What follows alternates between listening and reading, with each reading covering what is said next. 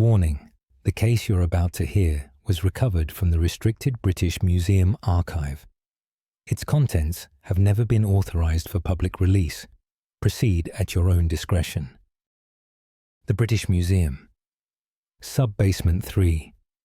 Department of Anomalous Antiquities.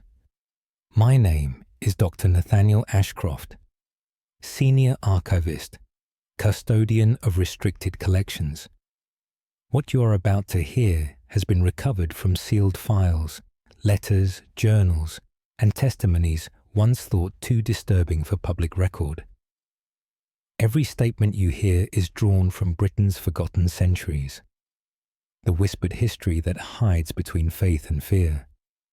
These are the National Occult Archives, filed, preserved, never closed. The following document was never intended for public release. Case file NOA1289. A classification. Witness testimony. Date of statement 14th October 1289. Location: Whitby Abbey, Yorkshire. Author: Brother Edmund, monk. Testimony of the figure in white.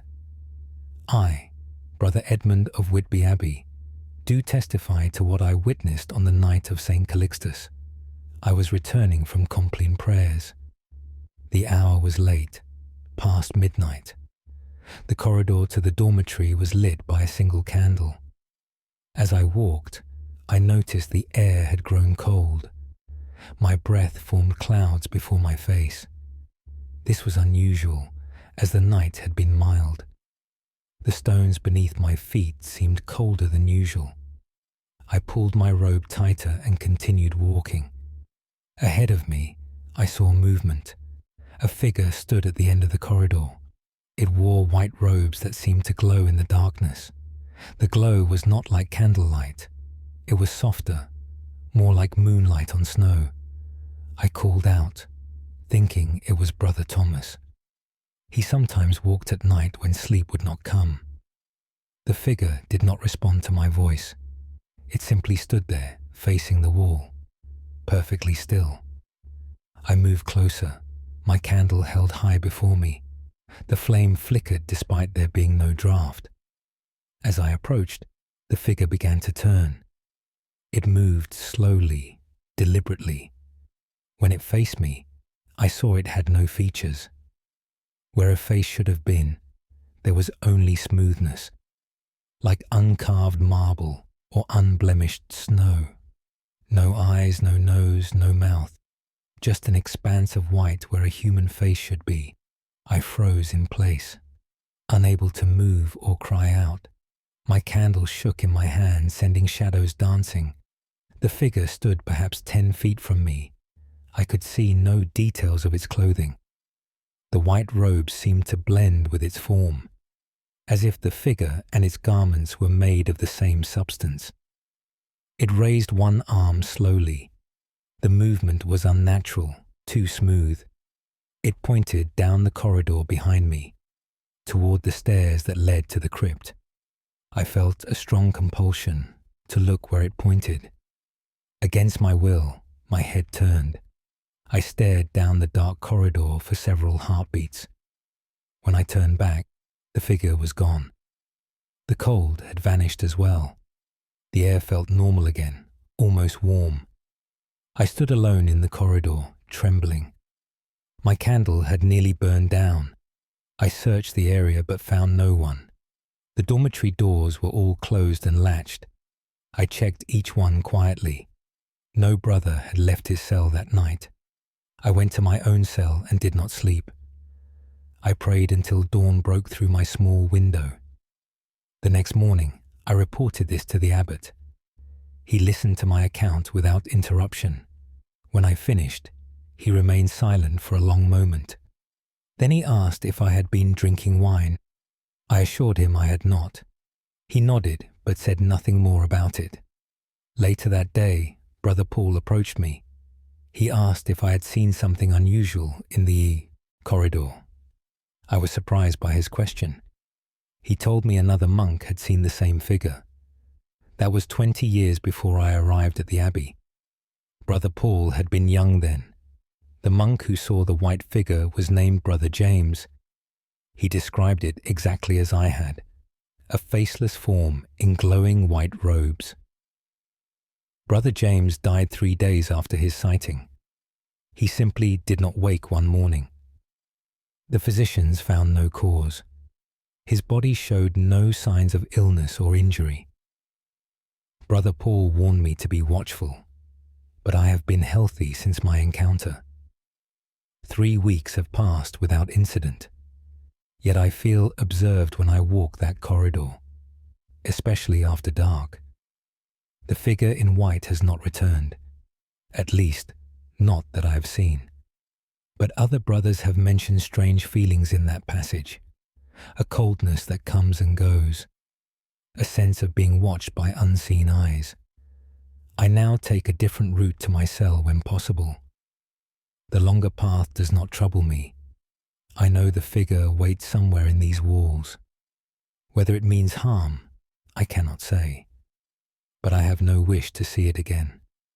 Brother Edmund, Monk Whitby Abbey, Yorkshire, 14th October, 1289. Archivist's note, Dr. Nathaniel Ashcroft. Abbey records confirm Brother Edmund served at Whitby until 1312, living another 23 years after this encounter. Multiple journals mention a figure in white throughout the Abbey's history. Site visit in 1978 revealed no anomalies. End of file. Proceeding to next recovered document. The following document was never intended for public release. Case file NOA 1456B. Classification Physician's account. Date of statement 3rd May 1456. Location Canterbury, Kent. Author Dr. Henry Blackwell, physician. Account of the woman at the window in Dr. Henry Blackwell, physician of Canterbury. Do record an occurrence that troubles my rational understanding. I was summoned to attend Mistress Anne Goodwin at her home. She had taken ill with fever and could not sleep. Her dwelling stands near the cathedral grounds, a modest house of 2 stories with a garden behind. I arrived at dusk and was shown to her chamber upstairs. The room was comfortable and well appointed. I examined the patient thoroughly.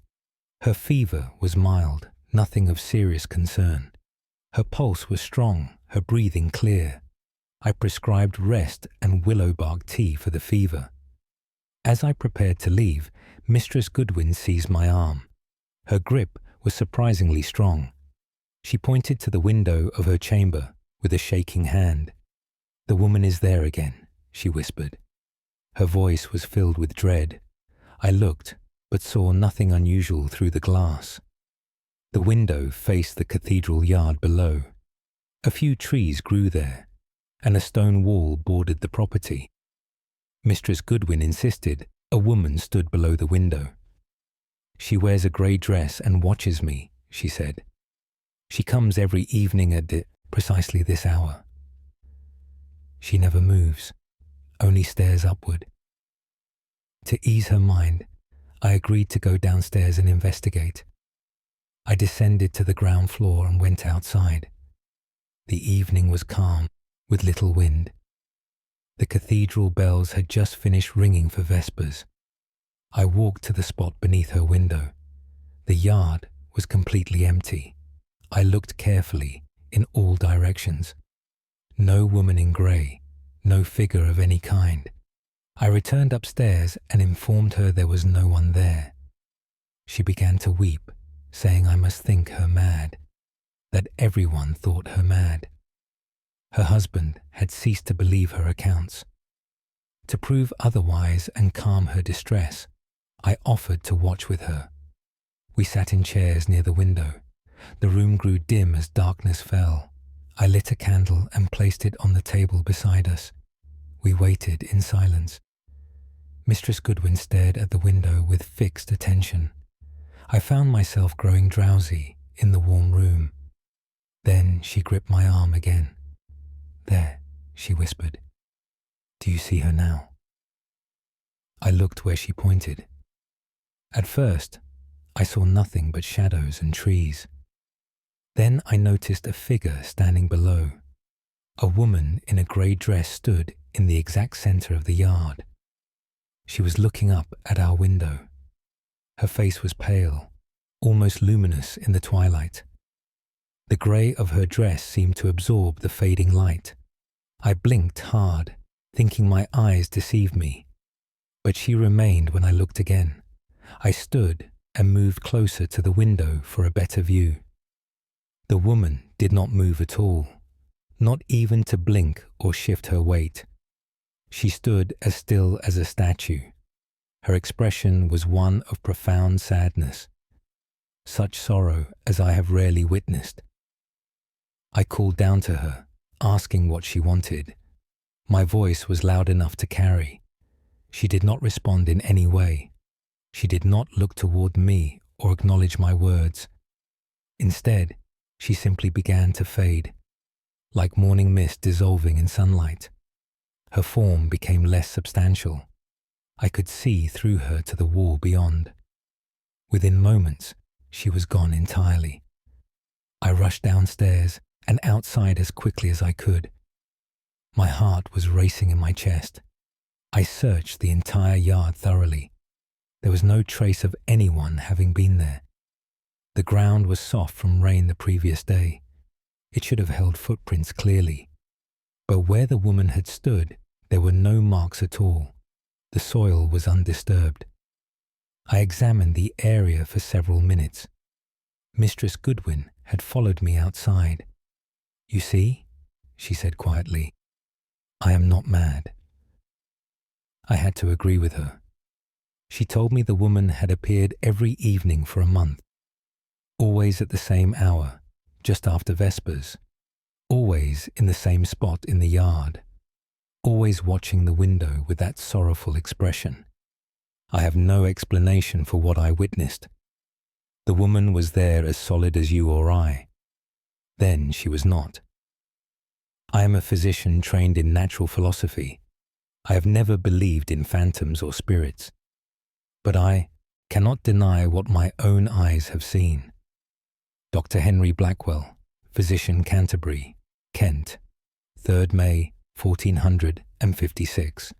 Archivist's note. Dr. Nathaniel Ashcroft, Cathedral, records from 1431, mention Elizabeth Gray, who took her own life near this location.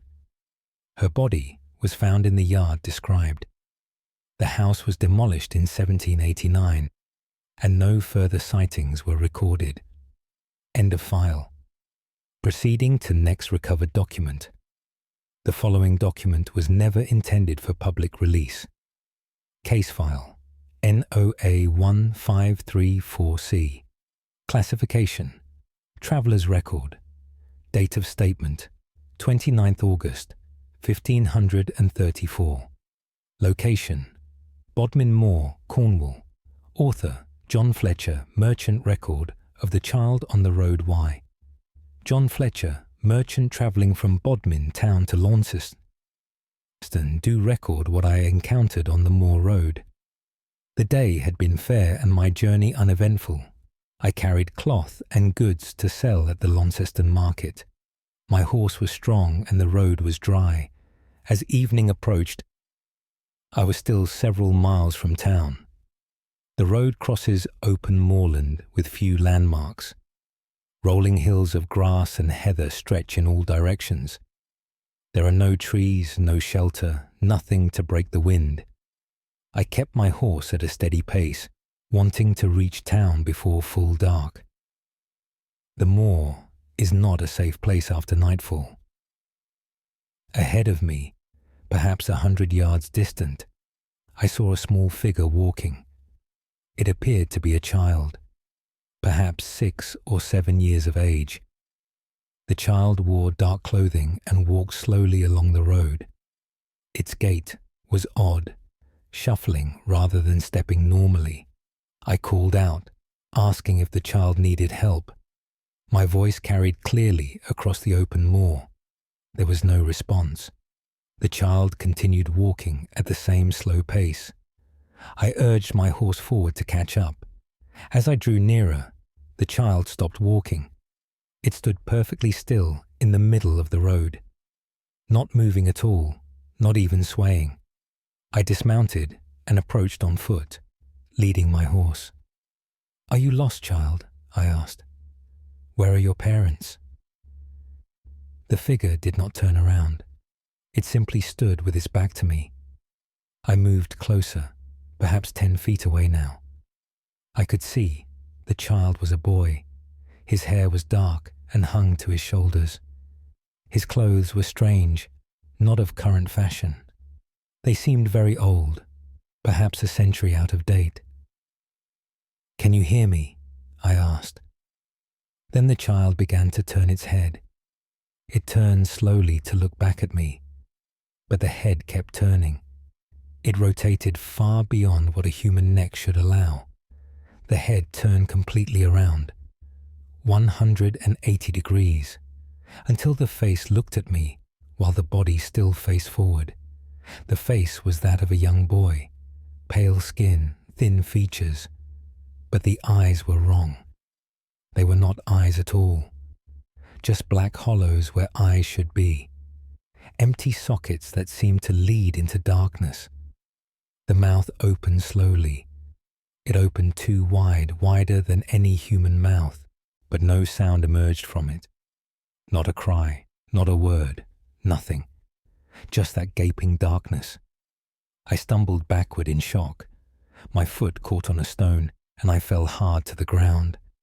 My horse reared up, eyes rolling in terror.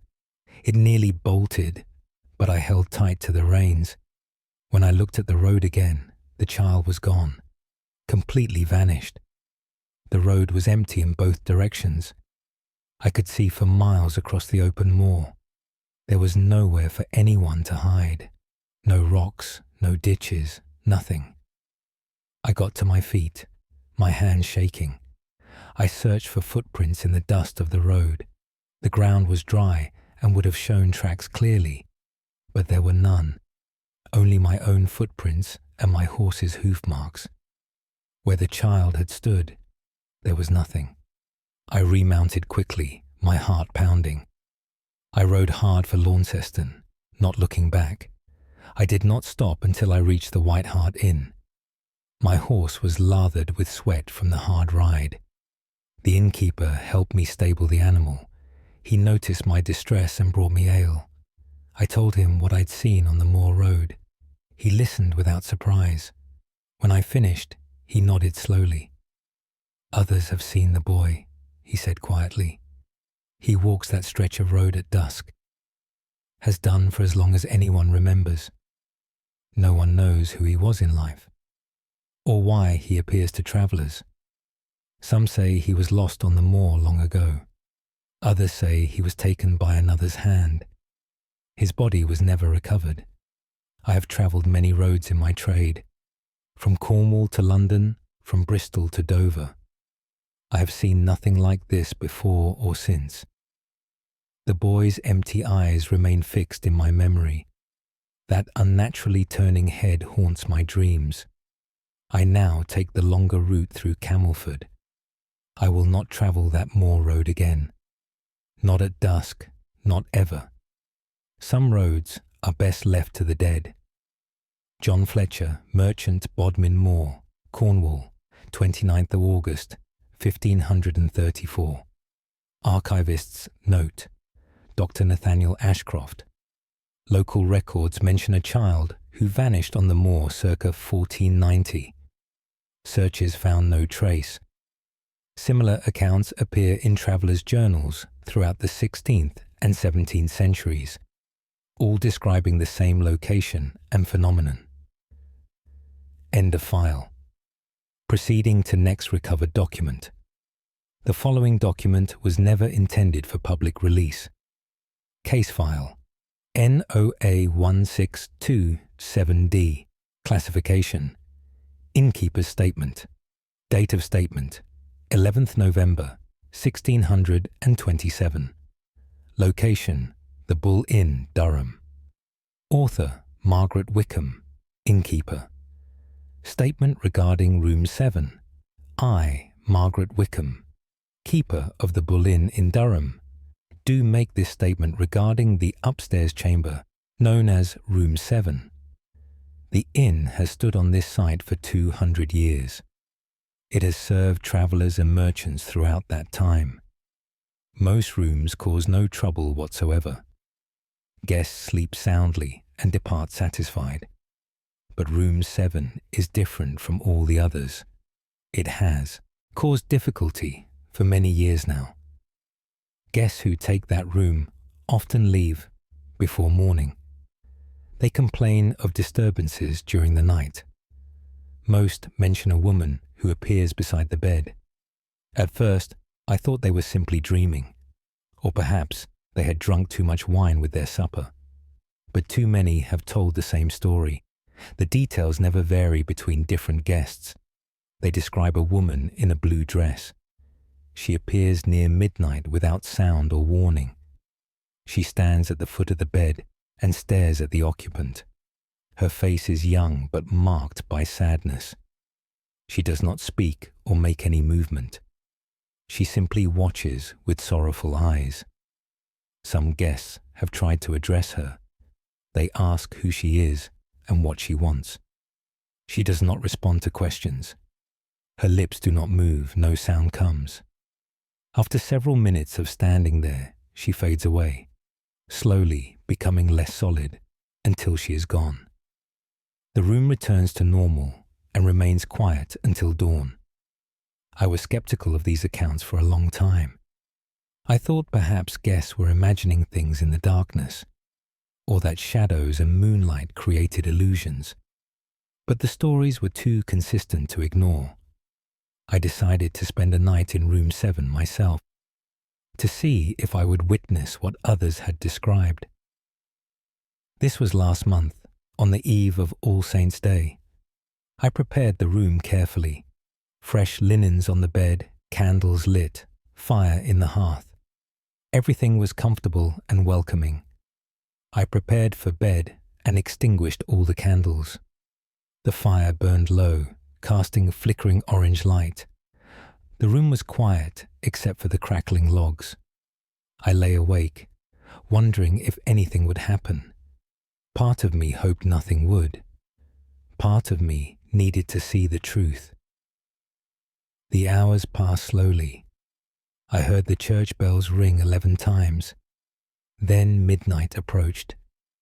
Near midnight, I felt the air in the room change. It became heavy and thick, like the air before a great storm breaks. The temperature dropped noticeably. I could see my breath in the firelight. I sat up in bed, my heart beginning to race. Then I saw her. A woman stood at the foot of my bed. She had not been there a moment before. She simply appeared, as if stepping through an invisible door.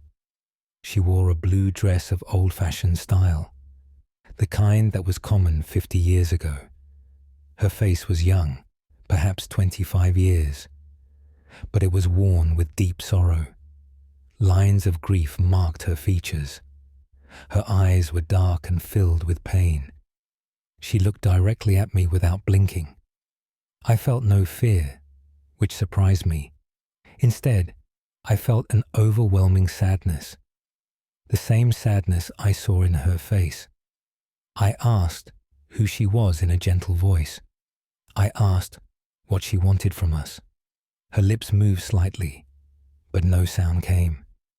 She was trying to speak but could not. Her mouth formed words I could not hear. She raised one hand slowly. Her movement was deliberate and careful. She pointed toward the window, her finger aimed at the glass panes. I looked where she pointed. The window faced the street below. I could see nothing unusual outside. When I turned back to her, she was fading. Her form became transparent like thin cloth.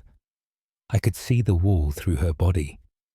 Within moments, she had vanished completely. The heaviness in the air lifted immediately. The temperature returned to normal.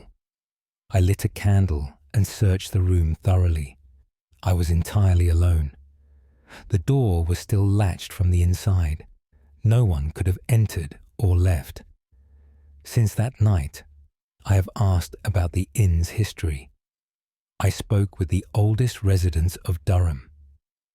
An elderly woman in the village remembered a story. 50 years ago, a young bride stayed at the inn. Her name was Sarah Whitmore. She had just married and was travelling north with her husband.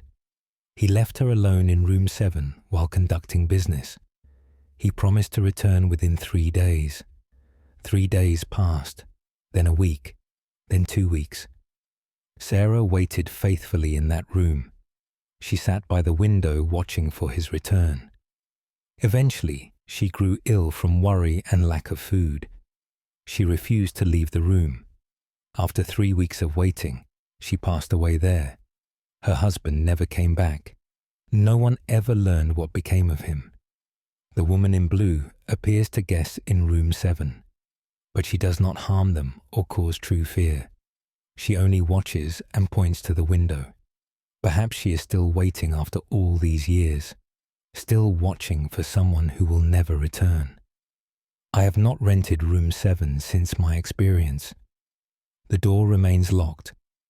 Margaret Wickham, innkeeper, the Bull Inn, Durham, 11th November, 1627. Archivist's note.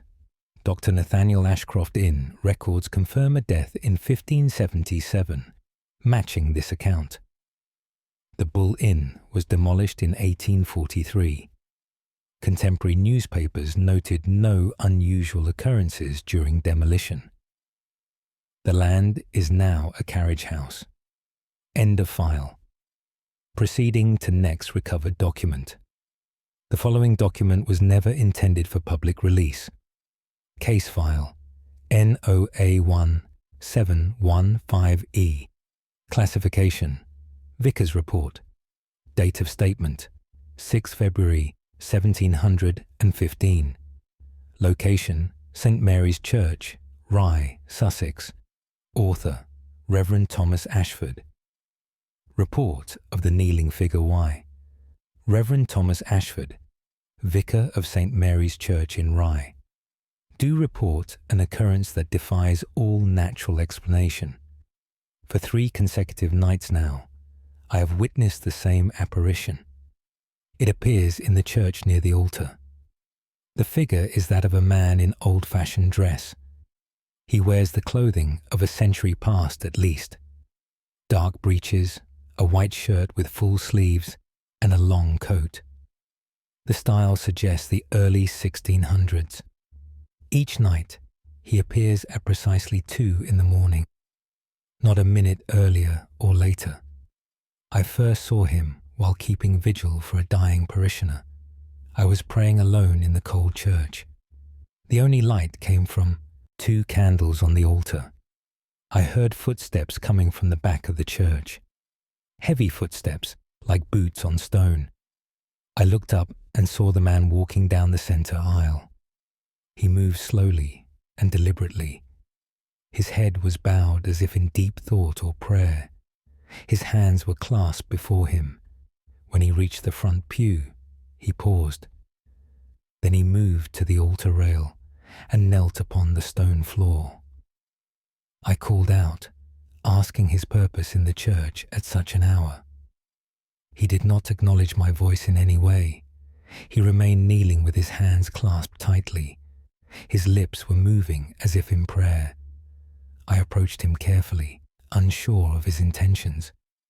As I drew near, I realized something was terribly wrong. I could see through him. His form was translucent like colored glass. I could see the altar cloth through his body.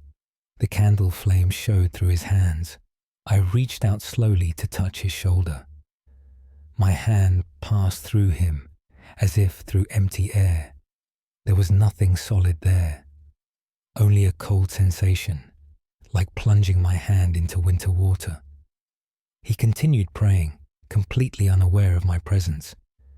I stood beside him for several minutes, watching. His lips moved continuously, forming silent words. After perhaps 10 minutes, he rose to his feet. For the first time, I saw his face clearly in the candlelight.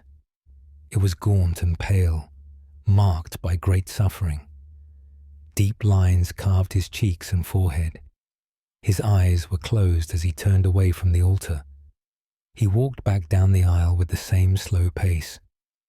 When he reached the church door, he simply vanished. One moment he was there, the next he was gone, like a candle flame being snuffed out. The following night, I returned to the church at 1:30. I wanted to be present when 2 o'clock arrived. I positioned myself in a side chapel where I could observe. At exactly 2 o'clock, the footsteps began again. The man appeared at the back of the church. He performed the same actions exactly as before, walking to the altar, kneeling, praying silently, then leaving. Every movement was identical to the previous night. On the third night, I brought 2 church wardens as witnesses. I had told them what I had seen. They were skeptical, but agreed to accompany me. We waited in the shadows of the nave. At 2 o'clock, the man appeared precisely on time. Both witnesses saw him clearly. One gasped aloud, but the figure did not react. He walked to the altar and knelt as before. We watched him pray for the same length of time. Then he rose, turned, and walked to the door. He vanished in the same manner. After he disappeared, both church wardens were badly shaken. One said he recognized the style of clothing. His grandfather had worn similar garments. The other noticed the man's boots were old cavalry boots, the kind worn by soldiers in the civil wars. I have searched the church records for any explanation. There is mention of a Captain Edward Wainwright. He served in the Royalist army during Cromwell's time. After the king's defeat, he fled to Rye and lived in hiding. He attended this church regularly, always sitting alone. According to records, he died of illness in 1658. His body is buried in the churchyard. Whether this apparition is Captain Wainwright, I cannot say. But the timing fits and the clothing matches the period. Why he returns to kneel at this altar, I do not know. Perhaps he seeks forgiveness for actions during the war. Perhaps he simply cannot rest. The apparition continues to appear each night at 2 o'clock. I have grown accustomed to his presence.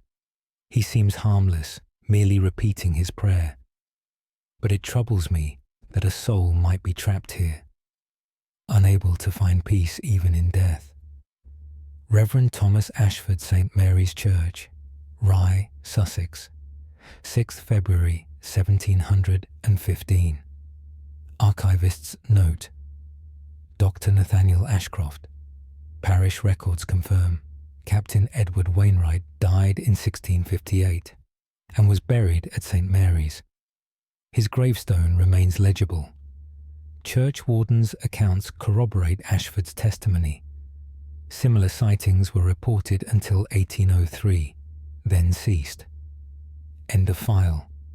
Proceeding to next recovered document. The following document was never intended for public release. Case file NOA 1342 F. Classification Scholars Journal entry. Date of statement 17th March 1342.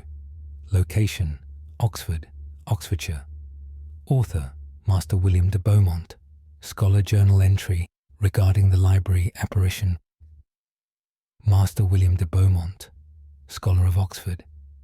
Do record what I witnessed in the library this past night. I was working late on a translation of Aristotle. The library was empty, except for myself. Even the librarian had gone home for the evening. I had special permission to work after hours. A single candle provided light for my work. The hour was approaching midnight when I heard movement. It came from the far end of the library, the sound of pages turning. I called out, thinking another scholar had entered. There was no response. The sound of pages continued. I rose from my desk and walked toward the noise. The library is long and narrow with high shelves. Books lined both walls from floor to ceiling. As I walked, the sound moved ahead of me, always staying just beyond my sight. I increased my pace, carrying my candle. The flame cast wild shadows on the shelves. At the far end, I saw a figure bent over a book. It wore scholar's robes like my own. The figure was reading intently. I approached, curious who else would work so late. "Good evening, brother scholar," I said. The figure did not look up from its book. It continued reading, turning pages slowly. I moved closer, now only a few feet away. Then I noticed the book the figure read. It was written in a script I did not recognize. The letters seemed to move on the page, shifting and changing even as I watched. I looked at the figure's hands. They were thin and pale, almost skeletal. The fingers were too long, the joints too prominent. I stepped around to see the figure's face. What I saw made me drop my candle. The face was human in shape only. The skin was like parchment, stretched too tight. The eyes were open but completely white. No iris, no pupil, just blank whiteness. The mouth was slightly open. I could see that the tongue was black. The figure slowly turned its head to look at me. Those white eyes seemed to see, despite having no pupils. It raised one hand and pointed at me. The finger extended, pointing directly at my chest. Then it spoke in a voice like rustling paper.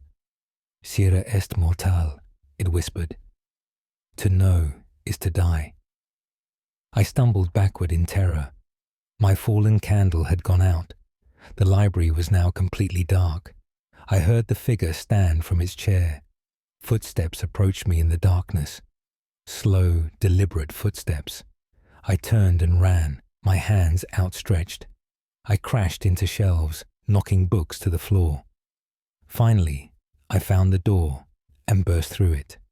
I did not stop running until I reached my chambers. The next morning, I returned to the library with the librarian. We went to the spot where I'd seen the figure. The book it had been reading was gone. The chair was empty, but on the table, written in dust, were the same Latin words, "Sir es mortal." The librarian grew pale when he saw them. He told me that others had seen the figure, always late at night, always reading. No one knew who or what it was. Some believed it was a scholar who died seeking forbidden knowledge, cursed to read for eternity in that library. Others thought it was something that had never been human, something that fed on knowledge itself. The librarian wiped away the words carefully. He told me never to work alone in the library after dark. Many scholars had requested late access over the years. Several had reported similar encounters. One young man fled Oxford entirely after his experience. Another refused to speak of what he had seen. He left the university the following week. I asked what book the figure had been reading. The librarian did not know, but he mentioned that books sometimes went missing from the library. Ancient texts, forbidden works, books of dark knowledge. They would vanish from the shelves. Sometimes they would reappear years later, always in the same spot where the figure was seen. I have not returned to the library at night. I do my work during daylight hours now. When other scholars are present, the figure may still appear in darkness, still reading its incomprehensible text, still searching for knowledge that mortals should not possess. I wonder what it seeks in those pages, what answers it hopes to find, and I wonder if it will ever stop searching, or if it is condemned to read forever, seeking something that can never be found.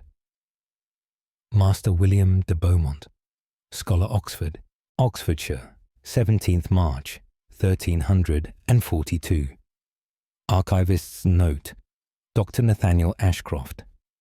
University records mention several scholars dying under mysterious circumstances in the 1340s. The library building was torn down in 1488 and rebuilt elsewhere.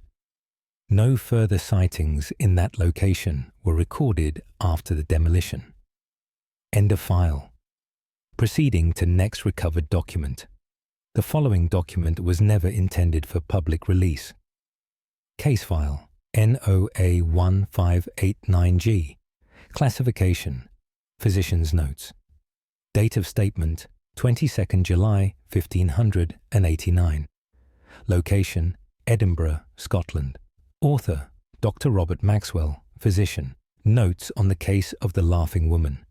I, Dr. Robert Maxwell, physician of Edinburgh, do record the strange case of the apparition at Grassmarket. I was called to attend a family in one of the tall buildings. Their daughter had fallen ill with a fever.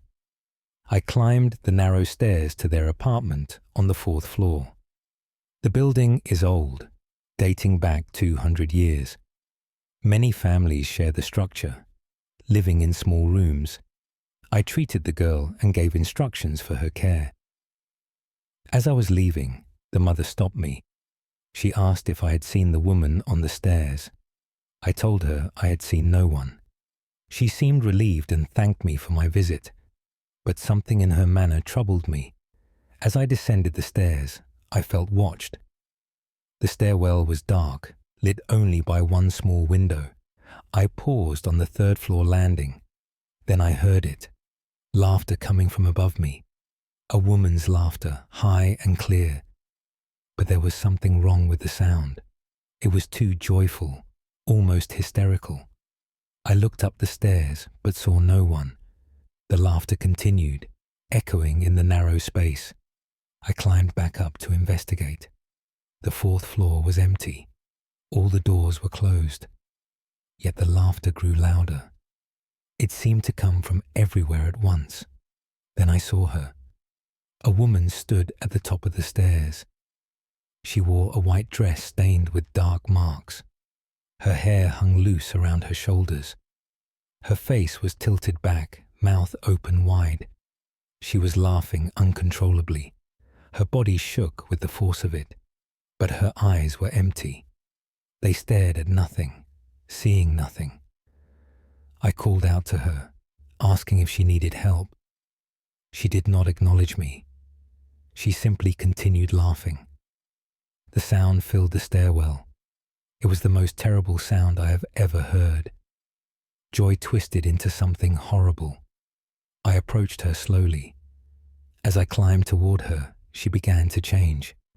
Her form started to fade like morning mist, but the laughter continued even as she disappeared. When I reached the spot where she had stood, she was gone. The laughter stopped abruptly. The silence that followed was overwhelming. I stood there, breathing hard, my heart racing. The other residents began opening their doors. They had heard the laughter too.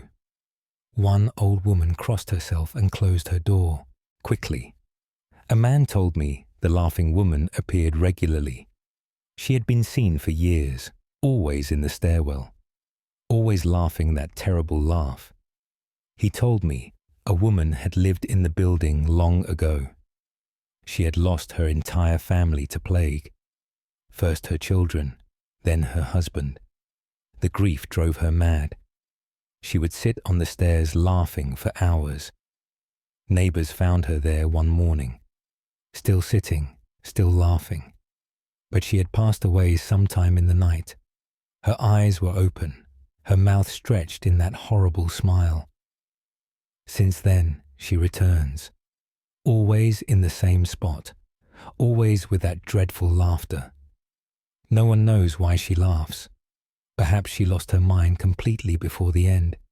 Perhaps the laughter is all that remains of her, the sound of her broken spirit echoing through time. I have recommended the family move to another building. Some places hold too much sorrow. Some sounds should not echo through eternity. The residents say they have grown accustomed to it. They hear the laughter perhaps once a month. Always late at night, always brief. They no longer investigate when they hear it. They simply wait for the silence to return. But new residents are not warned. They discover the laughing woman on their own. Some leave immediately. Others, like the family I attended, choose to stay. The rent is cheap, they say, and the woman means no harm. She only laughs. Dr. Robert Maxwell, physician, Edinburgh, Scotland, 22nd July, 1589. Archivist's note. Dr. Nathaniel Ashcroft, Edinburgh Plague Records from the 1540s list several deaths at this address. The building remained standing until 1872, when it was condemned. Demolition workers reported hearing laughter during the teardown. No explanation was found. End of file. Proceeding to next recovered document. The following document was never intended for public release. Case file NOA 1645H. Classification Magistrate's report.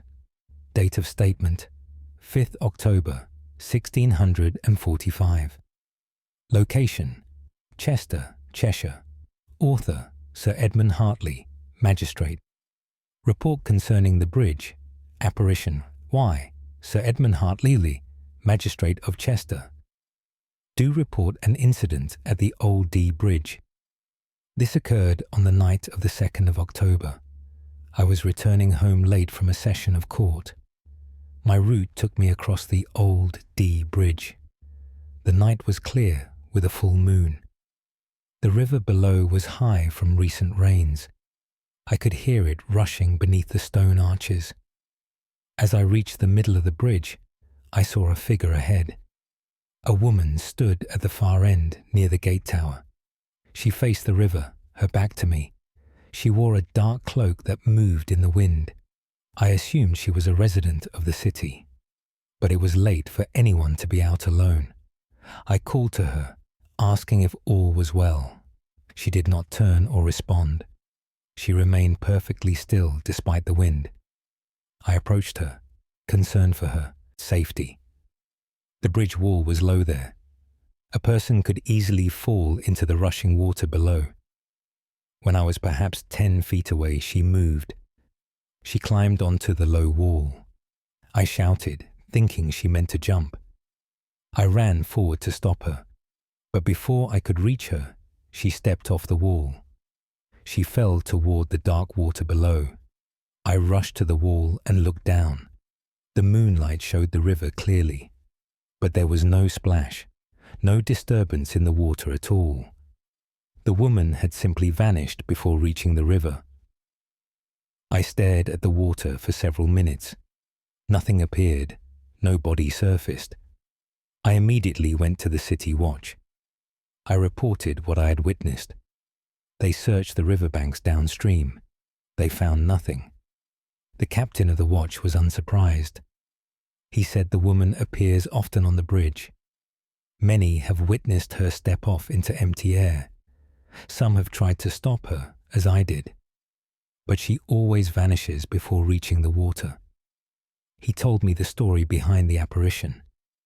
200 years ago, during a time of war, a young woman waited on that bridge. She watched for her husband's return from battle. News came that he had been slain. In her grief, she jumped from the bridge. Her body was recovered downstream the next day. Since then, she repeats her final act, night after night, year after year. Always the same moment, frozen in time. The captain said she appears most often on clear nights, when the moon is bright and the river is high, just as it was the night she jumped. Some believe she's searching for her husband still, thinking that if she repeats her action enough times, the outcome might change. Others think she is simply trapped in that moment, unable to move forward or backward in time, condemned to fall forever but never to land. I asked if anyone had tried to help her. The captain said many had tried over the years. Priests had prayed on the bridge. Scholars had attempted rituals. Nothing has ended her nightly appearances. She continues to climb the wall and step off, always vanishing before she reaches the water. I have crossed that bridge many times since. I have not seen her again, but I no longer cross after dark. Some sorrows are too great to witness twice. The image of her stepping off into nothing stays with me, the certainty in her movement, the stillness of her form as she fell, and the terrible moment when she simply ceased to be. Sir Edmund Hartley, Magistrate, Chester. Cheshire, 5th October, 1645. Archivist's note, Dr. Nathaniel Ashcroft. City records confirm a death at Old Dee Bridge in 1445. The woman's name was Catherine Bradshaw. Similar sightings continued until the bridge was substantially rebuilt in 1826. The original section where she jumped was removed during renovations. End of file. Proceeding to next recovered document. The following document was never intended for public release. Case file, NOA 1728I classification. Monk's account. Date of statement, 12th January 1728. Location, Fountains Abbey, Yorkshire. Author, Brother Martin Webb, monk. Account of the procession way. Brother Martin Webb, monk of what remains of Fountains Abbey, do account for the procession I witnessed. The abbey has lain in ruins for near 200 years, since the dissolution ordered by King Henry. But a small community of brothers maintains a presence here. We tend the grounds and preserve what we can. I was walking through the ruins late one evening. The moon was bright, casting silver light on the broken stones. I walked along what was once the nave. The roof is long gone open to the sky. Walls stand like ancient teeth against the darkness. As I walked, I heard singing. Male voices in Latin, chanting a psalm. The sound echoed through the ruins. I stopped, confused. No other brothers were about at this hour. The singing grew louder, approaching from the east. Then I saw them. A procession of monks walking through the broken abbey. They came from where the chapter house once stood. 20 or more monks in black robes. They walked in 2 lines, their hands folded in prayer. They carried no lights, yet I could see them clearly. They seemed to glow with a pale luminescence, like moonlight made solid. The procession moved slowly and solemnly. I stood frozen, unable to move or speak. They walked past me, not 10 feet away. I could see their faces clearly. They were young and old, thin and stout. All had their eyes cast down in prayer. Their lips moved with the chant I heard. But their feet made no sound on the stone. They passed through shadows without disturbing them. They passed through broken pillars as if they were mist. The procession moved through the nave toward the high altar, or where the high altar once stood. Now only foundation stones remain. When they reached that spot, they stopped. They formed a circle around the altar stones. Their chanting grew louder, more fervent. I could feel the sound resonating in my chest. Then, one by one, they began to fade. Starting with those furthest from me, they became transparent, then vanished entirely. Within minutes, all were gone. The singing stopped abruptly. The silence was profound. I stood alone among the ruins. My hands were shaking. I fell to my knees and prayed. Later, I spoke with Brother Thomas, our eldest member. He is 80 years old and has lived here 40 years. He nodded when I described what I had seen. "The phantom monks," he said simply. "They appear several times each year, always following the same path, always chanting the same psalm. They are the brothers who served here before the dissolution. Some say they were driven out and died in poverty. Others say they were slain for refusing to leave. Whatever their fate, they remain, still keeping the hours, still serving God, unable to accept that their abbey is no more. I have seen them twice more since that first night. Always the same procession, always the same chant. They seem unaware of the abbey's destruction. They walk through walls that no longer exist. They kneel before an altar that was torn down centuries ago. They are trapped in a moment before everything ended, before their world was destroyed by the king's order. I find it profoundly sad. These brothers continue their service, but they serve in a place that exists only in memory. They pray to God in a church that no longer stands. They follow rules that no longer apply. Brother Thomas says they will continue until the last stone falls, until even the memory of the abbey is gone. Only then, he believes, will they finally rest. Brother Martin Webb, Monk Fountains Abbey, Yorkshire, 12th January 1728. Archivist's note: Dr. Nathaniel Ashcroft. Fountains Abbey was dissolved in 1539.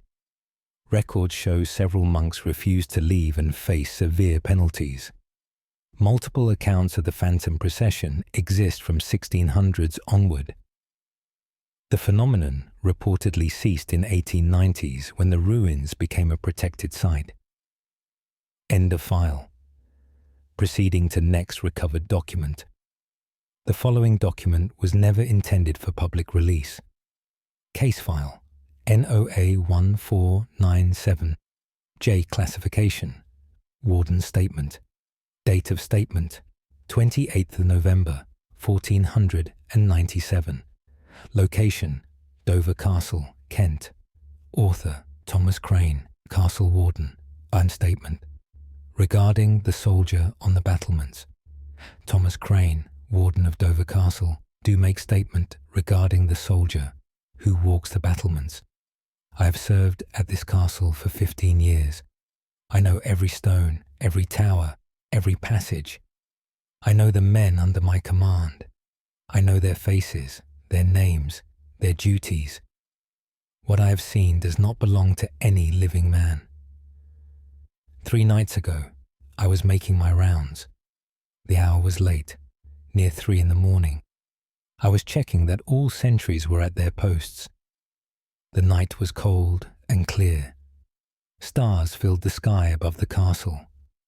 I climbed to the eastern battlements. From there, one can see across the channel.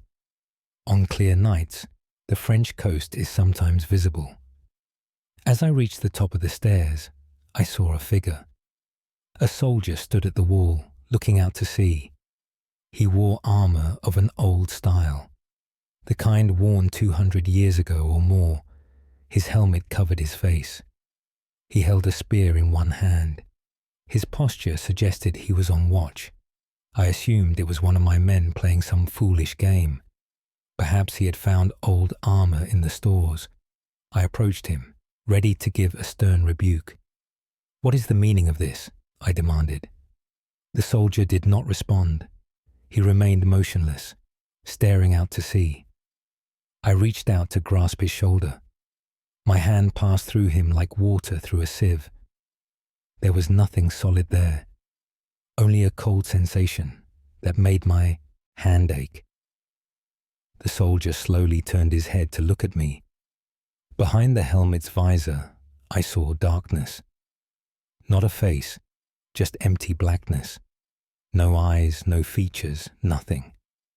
He raised his spear and pointed it toward the sea, toward France, toward the ancient enemy.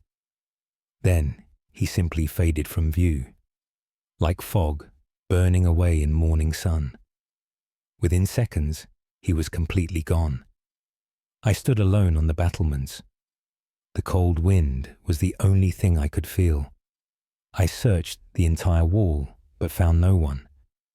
My sentries reported seeing nothing unusual.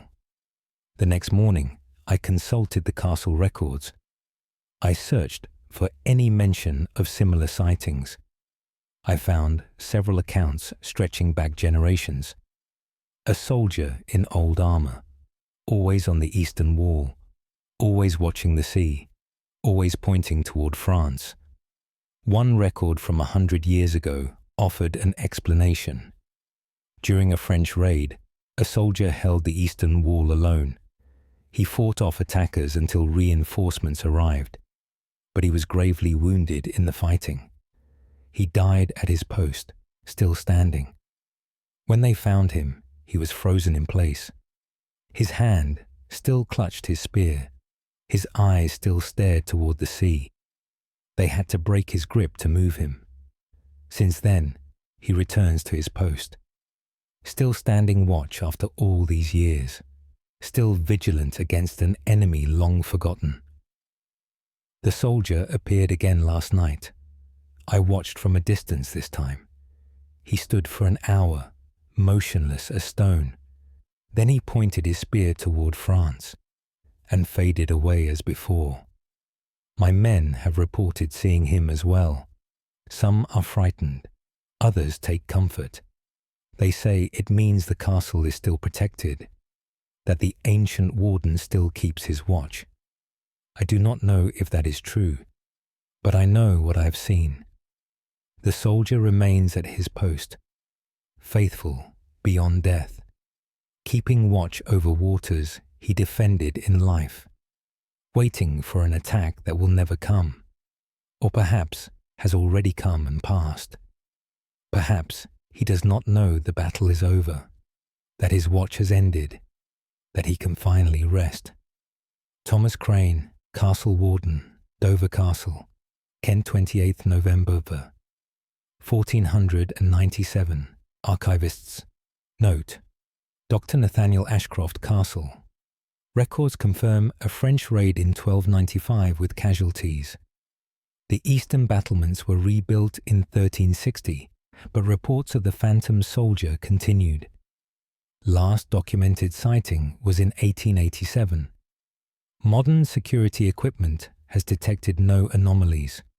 End of file. Proceeding to next recovered document. The following document was never intended for public release. Case file NOA 1562K. Classification Abbess's record. Date of statement 9th April 1562. Location Wilton Abbey, Wiltshire. Author Mother Catherine Ashford. Abbess record of the child in the garden. Mother Catherine Ashford, Abbess of Wilton, do record what has been witnessed in our garden. The abbey has stood here for 700 years. Many generations of sisters have walked these grounds. The garden is a place of peace and contemplation. We grow herbs and vegetables for the convent's use. Apple trees line the walls, roses bloom in summer. It has always been a sacred, quiet space, until recently. 3 weeks ago, Sister Margaret was working in the garden. She was tending the herb beds near the south wall. The afternoon was warm and pleasant. She heard a child laughing. The sound came from behind the apple trees. "We have no children at the abbey," Sister Margaret called out, thinking a village child had wandered in. The laughter continued, but no child appeared. She searched among the trees, but found no one. She reported this to me that evening. I thought perhaps she had imagined it. The next day, Sister Anne heard the same laughter. She was working in the same area of the garden. This time she saw the child, a little girl, perhaps 5 years old. She wore a white dress and had long dark hair. The child stood among the apple trees, smiling. Sister Anne Prainketin approached her, speaking gently. "Hello, child. Are you lost?" The girl did not respond. She simply continued smiling. Sister Anne reached out to take her hand. The child stepped backward, still smiling. She moved behind an apple tree.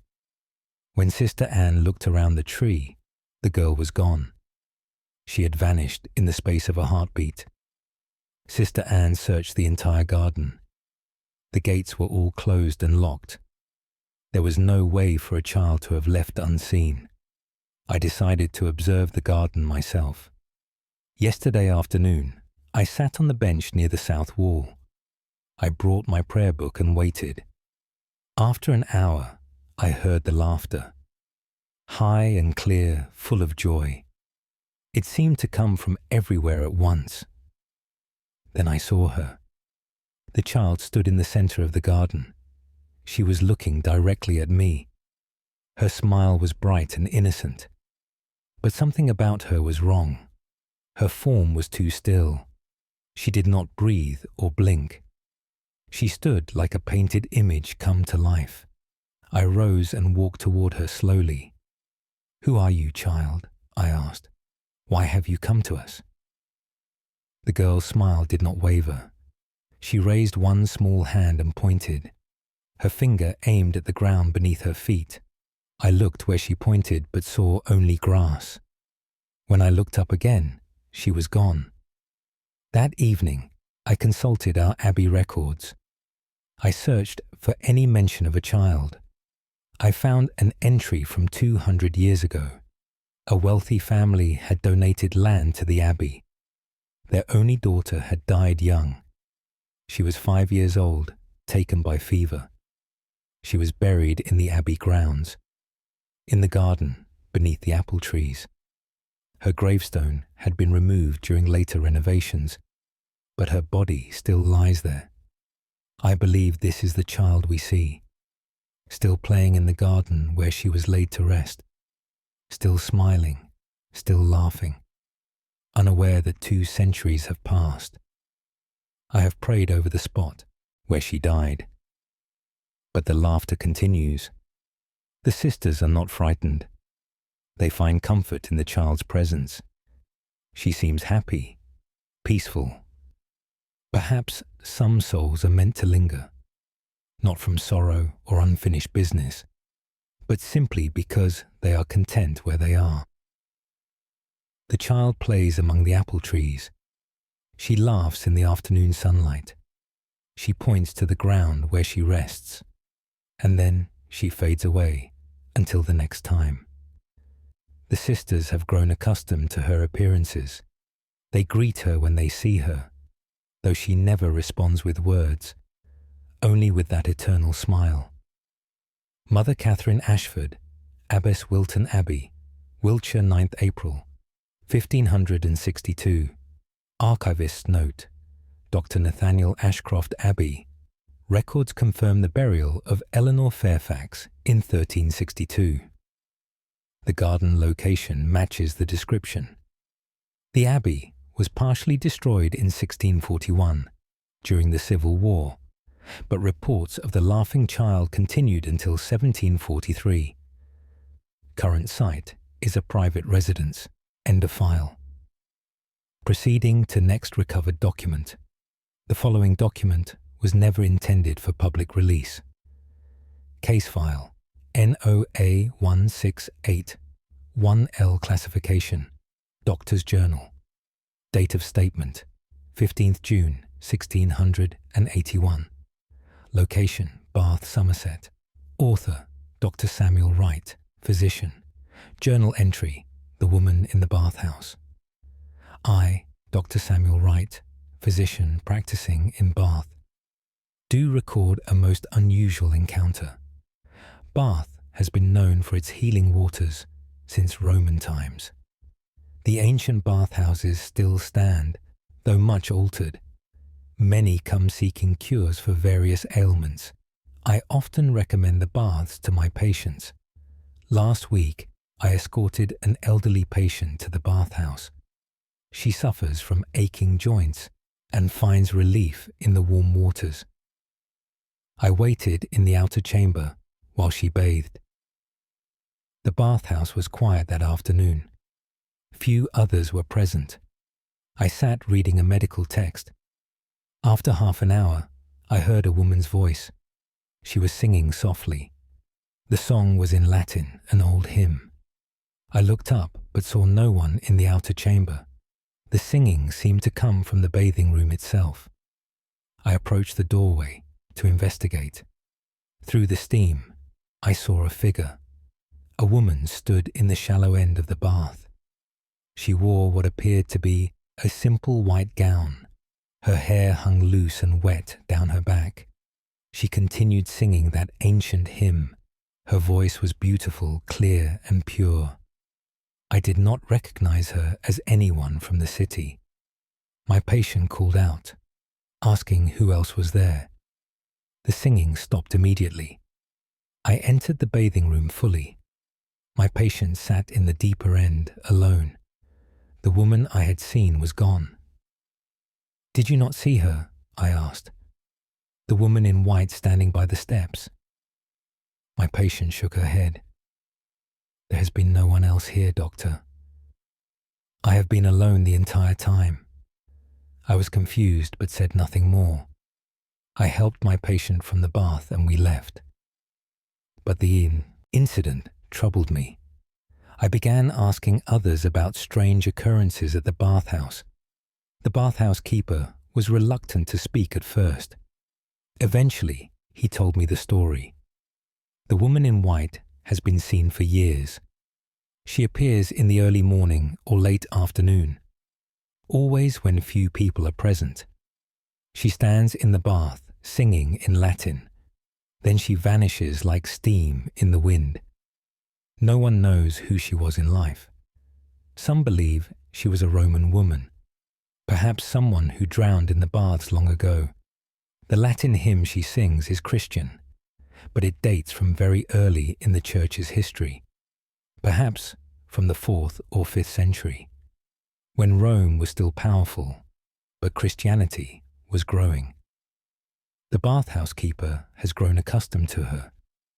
He says she means no harm. She simply appears, sings her song, and leaves. I have returned to the bathhouse 3 times since, hoping to see her again, to understand what I witnessed.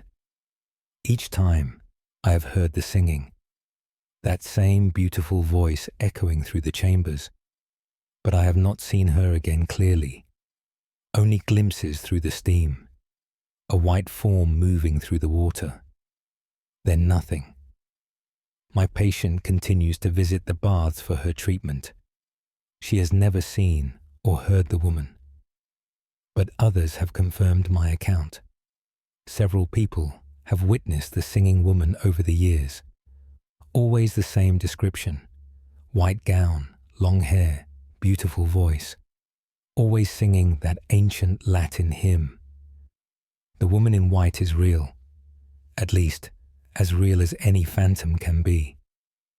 She walks the ancient bathhouse still, singing her prayers to forgotten gods, or perhaps to the one true God.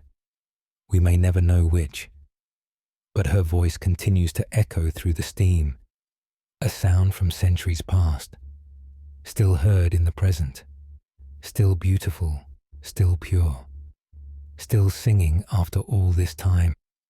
Dr. Samuel Wright, Physician, Bath, Somerset, 15th June, 1681. Archivist's note: Dr. Nathaniel Ashcroft. Archaeological evidence suggests the Roman baths were used by early Christians. Several burials from the 4th century were discovered nearby. The singing has been reported sporadically through the centuries. Last confirmed report was in 1952. End of file. Proceeding to next recovered document. The following document was never intended for public release. Case file NOA 1378 M. Classification: Merchant's account. Date of statement: 21st September 1378. Location: York, Yorkshire.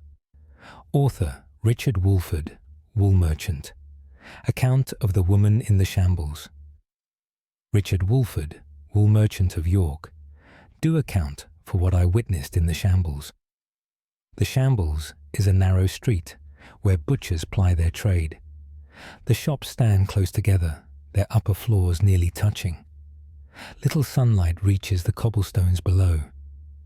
I was walking through the shambles after dark. This was foolish, but my business had kept me late. I carried a lantern to light my way. The shops were all closed and shuttered. The street was empty and quiet. Too quiet for a city street. I heard no rats, no cats, no night sounds. Only my own footsteps echoing on the stones. Halfway through the passage, my lantern flickered. The flame dimmed despite there being no wind. I stopped to adjust the wick. As I did, I saw her. A woman stood in the middle of the street ahead. She wore a long dress of dark red. At first, I thought it was red fabric. Then I realized it was white fabric stained red, heavily stained, as if soaked through. She stood perfectly still, facing me. Her face was pale in my lantern light. Her eyes were open, but she did not blink. I called out, asking if she needed assistance. She did not respond. She simply raised one arm slowly. Her hand pointed down the street behind me, the direction from which I had come. I felt a strong urge to turn and flee, but I held my ground. "Are you injured?" I asked. "Do you need help?" Still she said nothing. Her arm remained extended, pointing. I took a step toward her. She did not move or react. Another step, and I could see her more clearly. Her dress was not just stained, it was dripping.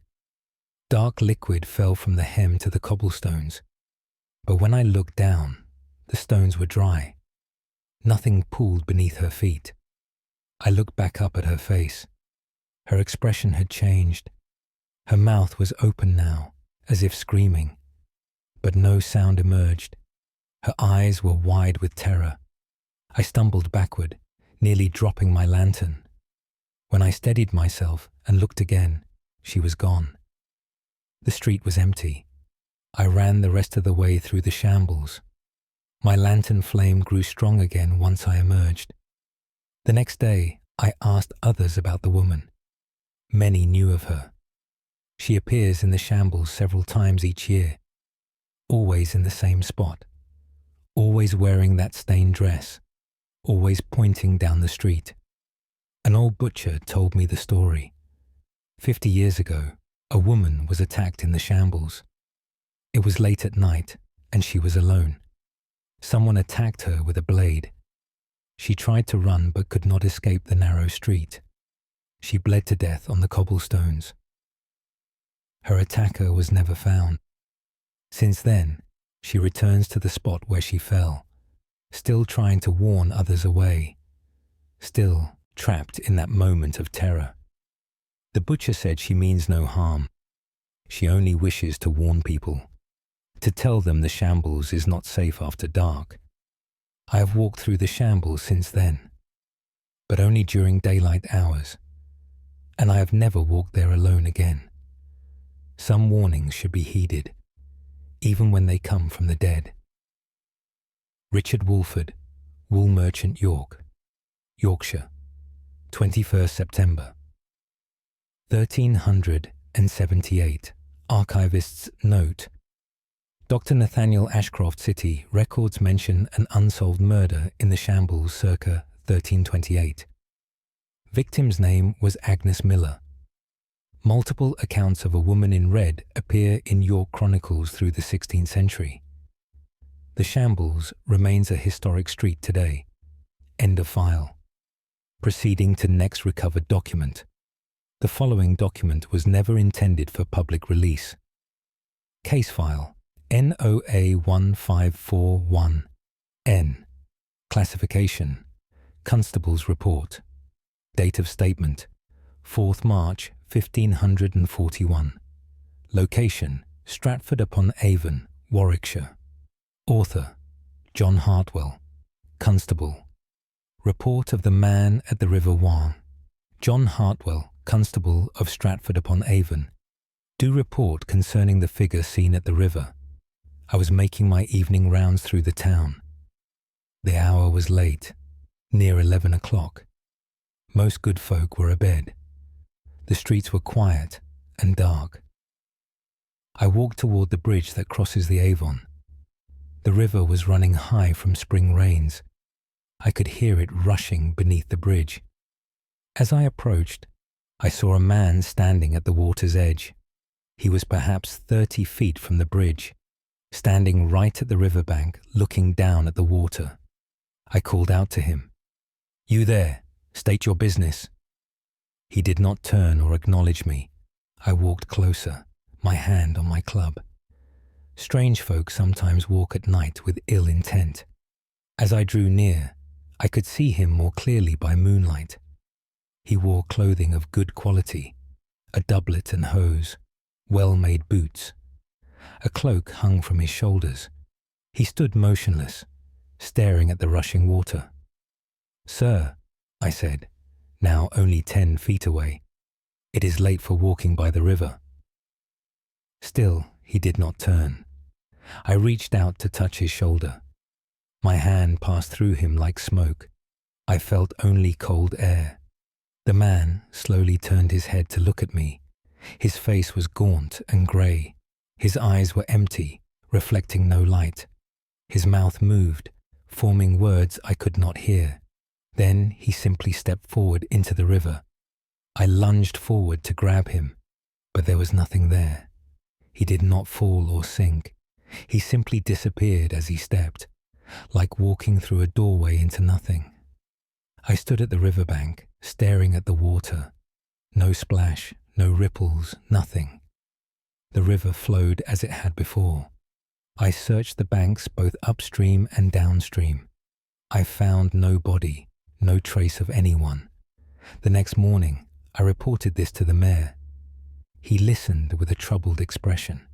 When I finished, he told me others had seen the same figure. The man at the river appears several times each year, always at night, always standing at the same spot, always staring at the water, then stepping in and vanishing. The mayor told me what he knew. 20 years ago, a merchant from London stayed in Stratford. He was conducting business with local wool traders. One night, he went walking by the river. He never returned to his lodgings. His body was found downstream 3 days later. Whether he fell, jumped, or was pushed, no one knows. But his spirit returns to that spot, forever repeating his final moments, forever stepping into the dark water. I asked if anything had been done to help him. The mayor said priests had blessed the location. Prayers had been said for his soul, but nothing ended his appearances. He continues to come back, night after night, year after year. I have seen him twice more since that first night. Always the same, standing at the water's edge, staring down at the rushing river, then stepping forward and disappearing. The townspeople have grown used to him. They warn visitors not to walk by the river after dark, not because the man means harm, but because it is disturbing to witness, to see someone step into nothing, to watch them vanish between one breath and the next. Some deaths leave a mark on the world.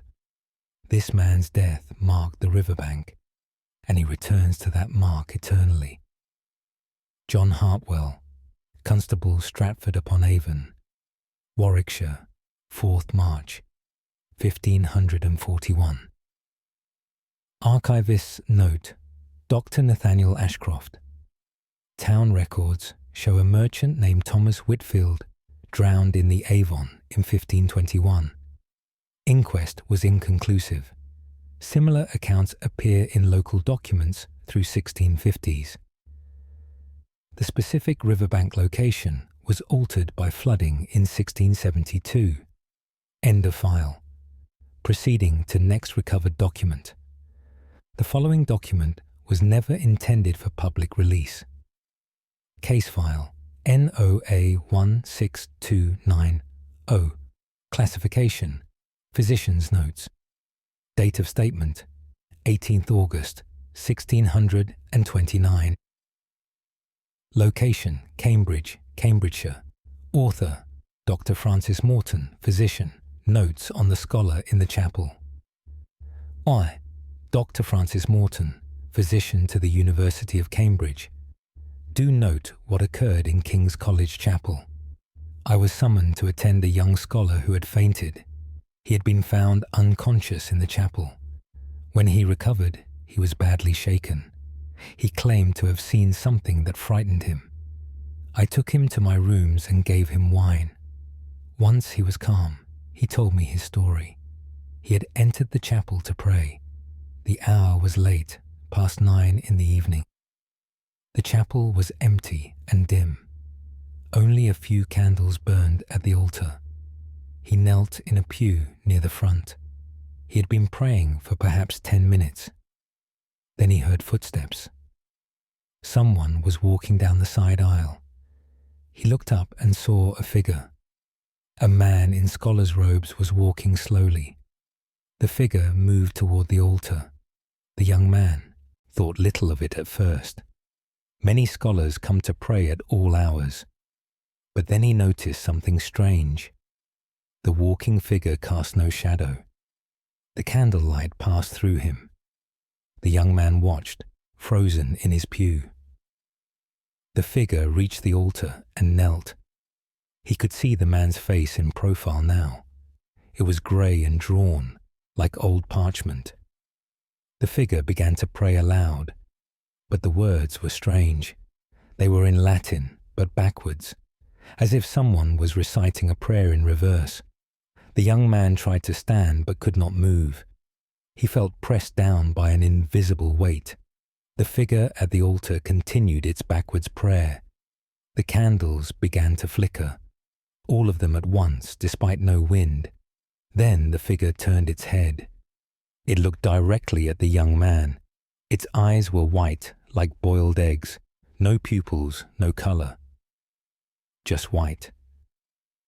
The figure pointed one finger at him. Its mouth opened in a silent scream. That was when the young man fainted. When he woke, he was alone in the chapel. The candles burned normally. No figure remained. I found his story troubling. I decided to investigate the chapel myself. That evening, I went there at 9 o'clock. I brought a lantern and positioned myself in the shadows. I waited for half an hour. Then I heard the footsteps. The same figure appeared, walking down the side aisle toward the altar. I could see through him to the wall beyond. He was translucent, like morning mist. I watched as he knelt and began his backwards prayer. The Latin words were indeed reversed. It was deeply unsettling to hear. I forced myself to remain calm. I observed him for several minutes. Then, as the young man had described, he turned, those white eyes fixed upon me. I felt that same pressing weight, as if the air itself was holding me down. The figure pointed at me. Its mouth opened in that silent scream. I fought against the invisible force. With great effort, I stood from my hiding place. The moment I moved, the figure vanished. The weight lifted immediately. The chapel returned to normal. I searched the records for any explanation. I found mention of a scholar named Edmund Graves. He had studied at King's College 200 years ago.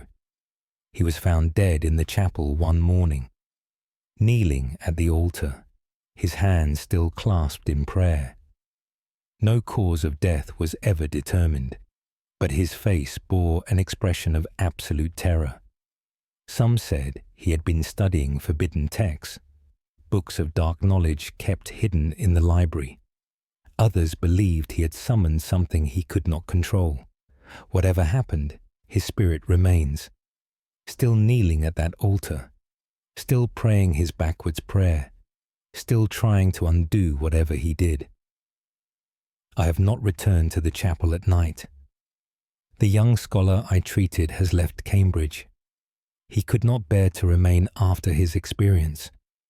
I do not blame him. Some places hold more than just memories. Some hold souls, trapped by their own actions. Dr. Francis Morton, physician, Cambridge, Cambridgeshire. 18th August, 1629. Archivist's note. Dr. Nathaniel Ashcroft, College. Records confirm Edmund Graves died in 1429 in King's College Chapel. No cause of death was recorded. Several accounts of a praying phantom appear in student letters from the 17th and 18th centuries. End of file. Proceeding to next recovered document. The following document was never intended for public release. Case file NOA1473P. Classification. Innkeeper's statement. Date of statement 7th November 1473. Location Winchester, Hampshire. Author Elizabeth Marsh. Innkeeper. Statement regarding the cellar.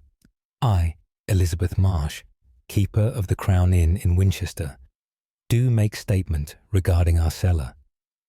The inn has stood here for 100 years. It has served many travellers without incident, but the cellar has always been troublesome. Servants refuse to go down there alone. They complain of sounds and feelings. I thought they were imagining things, until I saw for myself. Last month, I went to the cellar for wine. It was afternoon, and the inn was quiet. I descended the stone steps with my candle. The cellar is large, stretching beneath the entire inn. Barrels of ale and wine line the walls. Sacks of grain sit in corners. It is a normal cellar in all respects, or so I thought. As I walked between the barrels, I felt cold, much colder than the cellar normally feels. My breath formed clouds in the air. I stopped, suddenly uneasy. Then I saw movement in the shadows. A figure stood in the far corner. It appeared to be a man in ragged clothing. He stood with his back to me, facing the wall. "Hello?" I called out. "Who is down here?" The figure did not respond.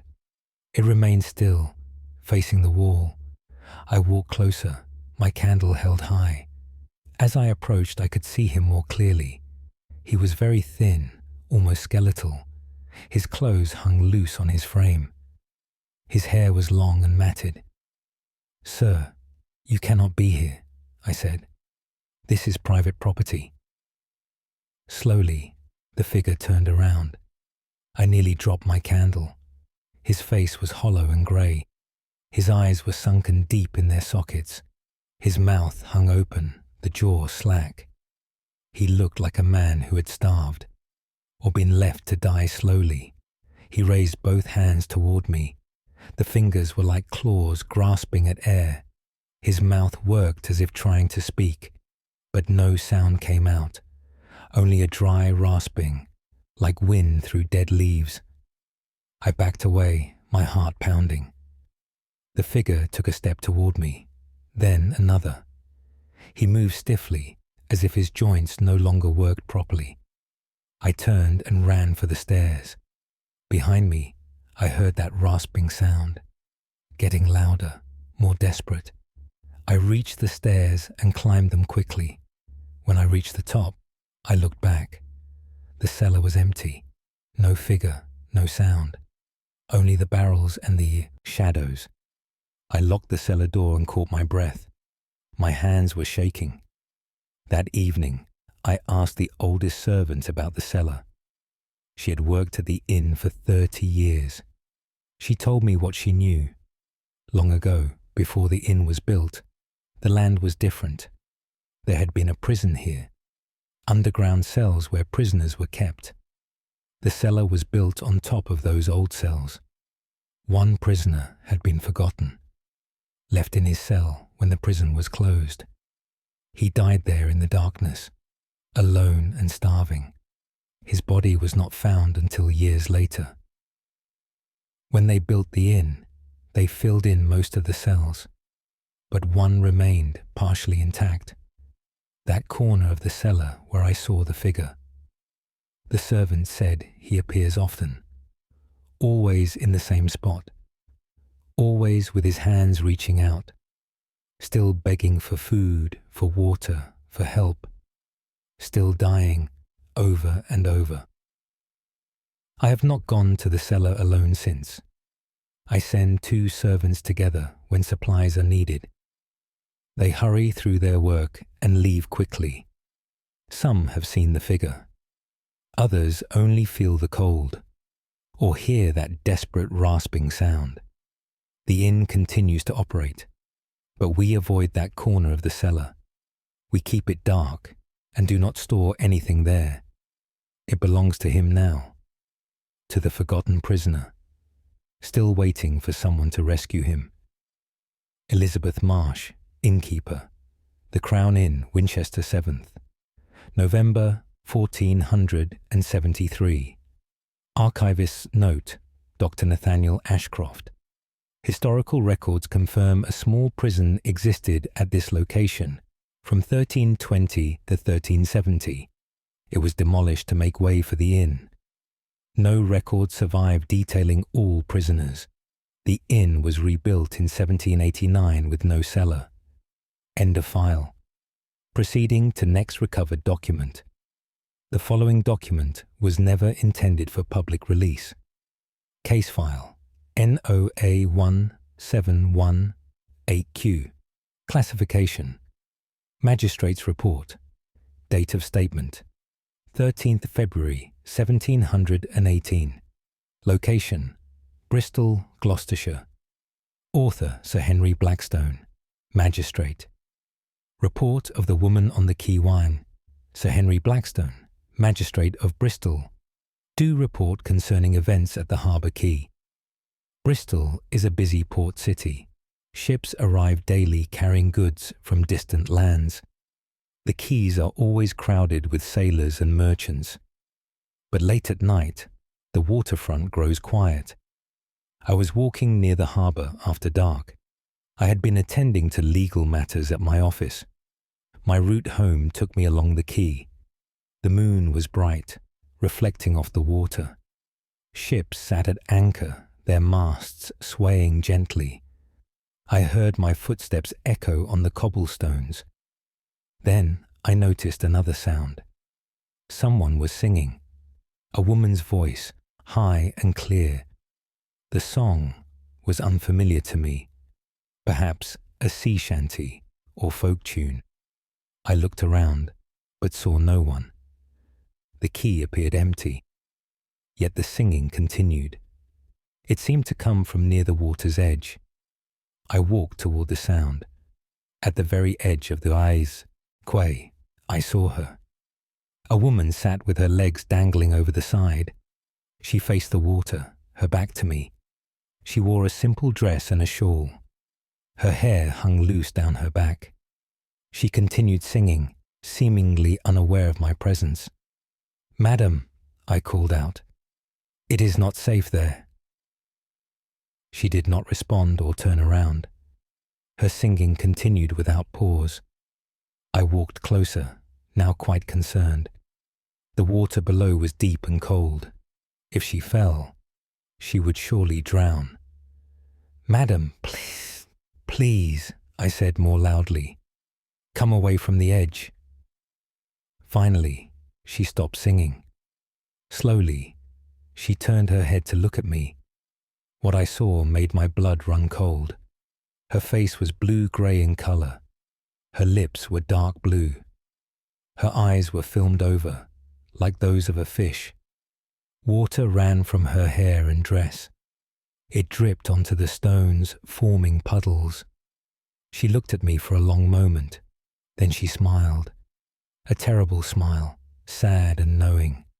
She turned back to the water and simply leaned forward. I rushed to grab her, but she was already falling. I looked over the edge, expecting to see her in the water. There was nothing. No splash, no ripples. The water was smooth and undisturbed, as if no one had fallen in. I stared at the water for several minutes. Nothing appeared. The next morning, I made inquiries at the harbour. The harbour master was unsurprised by my account. "The singing woman," he said. "She appears often at the quay." He told me her story. 50 years ago, a woman waited at the harbour. She waited for her husband's ship to return. He was a sailor on a merchant vessel, but the ship never came back. It was lost at sea, all hands drowned. The woman came to the quay every day. She sat at the edge, watching for his ship. After months of waiting, she could bear it no longer. One night, she jumped into the harbour. Her body was recovered the next morning.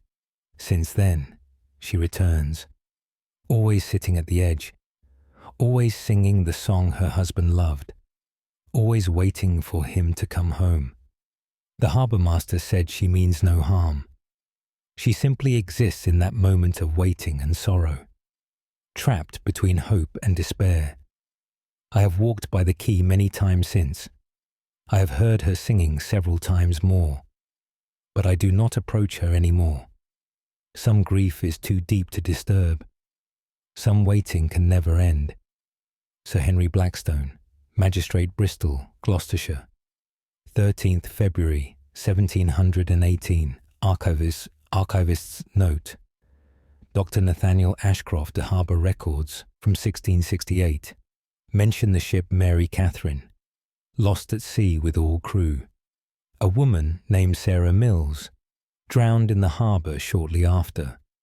Sightings of a singing woman appear in sailors' journals through 1820s. End of file. Proceeding to next recovered document.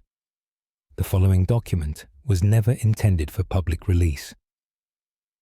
Case file NOA 1536R. Classification: Schoolmaster's account. Date of statement: 24th October 1536. Location: Eton, Berkshire. Author: Master Thomas Green, schoolmaster. Account of the boy in the dormitory. Master Thomas Green, schoolmaster at Eton College. Do account for strange occurrences in the boys' dormitory. I have taught here for 20 years. I know the school buildings intimately. The dormitories house our young scholars, boys from noble families sent here for education. Recently, several boys have complained of disturbances. They claim a boy appears in the dormitory at night, a boy they do not recognize. At first, I thought they were playing tricks. Boys will often invent stories to frighten each other, but too many have reported the same thing. They describe a boy of perhaps 12 years. He wears the school uniform of an older style, the kind worn 50 years ago. He appears at the end of the dormitory, standing between the rows of beds. The boys who see him say he looks sad. His face is pale and drawn. His eyes are dark and hollow. He stands for several minutes, looking at the sleeping boys. Then he walks slowly down the aisle. He stops at certain beds and stares down. After a few moments, he moves on. When he reaches the far end, he simply vanishes. The boys are frightened, but not harmed. I decided to observe the dormitory myself. Last night, I sat in the shadows near the door. The boys were all asleep in their beds. Moonlight came through the windows. I could see the entire room clearly. Near midnight, I felt the air change. It grew colder, and I could see my breath. Then he appeared. A boy stood at the far end of the dormitory, exactly as the students had described. He wore an old-style uniform. His face was pale and sorrowful. I watched as he walked slowly between the beds. He moved without sound. His feet did not disturb the floor. He stopped at several beds. Each time he looked down at the sleeping boy. His expression was one of deep longing, as if he wished he could join them, as if he missed being one of them. He came closer to where I sat. I remained very still. When he was perhaps 10 feet away, I spoke. "Who are you, child?" I asked gently. He stopped walking. His head turned toward me, those dark eyes fixed upon my face. His mouth opened as if to speak, but no words came, only a soft sigh, like wind through leaves. Then he faded away, like smoke dispersing. Within moments, he was gone. The next morning, I searched the school records. I found mention of a boy named William Ashton. He attended Eton 50 years ago. He was 12 years old. According to records, he fell ill during winter term. He died in the dormitory, in his bed, surrounded by other sleeping boys. The records note that he was far from home. His family could not reach him before he passed. He died alone among strangers, even though surrounded by other boys. I believe this is who the boys see. William Ashton, still walking the dormitory, still looking at the sleeping students. Perhaps he is lonely. Perhaps he simply wants to be part of the school again. The boys no longer fear him. Once I told them his story, they understood. Some leave small items for him. A book, a toy, tokens of friendship. These vanish by morning. William continues to walk the dormitory. But now he is not forgotten. Now he is remembered as one of us. Master Thomas Green, Schoolmaster, Eton College, Berkshire, 24th October, 1536. Archivists. Note: Dr. Nathaniel Ashcroft's school records confirm William Ashton died at Eton in 1486. He was 12 years old, died of fever. Multiple reports of a dormitory ghost appear in student accounts through the 18th century. The original dormitory was demolished in 1844. End of file. Proceeding to next recovered document. The following document was never intended for public release. Case file NOA 164-2. Classification Physician's Journal. Date of statement 9th May 1642. Location Norwich, Norfolk. Author Dr. William Bradford. Physician. Journal entry: The man in the market square. I, Dr. William Bradford, physician of Norwich, do record what I witnessed in the market square. Norwich is a prosperous city. The market square is always busy during the day. Merchants sell their wares from dawn until dusk. But at night, the square empties. The stalls are packed away, the cobblestones swept clean. I was crossing the square late one evening. I had been tending to a patient who lived nearby. The square was dark and deserted. Only moonlight illuminated the stones. Halfway across, I noticed a figure. A man stood near the center of the square. He was looking up at the sky. His posture was strange, rigid. His arms hung at his sides.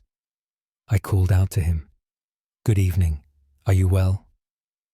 He did not respond or move. I walked toward him. As I drew closer, I could see him more clearly. He wore the clothing of a peasant, simple tunic and breeches, both worn and dirty. His feet were bare despite the cold night. "Sir, do you need assistance?" I asked. Still no response. I circled around to see his face. What I saw disturbed me greatly. His face was grey and mottled. His eyes were open but glazed. His mouth hung slack. His tongue protruded slightly. He looked like a man who had been hanged. I reached out to touch his arm. My hand passed through him. There was nothing solid there, only cold air that made my fingers ache. The figure slowly began to turn. His head rotated to look at me, but his body remained facing upward, just the head turning, impossibly far. When his dead eyes met mine, I felt terror, pure animal terror. I stumbled backward and fell. The figure continued to stare at me. Then it began to rise, floating upward, feet leaving the ground, rising higher and higher, its arms spread wide as if crucified. It rose perhaps 20 feet in the air. Then it simply disappeared, vanishing like a candle, flame snuffed out. I lay on the cobblestones, my heart racing. Several minutes passed before I could move. The next day, I made inquiries. I asked the market officials about executions. They told me hangings took place in the square. A gallows stood there for many years. It was only recently removed. One execution stood out in their memory. 20 years ago, a man was hanged for theft. His name was Robert Cooper. But something went wrong with the hanging. The rope was too long or poorly tied. He did not die quickly. He struggled for many minutes, kicking and gasping as he strangled slowly. The crowd watched in horror. Finally, he stopped moving. But by then, his death had become a spectacle. Since then, people have seen a figure in the square. A man looking upward as if at a noose. A man with the face of someone who died badly. The officials said he appears several times each year. Always at night when the square is empty. Always in the same spot where the gallows stood. Always looking up at something no longer there.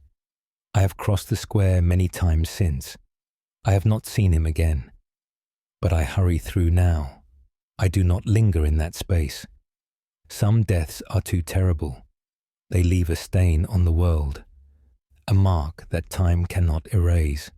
Dr. William Bradford, physician, Norwich, Norfolk, 9th May, 1642. Archivist's note. Dr. Nathaniel Ashcroft, City Records, confirm Robert Cooper was executed in 1622 for theft. The execution was noted as prolonged and distressing. The gallows were removed in 1640.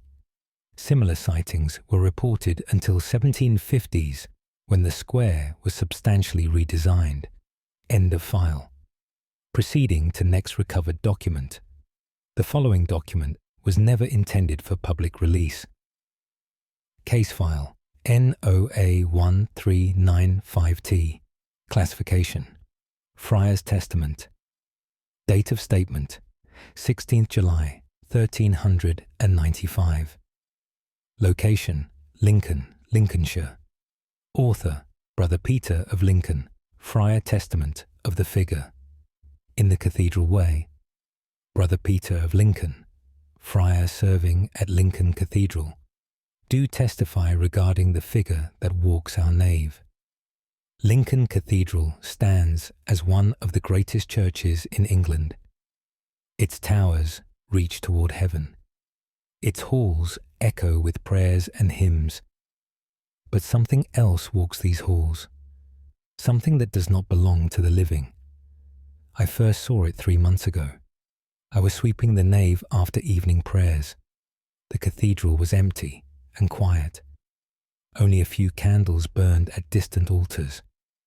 The vast space was filled with shadows. As I worked, I heard footsteps. Heavy footsteps, like boots on stone. They came from the far end of the nave. I looked up and saw a figure walking, a tall man in dark clothing. He walked slowly down the center aisle. His head was bowed as if in thought. I assumed it was another friar. "Brother," I called out. "I thought everyone had gone." The figure did not respond.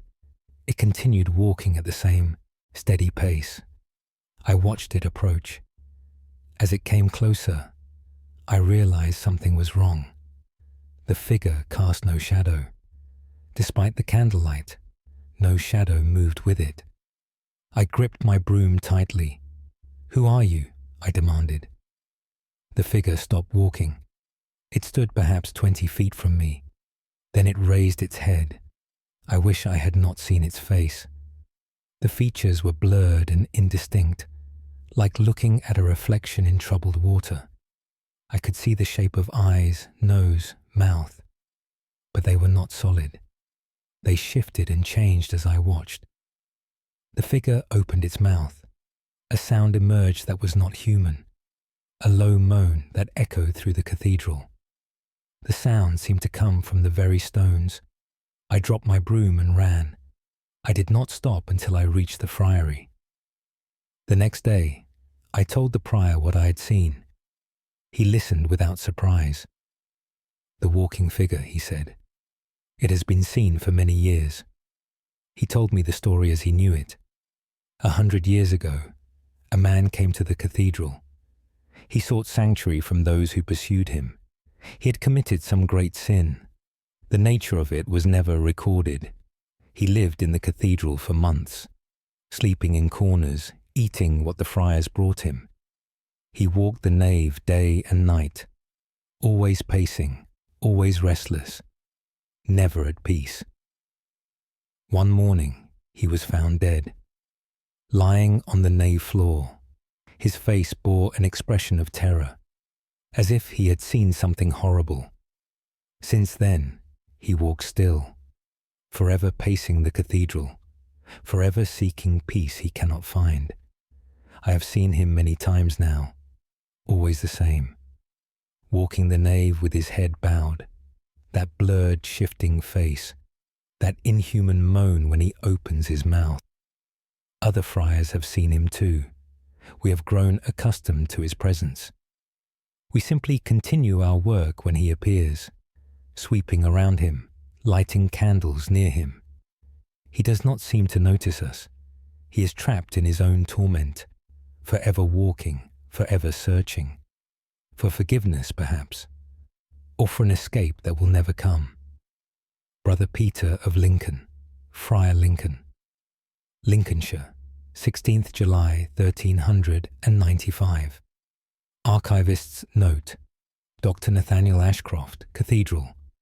Records mention a man granted sanctuary in 1295.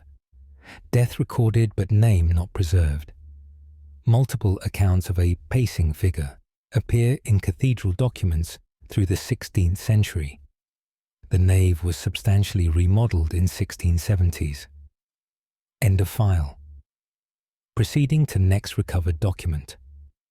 The following document was never intended for public release.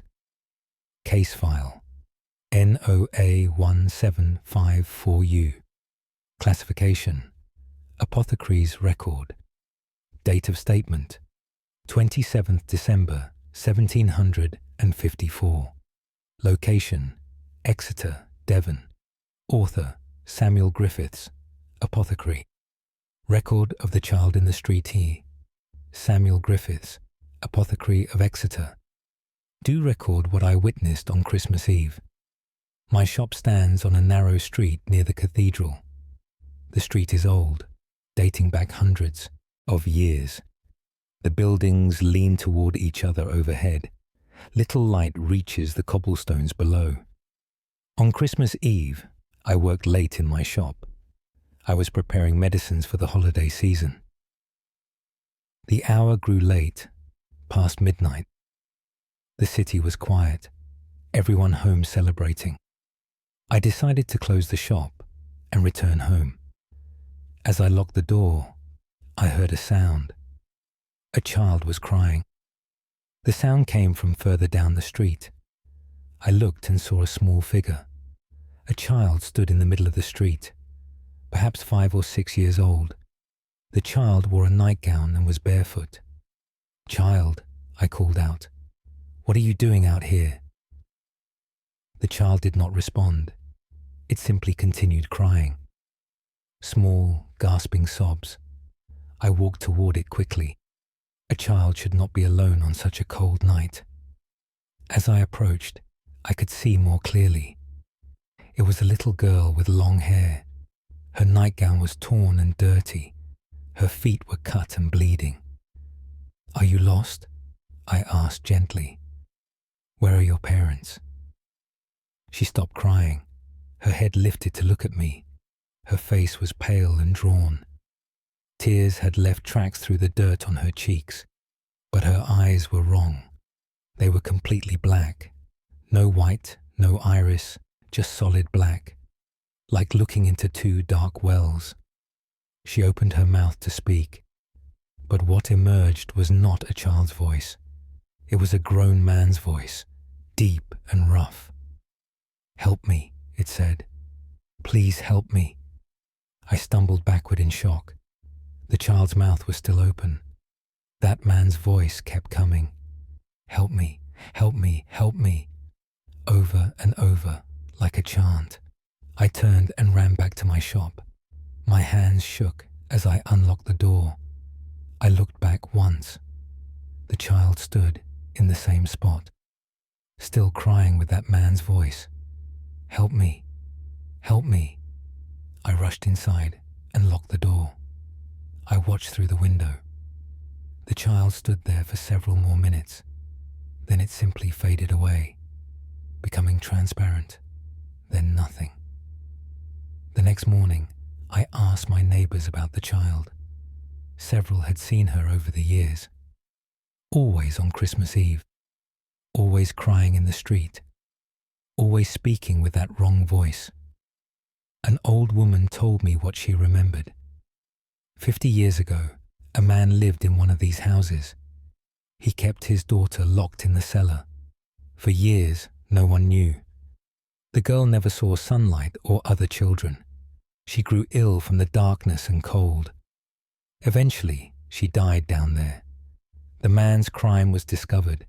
He was hanged for what he did, but the girl's spirit remained, still crying for help, still trying to escape that dark cellar, still speaking with her father's voice, the one voice she heard for years. I have not worked late on Christmas Eve since. I close my shop early and go home. Some children can never be saved. Some cries for help come too late. Samuel Griffiths, Apothecary, Exeter, Devon, 27th December 1754. Archivist's note, Dr. Nathaniel Ashcroft, court records from 1704, mention a man named John Weatherby executed for cruelty, resulting in death of his daughter, age 7. The house was demolished in 1780. Reports of the crying child ceased after demolition. End of file. Proceeding to next recovered document. The following document was never intended for public release. Case file NOA 1587B. Classification: Watchman's account. Date of statement: 3rd October 1587. Location: Plymouth, Devon. Author: Thomas Reed, night watchman. Account of the sailors on the docks, while Thomas Reed, night watchman of Plymouth, do account for what I witness regularly on the docks. Plymouth is a great port city. Ships leave here for distant lands. They sail to the New World and return with treasures. But not all sailors return. The sea takes many men, and some of those men come back anyway. I walk the docks every night. My duty is to watch for thieves and troublemakers. I know every ship, every warehouse, every shadow. On foggy nights, I see them. The sailors who did not come home. They walk the docks in groups of 3 or 4. They wear sailors' clothing, but their garments are always wet. Water drips from them onto the wooden planks. They walk slowly, searching, always searching.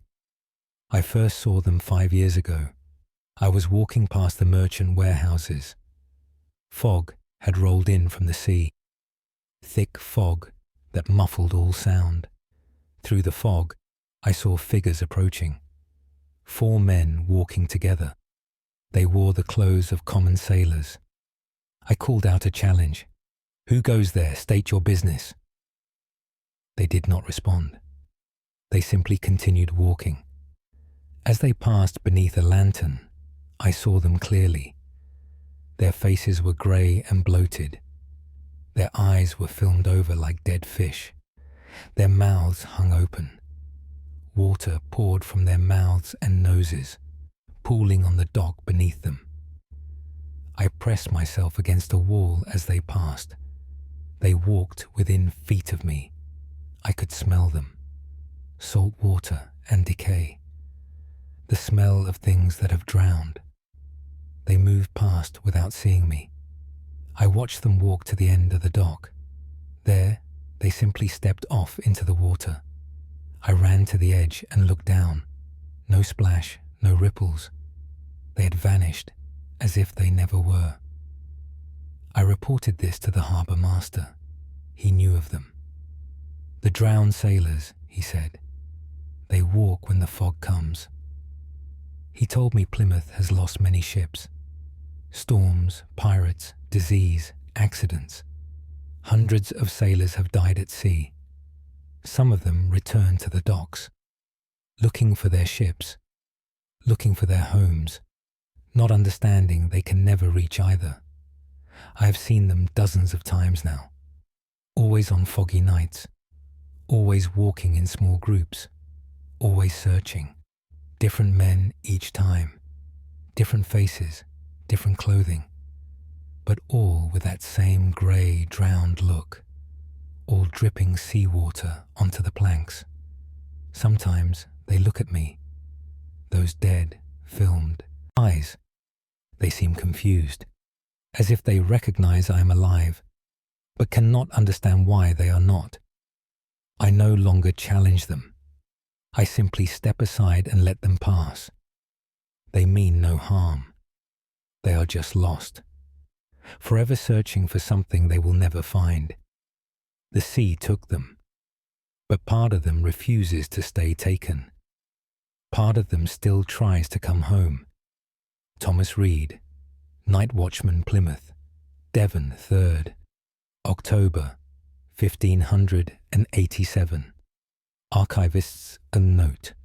Dr. Nathaniel Ashcroft, Plymouth shipping records show numerous vessels lost in the late 16th century. Spanish Armada conflicts resulted in significant casualties. Similar accounts of drowned sailors appear in port documents through the 1600s. The old docks were rebuilt in 1823. End of file. Proceeding to next recovered document. The following document was never intended for public release. Case file NOA 1672-W. Classification Curate's report. Date of statement 19th January 1672. Location Salisbury, Wiltshire. Author Reverend Michael Thornton, curate. Report of the woman in the graveyard. Reverend Michael Thornton, curate of St. Thomas's Church in Salisbury, do report concerning a figure in our graveyard. The graveyard is old and well tended.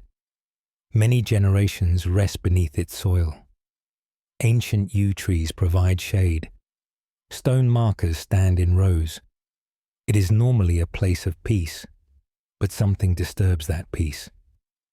3 weeks ago, I was walking through the graveyard at dusk. I was checking that all gates were locked for the night. As I walked between the graves, I saw movement.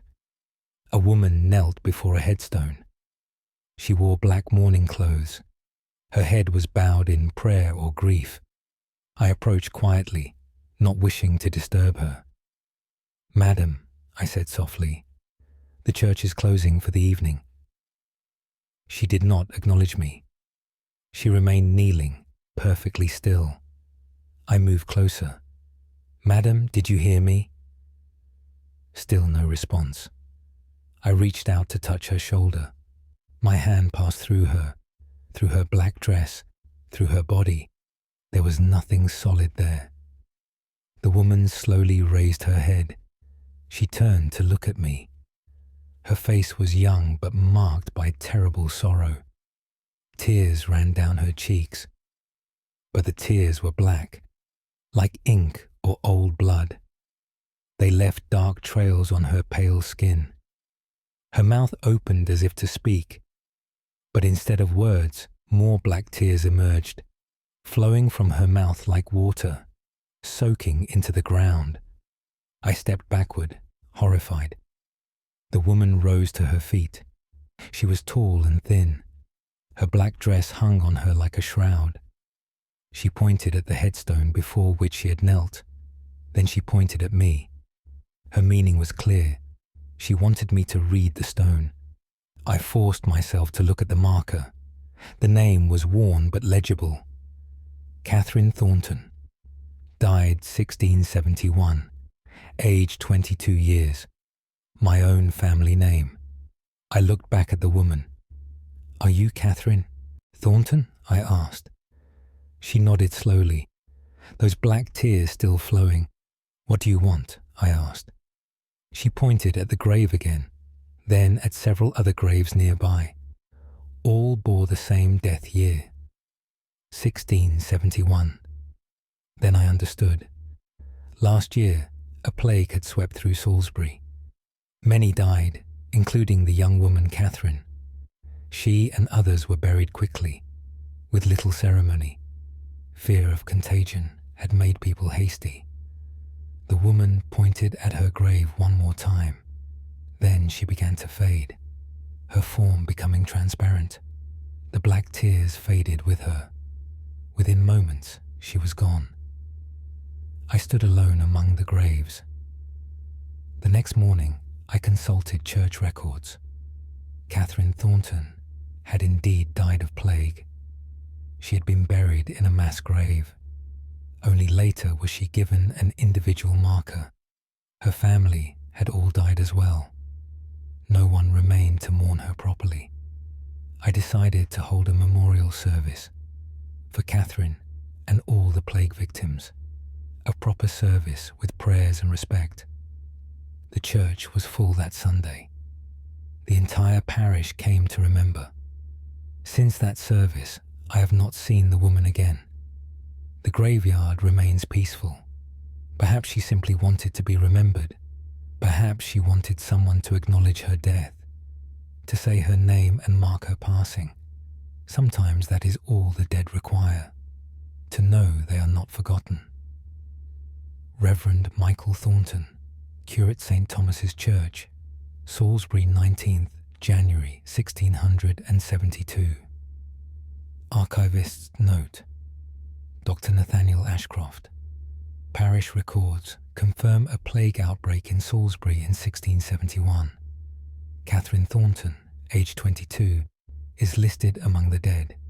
No further sightings of the weeping woman were reported after the memorial service was held. End of file.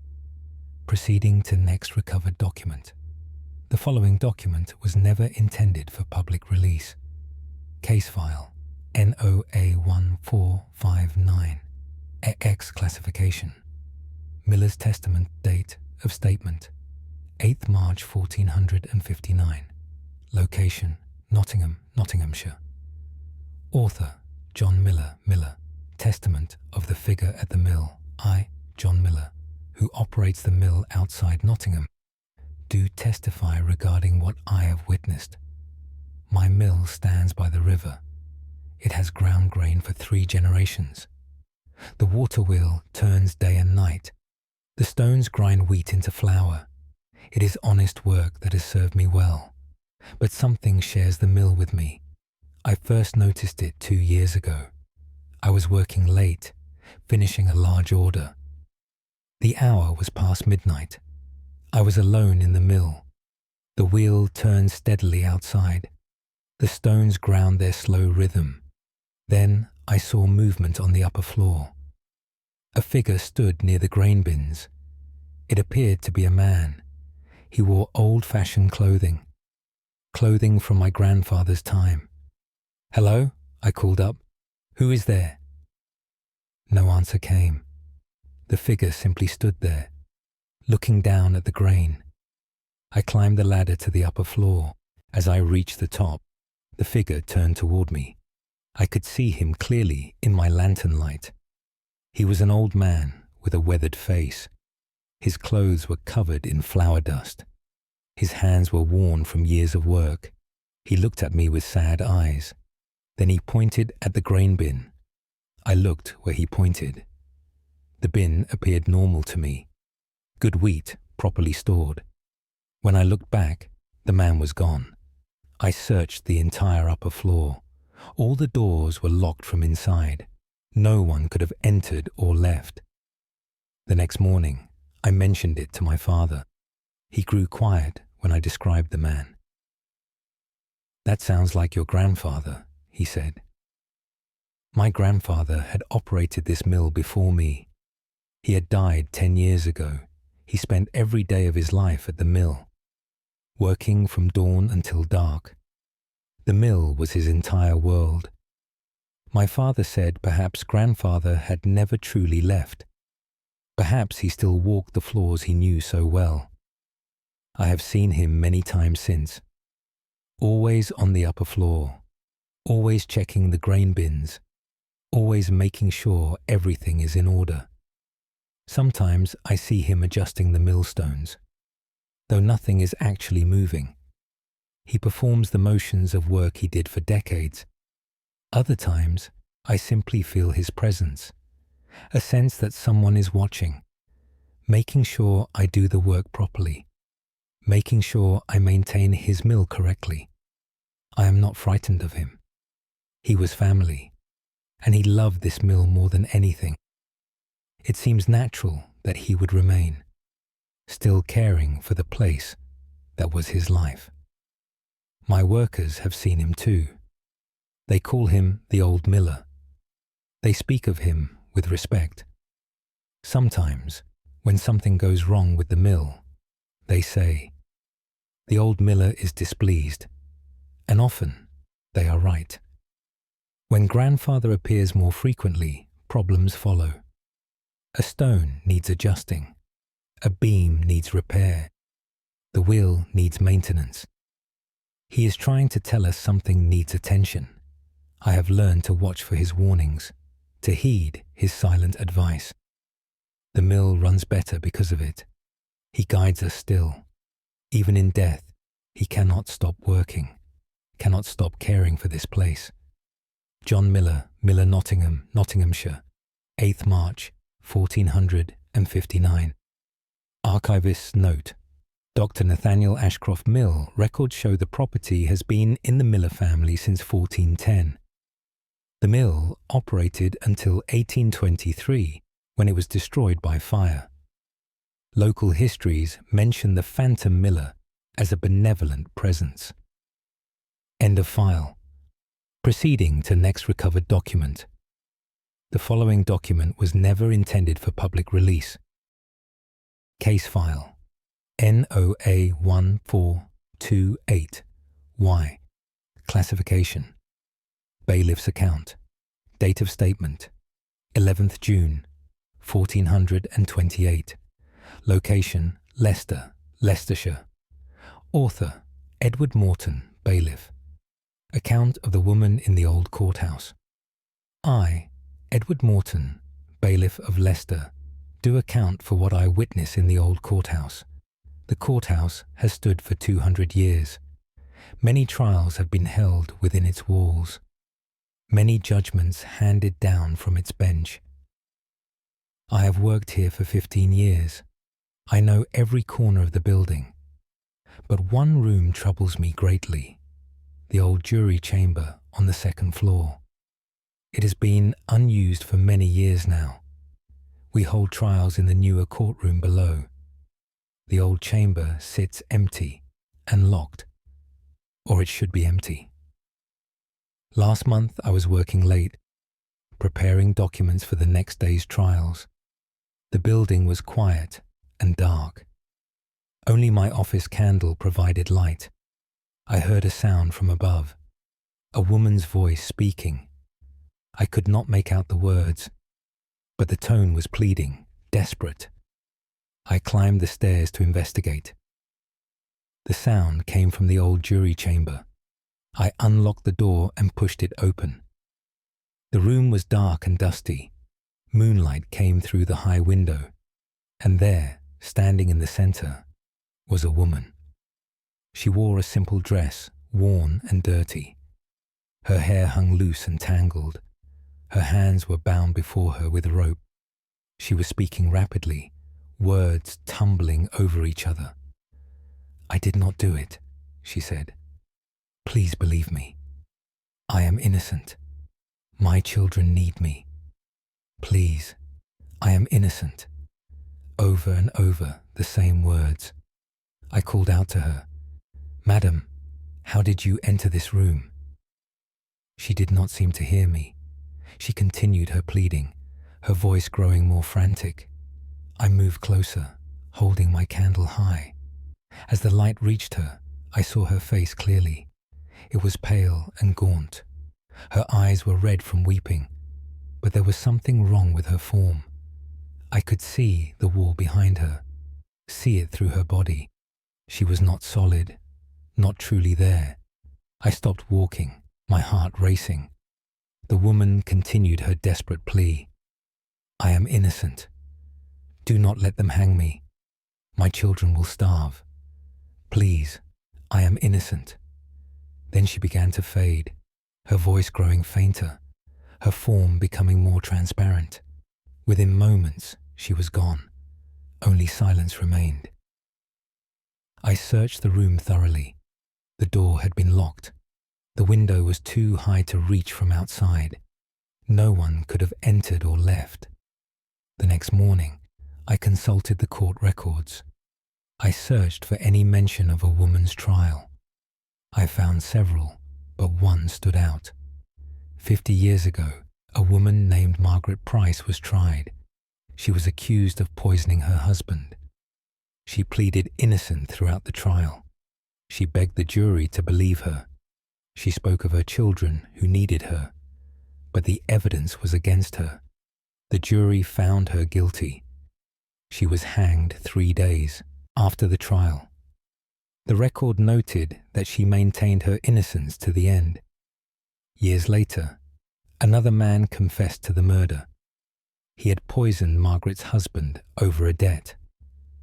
Margaret Price had been innocent all along. She had been wrongly executed. Her children did grow up as orphans. I believe it is her spirit I saw, still pleading her case, still trying to make someone believe her, still begging for mercy that came too late. I have seen her 3 more times since, always in that room, always with her hands bound, always speaking those same desperate words. I no longer use that chamber for any purpose. I keep it locked. Some rooms hold too much injustice. Some wrongs can never be righted. The woman continues her plea to a jury that no longer exists, for a verdict that can never be changed, her innocence proven, but her death unchangeable. Edward Morton, Bailiff, Leicester, Leicestershire, 11th June, 1428. Archivist's note. Dr. Nathaniel Ashcroft. Court records confirm Margaret Price was executed in 1378 for murder. A confession by William Blackwood in 1383 exonerated her posthumously. The old courthouse was demolished in 1851. No further sightings were recorded after demolition. End of file. Proceeding to next recovered document. The following document was never intended for public release. Case file NOA 1594Z. Classification Shepherd's Testament. Date of statement 23rd April 1594. Location the Yorkshire Dales, Yorkshire. Author William Hartley, Shepherd. Testament of the figures on the hill. William Hartley, Shepherd of the Yorkshire Dales. Do testify about what I see on the high hill. I tend my flock across these hills and valleys. I know every path, every stream, every stone. I have walked these lands since I was a boy. But there is one hill I avoid when possible. The high hill with the standing stones. Ancient stones placed there by people long forgotten. They stand in a circle at the summit. Some say they were a temple. Others claim they mark graves. I do not know their purpose, but I know what walks among them. 3 months ago, I was bringing my flock down at dusk. A storm was approaching from the west. I needed to reach the valley quickly. The fastest route went past the standing stones. I had no choice but to take it. As I climbed toward the summit, the light began to fade. The sky grew dark with storm clouds. Wind picked up, pushing against me. My sheep grew nervous and bleated anxiously. When I reached the stone circle, I stopped. Figures moved among the stones, perhaps a dozen of them. They wore long robes that dragged on the ground. Their heads were covered with hoods. They walked in a circle around the stones, moving slowly, in rhythm. I called out to them, "Who are you? What are you doing here?" They did not respond. They continued their slow procession. I moved closer, angry now. These were my lands to tend. These people had no right to be here. As I approached the stones, I saw them more clearly. The robes were not cloth. They were more like shadow, like darkness given shape. The figures had no faces beneath their hoods, only more darkness. Empty voids where faces should be. They continued walking their circle, not touching the ground, floating just above the grass. I felt cold despite the wind being warm. My breath formed clouds. The sheep panicked and ran. I tried to follow them but could not move. My feet were frozen to the spot. The figures continued their procession, round and round the stones. Then one of them stopped. It turned to face me. The empty hood pointed in my direction. Though it had no eyes, I felt it seeing me. It raised one arm slowly. The sleeve hung empty. No hand emerged, just darkness within darkness. It pointed at me, or rather, through me, as if I were not truly there, as if I were the ghost, not them. The other figures stopped walking. All turned to face me. 12 hooded forms, 12 empty voids where faces should be. They stood in silence. The wind died completely. Everything was still and quiet. Then they began to fade, becoming less distinct, merging with the shadows. Within moments, they were gone. The wind returned. The spell holding me broke. I ran down the hill. I did not stop until I reached my cottage. My sheep had returned on their own. Huddled by the door, terrified, I have asked others about the figures. The old folk know of them. They call them the stone walkers. They have been seen for hundreds of years, always at the standing stones, always walking their endless circle. Some say they are ancient priests, still performing forgotten rituals. Others believe they are older than that, spirits that existed before humans came to these lands. No one knows what they want, or if they want anything at all. They simply walk and watch, eternal guardians of the stones. I no longer take my flock near that hill. I go the long way around. It takes more time, but time is less precious than safety. Some places belong to the past, and the past should be left undisturbed. William Hartley, Shepherd, Yorkshire Dales, Yorkshire, 23rd April, 1594. Archivist's note, Dr. Nathaniel Ashcroft. Archaeological surveys confirm ancient stone circles throughout the Yorkshire Dales, many dating to Bronze Age. Local folklore mentions hooded walkers at various sites. No scientific explanation for the sightings has been proposed. End of file.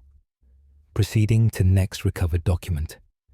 The following document was never intended for public release. Case file NOA 1685 AAA classification. Tax collector's report. Date of statement 15 September 1685. Location: Shrewsbury, Shropshire. Author: Richard Pemberton, tax collector. Report of the man in the tower. I, Richard Pemberton, taxverheißung, collector of Shrewsbury, do report what I witnessed at the old tower. Shrewsbury Castle stands on a hill overlooking the town. Parts of it date back centuries. One tower is particularly ancient. It is no longer used for any purpose. The stones are crumbling. The stairs are unsafe. But I had business there nonetheless. Records were stored in a room at the tower's base. Old tax documents dating back 100 years. I needed to retrieve some papers for a legal dispute. I climbed the hill to the castle on a grey afternoon. Rain threatened but had not yet fallen. The tower stood alone, separated from the main buildings. I unlocked the heavy door at its base. The room inside was small and cluttered. Shelves lined the walls, filled with dusty ledgers. I began searching for the documents I needed. As I worked, I heard footsteps above me. Someone was climbing the tower stairs. I called out, "Who is there? This tower is unsafe." No answer came. The footsteps continued, slow and steady, climbing higher. I left the record room and looked up the spiral staircase. The steps wound up into darkness. I could see nothing above. "Hello?" I called again. The footsteps stopped. Silence followed. Then a different sound began. Scraping. As if something was being dragged across stone. The sound came from the top of the tower. I knew I should leave, but curiosity overcame caution.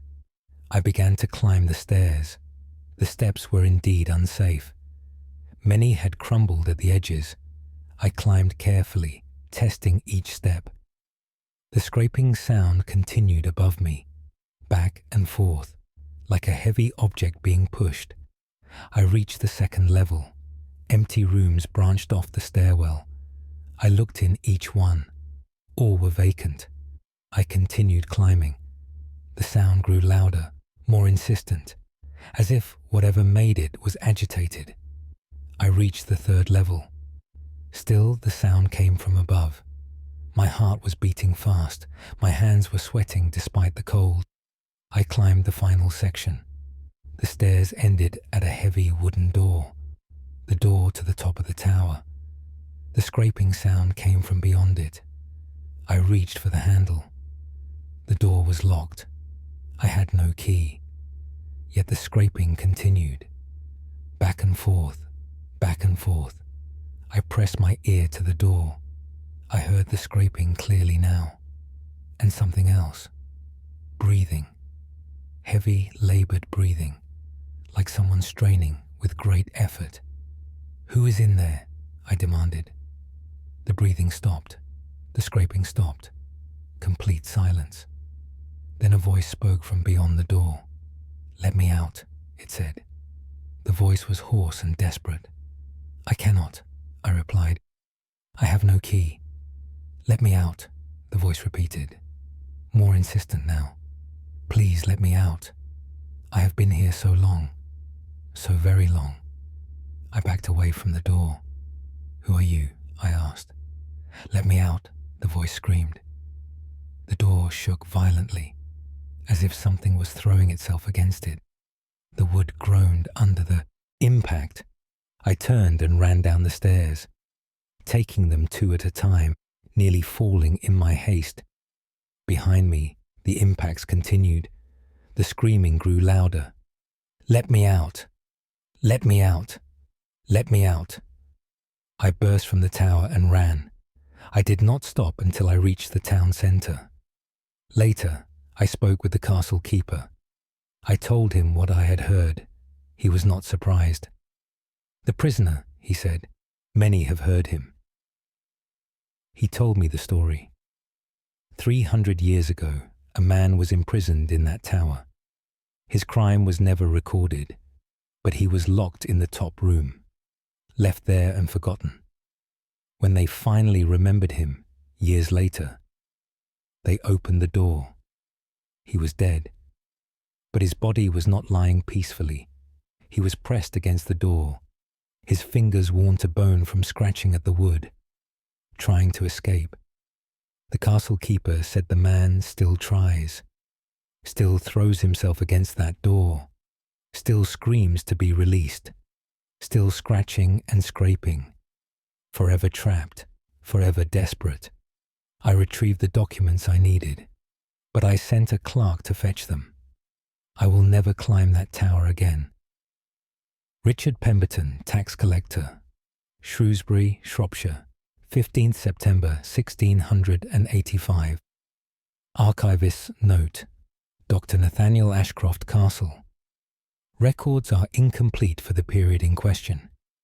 The tower was partially demolished in 1790 for safety reasons. The top room no longer exists.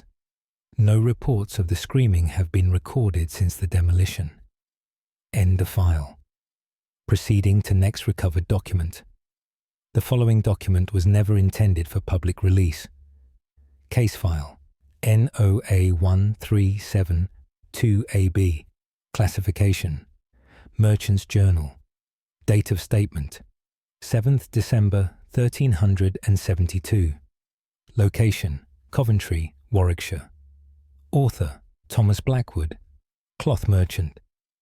Journal entry: The procession at midnight, or I, Thomas Blackwood, cloth merchant of Coventry, do record what I witnessed on St. Nicholas Eve. I was returning from a business dinner. The hour was late, past midnight. The streets were empty and dark. Snow had fallen earlier, covering the cobblestones. Everything was quiet and still. I walked through the market square toward my home. My footsteps crunched in the fresh snow. My breath formed clouds in the cold air. Then I heard singing, male voices in Latin, a hymn I did not recognize. The sound came from the main street ahead. I stopped and listened. The singing grew louder, coming closer. I looked toward the sound. A procession was approaching. Perhaps 20 men walked in 2 lines. They wore monks' robes. Each carried a candle. The candlelight illuminated their faces. I stepped aside to let them pass. It was unusual for monks to process at such an hour, but perhaps it was a special observance for St. Nicholas. As they drew near, I called out a greeting. "Good evening, brothers." They did not respond. They continued walking. Their eyes were cast down. Their lips moved with the Latin hymn. I watched them pass. Something felt wrong. Their footsteps made no sound in the snow. I looked down at the ground. They left no tracks. The snow remained pristine and undisturbed. My heart began to race. I looked back at the procession. They were walking away from me now, still singing that mournful hymn. I could see through them, see the buildings beyond. They were not solid, not truly there. I followed at a distance, needing to see where they went. The procession moved through the streets. They walked toward the old priory. The priory had been closed for 50 years. The building stood empty and ruined, but the monks walked toward it anyway. They passed through the gate. The gate was locked and chained, but they walked through it as if it were not there. I stopped at the gate and watched. The procession entered the ruined priory. They walked to where the chapel once stood. Only walls remained now. The roof had collapsed long ago, but the monks arranged themselves as if in a chapel. They formed their 2 lines. They faced where the altar would have been. They continued their hymn. I watched from the gate. The snow began to fall again. Large flakes drifting down. The flakes passed through the monks, not settling on their robes. The hymn reached a crescendo, then stopped abruptly. The monks stood in silence. Then, one by one, they faded, starting with those at the back, each figure becoming transparent. then vanishing entirely. Within minutes, all were gone. I stood alone, staring at the empty ruins. The only sound was falling snow. I returned home and did not sleep that night. The next day, I asked others about the monks. An old priest listened to my account. He nodded slowly. "The phantom procession," he said. "It has been seen before." He told me the priory was closed suddenly. The monks were forced to leave. Many had lived there their entire lives. They knew no other home. Some of them died soon after, unable to survive in the world beyond the priory walls. The priest said they return on certain holy nights. They walk from the town to their old home. They gather in the ruined chapel. They sing their office as they always did. They keep the hours. They maintain their routine, even though their priory is gone, even though they themselves are gone. I have seen them twice more since that night, always in winter, always on a holy feast day, always the same solemn procession. They mean no harm. They only wish to pray, to be monks again, to have their home back. Thomas Blackwood, Cloth Merchant, Coventry, Warwickshire, 7th December 1372. Archivist's note. Dr. Nathaniel Ashcroft. Records show.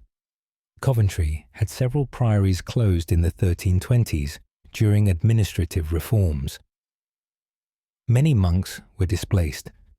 The phantom procession has been reported sporadically through the centuries, last recorded in 1902. End of file. Proceeding to next recovered document. The following document was never intended for public release. Case file NOA 1726AC. Classification. Surgeon's notes. Date of statement 28th March 1726. Location: Newcastle upon Tyne, Northumberland. Author: Dr. George Hamilton, surgeon. Notes on the woman at the hospital. I, Dr. George Hamilton, surgeon at Newcastle Infirmary, do note a disturbing occurrence. The infirmary is newly built. It opened only 5 years ago. We treat the sick and injured of the city. The building is modern and well maintained, yet something walks its halls. It began 3 months ago. Night nurses reported seeing a woman. She appeared in the long ward where patients sleep. The woman wore a grey dress. She walked between the beds slowly, looking down at each patient, then moving to the next. The nurses assumed she was a patient's relative, perhaps checking on a loved one. But when they approached her, she vanished, simply disappeared as if she had never been. I dismissed these reports at first. Night nurses work long hours. Fatigue can cause the eyes to deceive. But too many nurses told the same story. Always the same woman. Always the same grey dress. Always the same slow walk between beds. I decided to observe the ward myself. Last night, I remained in my office near the ward. I left my door open so I could see the corridor. Near 2 in the morning, I heard footsteps. Soft footsteps in the ward. I looked out. A woman in grey was walking between the beds. Her back was to me. She moved from one patient to the next, pausing at each bed. I entered the ward quietly. The patients were all asleep. The woman continued her slow procession. I walked toward her. She reached the end of the ward, then turned to walk back. We faced each other now. I could see her clearly by lamplight. She was middle-aged with a kind face. Her grey dress was simple and clean. Her hands were folded before her. She looked at me with sad eyes. "Can I help you, madam?" I asked. She did not speak. She simply shook her head, then continued walking. She passed right by me. I reached out to touch her arm. My hand went through her. There was nothing solid there, only cold air. The woman continued to the first bed. She looked down at the patient sleeping there, a man with a broken leg. She raised one hand as if in blessing, then moved to the next bed. I watched her visit every patient. She seemed to be checking on them, making sure they were comfortable. When she finished, she walked toward the door. I followed her into the corridor. She walked to the staircase and descended out of sight. I hurried after her. When I reached the ground floor, she was gone. This morning, I made inquiries. I asked about the land before the infirmary was built. A house stood here previously, the home of a physician named Dr. Robert Gray. He practiced medicine from his home for 40 years. He died 10 years ago. His wife had died before him. Her name was Elizabeth Gray. She had helped her husband tend to patients. She would check on those staying in their sick rooms, making sure they had what they needed. She was known for her kindness and dedication. I believe it is her ghost I saw, still making her rounds, still checking on patients, unable to stop caring for the sick, even in death. The nurses are no longer frightened. Once I told them who she was, they understood. They call her Grey Lady. They leave her to her work. Some patients report feeling comforted in the night, as if someone was watching over them. Perhaps she still brings healing, in her own way. Dr. George Hamilton, Surgeon, Newcastle upon Tyne, Northumberland, 28th March, 1726. Archivist, Guyvis Note, Dr. Nathaniel Ashcroft. Records confirm Dr. Robert Gray practiced in Newcastle. His wife Elizabeth died in 1710. The infirmary was built on the site of their home in 1721. Reports of the Grey Lady continued until the building was demolished in 1923. End of file. Proceeding to next recovered document. The following document was never intended for public release. Case file NOA 1548 AD. Classification: Farmer's account. Date of statement: 2nd November 1548. Location: the Cotswolds, Gloucestershire. Author: John Weaver, farmer. Account of the riders at Dornway. John Weaver, farmer of the Cotswolds. Do account for what I see on misty mornings. My farm sits in a valley. Rolling hills surround it on all sides. Ancient paths cross the hills, paths worn deep by centuries of use. I rise before dawn each day. I tend to my livestock and fields. I know every sunrise, every change of season. But on certain mornings, I see something that should not be. When the mist lies thick in the valley, when visibility is poor, riders appear on the hilltop path. Perhaps 10 or 12 horses, men in armour riding them. They move in single file along the ancient track. The first time I saw them was 5 years ago, autumn like now. The mist was so thick I could barely see my barn. I heard horses first, the sound of many hooves on hard ground. I looked toward the hilltop. Through the mist, I saw them. Riders in armour. They rode slowly along the path. I called out to them. No response came. They continued riding. I watched them pass along the hill. They rode toward the east, following the old path. Then they descended the far side and disappeared. I thought little of it at first. Perhaps soldiers passing through, though their armour seemed old-fashioned. But I have seen them many times since. Always on misty mornings, always the same number of riders, always following the same path, always riding east. Last month, I climbed the hill to investigate. I wanted to see the path up close, to understand who these riders were. The old track was clear, worn into the hillside, but the ground was soft from rain. There should have been hoof prints. There were none. The path was undisturbed, as if no horses had passed in years. I have asked neighbours about the riders. Several have seen them too, always in the same conditions, mist and dawn. An old shepherd told me their story. 500 years ago, a battle was fought nearby. Local forces against invaders from the north. The locals were outnumbered, but fought bravely.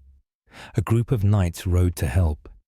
They followed the old hilltop path, riding hard through morning mist, but they arrived too late. The battle was already lost. Many lay dead in the valley. The knights turned and rode away, ashamed they had not arrived in time. The shepherd said they still ride that path, still trying to reach the battle, still hoping to arrive before it is too late. But they can never arrive. They are trapped in that morning, forever riding toward a battle already lost. I see them perhaps once a month, when conditions are right. The mist must be thick, the dawn must be just breaking. Then they appear, riding their ghostly horses, following their eternal path. I no longer call out to them.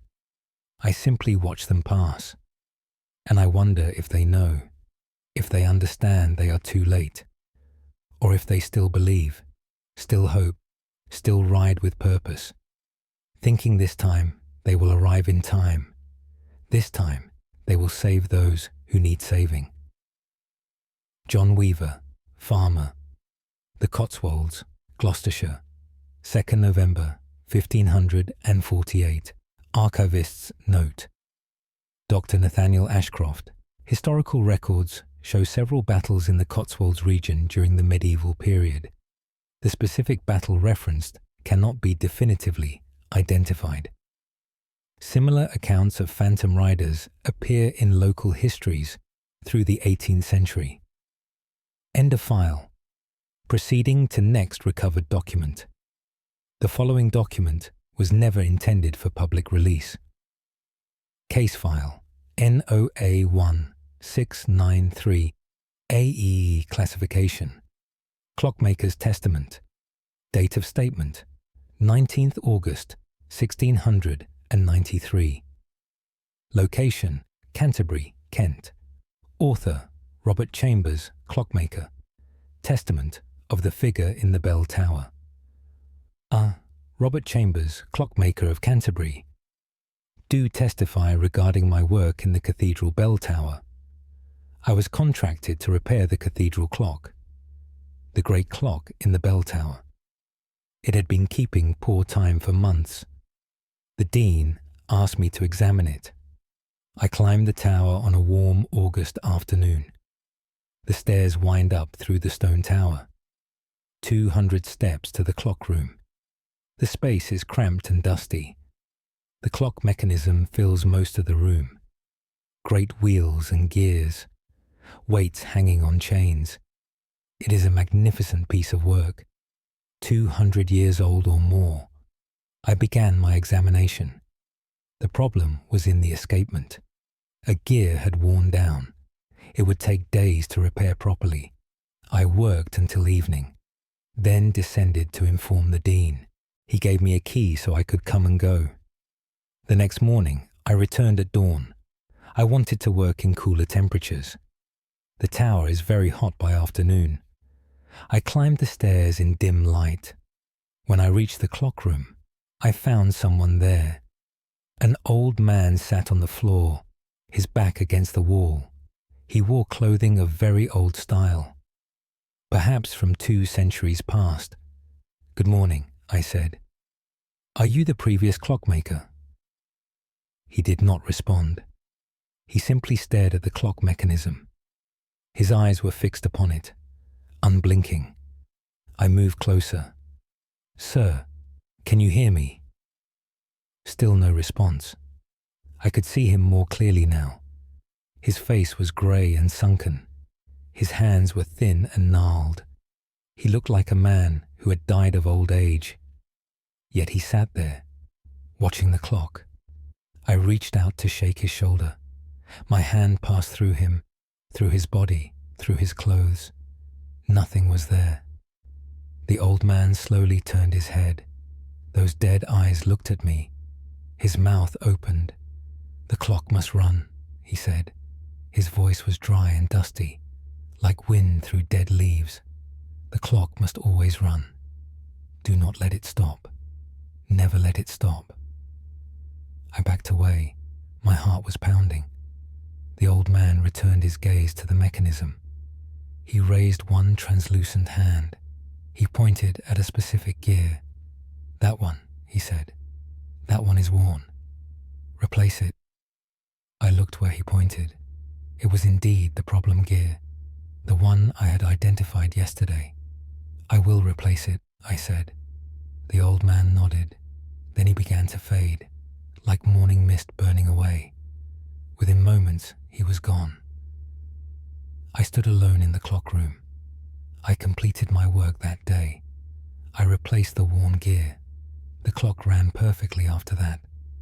Before I left, I asked the cathedral archivist about previous clockmakers. He found records of a man named Thomas Wells. He had maintained the clock for 50 years, from 1600 to 1650. He had lived in a small room in the tower. Never married, no family. His entire life devoted to the clock. When he died, they found him in the clock room, sitting against the wall, watching the mechanism he had tended for so long. I believe that is who I saw. Thomas Wells, still at his post, still watching his clock, still making sure it runs properly. I have returned to the tower several times for minor adjustments. I have seen him 3 more times, always sitting in the same spot, always watching the clock. He does not speak again. He only watches. A clockmaker who could never leave his work. Even death could not separate him from his clock. Robert Chambers, Clockmaker, Canterbury, Kent, 19th August 1693. Archivist's note, Dr. Nathaniel Ashcroft. Cathedral records confirm Thomas Wells served as clockmaker from 1600 to 1650. His dedication to the clock was noted in several documents. The clock still runs today, maintained by modern clockmakers who report occasional presence in the tower room. End of file. Proceeding to next recovered document. The following document was never intended for public release. Case file NOA 1467AF. Classification Gamekeeper's Report. Date of statement 10th October 1467. Location Sherwood Forest, Nottinghamshire. Author Ralph Godwin. Gamekeeper. Report of the huntsman in the forest. Ralph Godwin, gamekeeper of Sherwood Forest. Do report concerning the phantom huntsman. Sherwood is ancient forest. It stretches for miles in all directions. Oak trees hundreds of years old. Paths worn deep by countless feet. I know this forest better than any man. I have walked its paths since childhood, but there are sounds I cannot explain. Things I have seen that should not be. On certain nights, I hear hunting horns, the sound of a hunt in progress. Dogs barking, horses running, men calling to each other. But when I search, I find nothing. No hunters, no dogs, no disturbance. The forest is quiet and still. Last month, I saw them. I was walking home at dusk, taking a path through the old oaks. I heard the horns, closer than ever before. Then I heard hoofbeats, coming straight toward me. I stepped off the path, hid behind a large tree. The sound grew louder. Then they burst into view. A full hunting party, perhaps 20 riders on horses. They wore fine clothes, the kind nobility wore centuries ago. They rode hard, chasing something. Their hounds ran ahead. I could see the dogs clearly. Great hunting hounds, bred for speed. They bayed as they ran. The riders called to each other, voices full of excitement. They passed within feet of me. I could see their faces. Young men, laughing and shouting. They seemed solid and real, but their horses made no sound as they ran, no hoofbeats on the ground, and they left no tracks in the soft earth. I stepped out to watch them pass. They rode deeper into the forest, following their hounds. I could hear them growing fainter. Then silence returned. Complete silence. Even the normal forest sounds had stopped. I walked to where they had passed. The ground was undisturbed. No hoofprints, no evidence of dogs. Nothing to show they had been there. I have asked the old folk about the huntsman. They know the story well. Centuries ago, a young lord hunted in Sherwood. He loved the chase above all else. He would hunt from dawn until dark.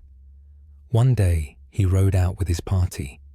They chased a great stag. The stag led them deep into the forest, to places where few men ventured. The lord would not give up the chase.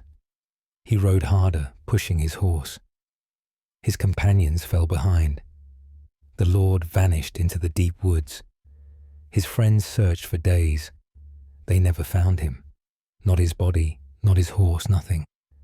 It was as if the forest swallowed him. But on certain nights, he still hunts. He and his companions ride again, still chasing that great stag, still following the hounds, forever hunting through Sherwood. I have heard them many times since, usually at dusk or dawn, when the light is uncertain. The horns, the dogs, the calling voices. Sometimes I see them passing between trees, riders on ghostly horses, pursuing prey that can never be caught. The forest folk fear them. They stay indoors when they hear the horns. They say it is bad luck to see the hunt. But I am not afraid. The huntsmen do not notice the living. They are too focused on their eternal chase. They ride past without seeing, lost in their own time, forever young, forever hunting, never to go home. Ralph Godwin, Gamekeeper, Sherwood Forest, Nottinghamshire, 10th October, 1467. Archivists note, Dr. Nathaniel Ashcroft. Medieval records mention a young nobleman named William de Locksley, who disappeared while hunting in Sherwood circa 1250. His body was never recovered. The phantom hunt has been reported for centuries, last recorded in 1889. End of file. Proceeding to next recovered document. The following document was never intended for public release. Case file NOA1745AG. Classification: Lighthouse Keeper's Account. Date of statement: 5th January 1745. Location: Flamborough Head, Yorkshire. Author: Daniel Fletcher, Lighthouse Keeper. Account of the figure on the rocks. I, Daniel Fletcher. Keeper of Flamborough Head Lighthouse. Do account for what I see below the cliffs. The lighthouse stands on high cliffs above the sea. Waves crash against the rocks far below. The coast here is dangerous. Many ships have foundered on these rocks. Many sailors have drowned in these waters. My duty is to keep the light burning, to warn ships away from the hazard. I have kept this light for 10 years. I know every storm, every tide, every current. But there is something else I have come to know. A figure that walks the rocks below. I first saw it 3 years ago, a winter morning, just before dawn. The tide was low, exposing the rocks. I looked down from the lighthouse. A man stood on the rocks below. He wore sailor's clothing. He stood at the water's edge, looking out to sea. I called down to him. My voice did not carry over the wind and waves. He did not look up. I watched him for several minutes. He did not move, just stood there, staring at the water. Then a wave came, larger than the others. It crashed over the rocks, over the man. When the water pulled back, he was gone. I assumed he had been swept away. I climbed down to search for his body. The climb took half an hour. When I reached the rocks, I found nothing. No body, no sign of anyone. The next morning, I saw him again. Same place, same time. Standing at the water's edge, looking out to sea. Again, a wave came. Again, he vanished. I have seen him hundreds of times now. Almost every morning when the tide is low, he appears on the rocks, always in the same spot, always facing the sea, always waiting for that wave. I have tried to reach him faster, to get there before the wave comes, but I can never arrive in time. The rocks are treacherous. The climb is difficult. By the time I reach the spot, he is gone. I have learned more about him from locals. 50 years ago, a merchant ship wrecked on these rocks. The lighthouse was not here yet. No light warned them of the danger. The ship broke apart on the rocks. Most of the crew drowned, but one man reached the rocks alive. He clung to them through the night, calling for help that never came. At dawn, a great wave swept him away. His body washed up a week later. Since then, he returns to those rocks. Every morning, he stands there, waiting for rescue, looking out to sea for help. But the wave always comes, and he drowns again, forever repeating his final mourning. I cannot save him. I can only watch and keep my light burning, so no other ships wreck on these rocks, so no other sailors drown in these waters. That is all I can do. Daniel Fletcher, Lighthouse Keeper, Flamborough Head, Yorkshire 5th, January 1745. Archivist's note: Dr. Nathaniel Ashcroft shipwreck records confirm the merchant vessel Prosperity was lost at Flamborough Head in 1695. No lighthouse existed until 1674. The current lighthouse, built in 1806, still stands. Modern keepers have reported the figure occasionally. End of file. Proceeding to next recovered document. The following document was never intended for public release. Case file NOA 1579AH. Classification: Blacksmith's Testament.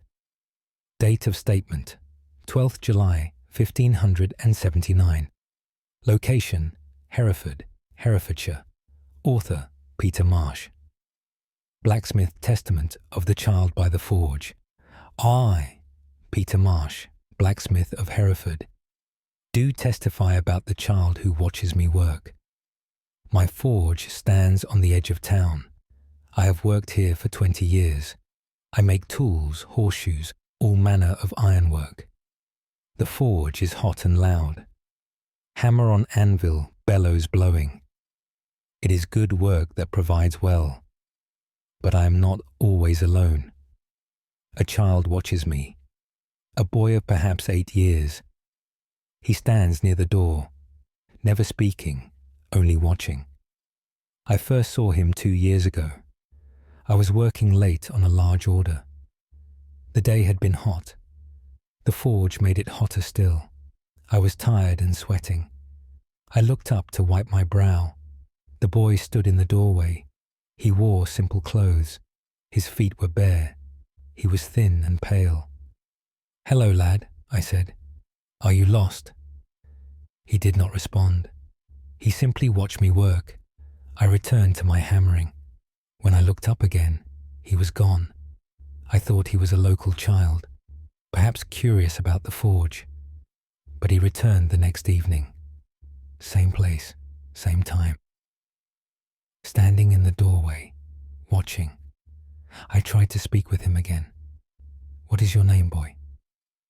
No answer. "Where do you live?" Silence. He only watched. I decided to ignore him. If he wished to watch, let him watch. I continued my work. The boy remained for perhaps an hour, then vanished when I was not looking. This continued for weeks. Every evening he would appear, always in the doorway, always silent. One evening, I decided to approach him, to make him speak or leave. I set down my hammer and walked toward him. As I drew near, I could see him more clearly. His face was sad and hungry. His clothes were ragged. His skin had an odd quality, pale and almost translucent. I reached out to touch his shoulder. My hand passed through him. There was nothing there. The boy looked up at me. Those sad eyes met mine. Then he faded away, like smoke dispersing. I stood in the empty doorway, my hand still extended. The next day, I asked neighbors about the boy. An old woman knew the story. 20 years ago, a boy worked at this forge, the previous blacksmith's apprentice. He was an orphan, given shelter in exchange for work, but the blacksmith was cruel. He beat the boy for small mistakes, gave him little food, worked him from dawn to dark. One winter, the boy fell ill. The blacksmith did not call a physician. He said the boy was lazy, that he was pretending to avoid work. The boy died in the small room behind the forge, alone and neglected. The blacksmith felt no guilt. He simply took on a new apprentice. But the boy remained, still watching the forge, still waiting for kindness he never received. I have seen him every evening since. I no longer try to speak with him. I simply work. And sometimes I set out bread and cheese by the doorway where he stands. In the morning, the food is gone. I do not know if he takes it, but I continue to leave it. Perhaps he can find some comfort, even now. Peter Marsh, Blacksmith, Hereford, Herefordshire. 12th July 1579. Archivist's note. Dr. Nathaniel Ashcroft. Town records show a blacksmith named William Thorne operated at this location from 1555 to 1570. His apprentice, name unrecorded, died in 1559. The forge was rebuilt in 1790. No further sightings have been reported since. End of file. Proceeding to next recovered document. The following document was never intended for public release. Case file NOA 1523AI. Classification: Weaver's account. Date of statement: 26 May 1523. Location: Norwich, Norfolk. Author: Geoffrey Turner, Weaver. Account of the woman at the loom. I, Geoffrey Turner, Weaver of Norwich, do account for the woman who works at night. My workshop stands in the weaver's quarter. I employ 6 men who work the looms. We weave fine cloth for merchants and nobility. The work is steady and profitable, but something strange occurs after dark. When the men leave for the day, I often stay late, finishing orders, preparing materials. The workshop is quiet then. Only the creaking of the building, the settling of wood and stone. But sometimes I hear a loom working, the rhythmic clacking of shuttle and heddle, the sound of weaving in progress. At first, I thought one of my men had stayed. I would go to check. The workshop would be empty, all looms still and silent. Yet I would hear the sound again, always from the same loom, the oldest one, in the corner by the window. Last week, I decided to watch. I positioned myself where I could observe, hidden behind stacks of finished cloth. I waited as darkness fell. The workshop grew dim. Shadows lengthened across the floor. Then I heard it begin. The clacking of the loom. I peered around the cloth stacks. A woman sat at the old loom. She wore a simple dress of old fashion. Her hair was covered with a cap. Her hands moved expertly across the loom, working the shuttle back and forth. The cloth grew beneath her skilled fingers. I watched for several minutes. She worked with perfect rhythm, never pausing, never hesitating. Then I stepped out from my hiding place. "Who are you?" I asked. "How did you enter my workshop?" She did not stop working, did not look up at me. Her hands continued their steady motion. I walked closer to her. "Madam, I must ask you to leave." Still she did not respond. I reached out to touch her shoulder. My hand passed through her body, through the loom. There was nothing solid there, yet the loom continued working. The shuttle moved, the heddles lifted. The cloth grew longer. I stumbled backward. The woman kept weaving. Then she began to fade, becoming transparent like morning mist. Within moments, she was gone. But the loom continued moving for a few seconds more. Then it too stopped. Suddenly, and completely still. I approached the loom carefully. I examined the cloth on it, the piece my men had been working on. There was new cloth added, perhaps 6 inches of perfect weaving, done in the minutes I had watched. The stitches were flawless, better than my men could achieve. I have asked old weavers about this. One remembered a story. 40 years ago, a woman named Alice worked in this building. She was the finest weaver in Norwich. Her cloth was prized throughout England. She lived for her work, never married, no family, only her loom and her craft. One day, she collapsed at her loom. Her heart had failed. She died there, shuttle in hand. The old weaver said she never truly left. She still comes to work at night, still weaving her perfect cloth, unable to stop even in death. I have seen her many times since, always at the same loom, always working with the same skill. My men have heard the sounds too. Some have glimpsed her in the corner of their eye, a figure at the loom when no one should be there. They are not frightened. They call her Old Alice. They speak of her with respect. They say she brings good luck to the workshop, that her presence ensures quality work. I have noticed something. When I hear her weaving at night, the next day's work goes smoothly. The cloth turns out perfect. No mistakes, no flaws. As if she blesses our work, as if she approves of how we use her loom.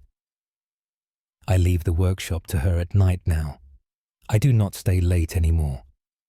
That time belongs to Alice. Let her weave in peace. Let her practice her craft. Even death could not take her skill, could not stop her hands from working. She was a weaver in life. She remains a weaver still. Geoffrey Turner, Weaver, Norwich, Norfolk, 26 May 1523. Archivist's note. Dr. Nathaniel Ashcroft. Guild records mention Alice Warwick, Master Weaver, died 1483 at her loom. Her work was highly regarded in Norwich textile trade. The building was converted to housing in 1820. No further reports after that date. End of file. Proceeding to next recovered document. The following document was never intended for public release. Case file NOA1678AJ. Classification Constable's Report. Date of statement 9th February 1678. Location Warwick, Warwickshire. Author Thomas Bradley. Constable. Report of the execution procession. Why? Thomas Bradley, Constable of Warwick, do report concerning a procession I witnessed. I was walking my evening rounds through the town. The hour was late, near 10 o'clock. Most citizens were indoors. The streets were quiet and empty. I walked toward the castle. My route took me past the old market square. Executions were held there in former times. A gallows stood in the centre for many years. It was removed 20 years ago. Now the square is used for market days. As I entered the square, I heard drums, the slow, steady beat of a funeral march. I stopped and listened. The sound grew louder, coming from the north end of the square. Then I saw them, a procession entering the square. First came drummers, beating their slow rhythm, then guards with pikes, then a cart pulled by a single horse. In the cart sat a man. His hands were bound before him. His head was bowed. Behind the cart walked a priest, reading from a prayer book. More guards followed, then citizens, perhaps 20 of them, walking in silence. The procession moved toward the centre of the square, where the gallows once stood. I watched from the side. Something felt wrong about this scene. The procession was too orderly, too formal for these modern times, and I recognized none of the people. Not the guards, not the citizens. No one I had ever seen in Warwick. The cart reached the centre of the square.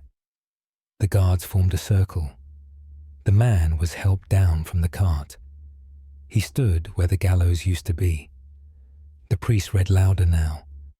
Latin words I could not understand. The man knelt down. He clasped his hands in prayer. One guard stepped forward. He carried an axe. I realized I was watching an execution. I started forward to stop it, but my legs would not move. I was frozen in place, unable to act or call out. The guard raised the axe. The man kept his head bowed, still praying.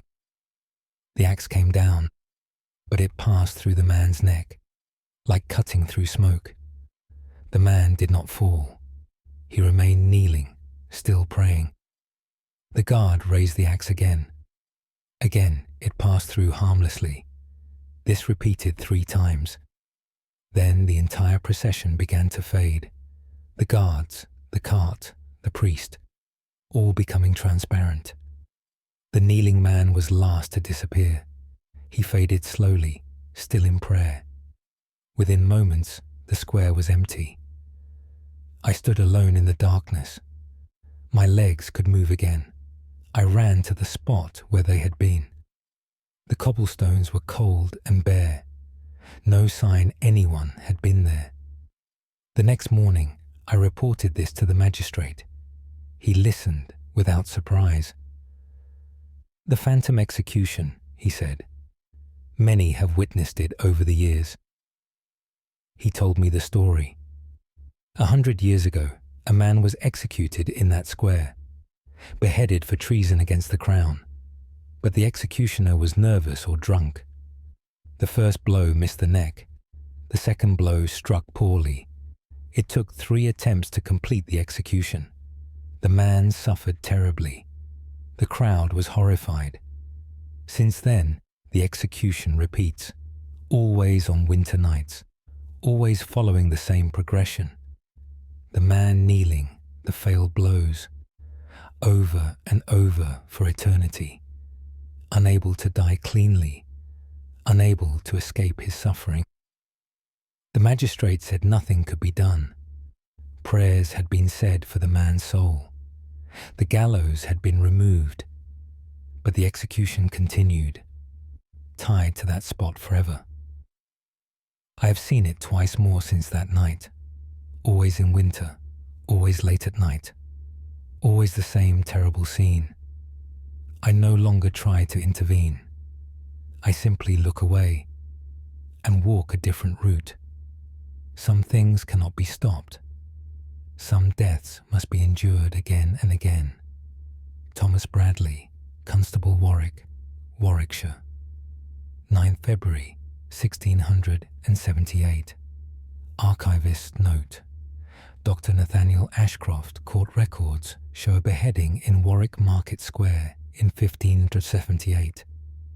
The prisoner was Sir Edward Mortimer, convicted of treason. The execution was noted as poorly conducted. Similar sightings reported until 1880s. Says see 1850s, end of Fauci. File. Proceeding to next recovered document. The following document was never intended for public release. Case file. NOA 14818AK. Classification. Ferryman's Testament. Date of statement. 18th October 1481. Location: River Thames, London. Author: John Rivers, Ferryman Testament of the Passengers Who Vanish. John Rivers, ferryman on the River Thames. Do testify about passengers who are not truly there. I have worked this river for 30 years, ferrying people across from dawn to dusk. I know the Thames better than any man. Every current, every danger. But there are some passengers I cannot explain. They appear on foggy nights, standing at the dock, waiting for passage. They wear clothing of various ages, some from recent times, others from generations past. They stand silently, not speaking. When I bring my boat to the dock, they board. They sit without making a sound. They do not respond to my greetings. I row them across the dark water. The fog is always thick when they appear. I can barely see the far shore. Only my years of experience guide me. When I reach the other side, I turn to collect my fee. The boat is empty. The passengers have vanished. The first time this happened, I was confused. I thought perhaps they had jumped into the water, but there was no splash, no disturbance. They simply were not there. This has happened dozens of times now, always on foggy nights, always the same silent passengers, always disappearing before we reach the far shore. Last month, something different occurred. I picked up a young woman at the dock. She wore a grey dress. Her hair was wet, hanging in strings. Water dripped from her clothes. She sat in the bow of my boat, staring straight ahead. I began to row across. The fog was particularly thick that night. I could see only a few feet ahead. Halfway across, the woman spoke. "I am going home," she said. Her voice was hollow and sad. "That is good, miss," I replied. "Everyone should go home." "But I cannot find it," she continued. "I have been searching so long." I looked at her more closely. Her skin was pale, almost blue. Her eyes were empty and lost. "How long have you been searching?" I asked. "Years," she said. "Many years. I fell in the river. I drowned. But I still search for home." I felt cold despite the warm night. "You drowned?" I asked. She nodded slowly. "The water took me, but I will not rest. Not until I find my way home." I continued rowing in silence. When I looked at her again, she was gone. The boat was empty once more. I have thought about her words often, about all the silent passengers. Perhaps they all drowned in this river. Perhaps they are searching for home, searching for something they lost. The Thames has claimed many lives. Over centuries, thousands have drowned. Some by accident, falling from boats or bridges. Some by design, seeking to end their pain. All lie in the river's depths. But some, it seems, do not stay there. They rise on foggy nights. They seek passage across the water, still trying to reach the other side, still trying to complete journeys interrupted by death. I no longer fear these passengers. I simply ferry them as I would any other. I row them across the dark water. I let them vanish when they will.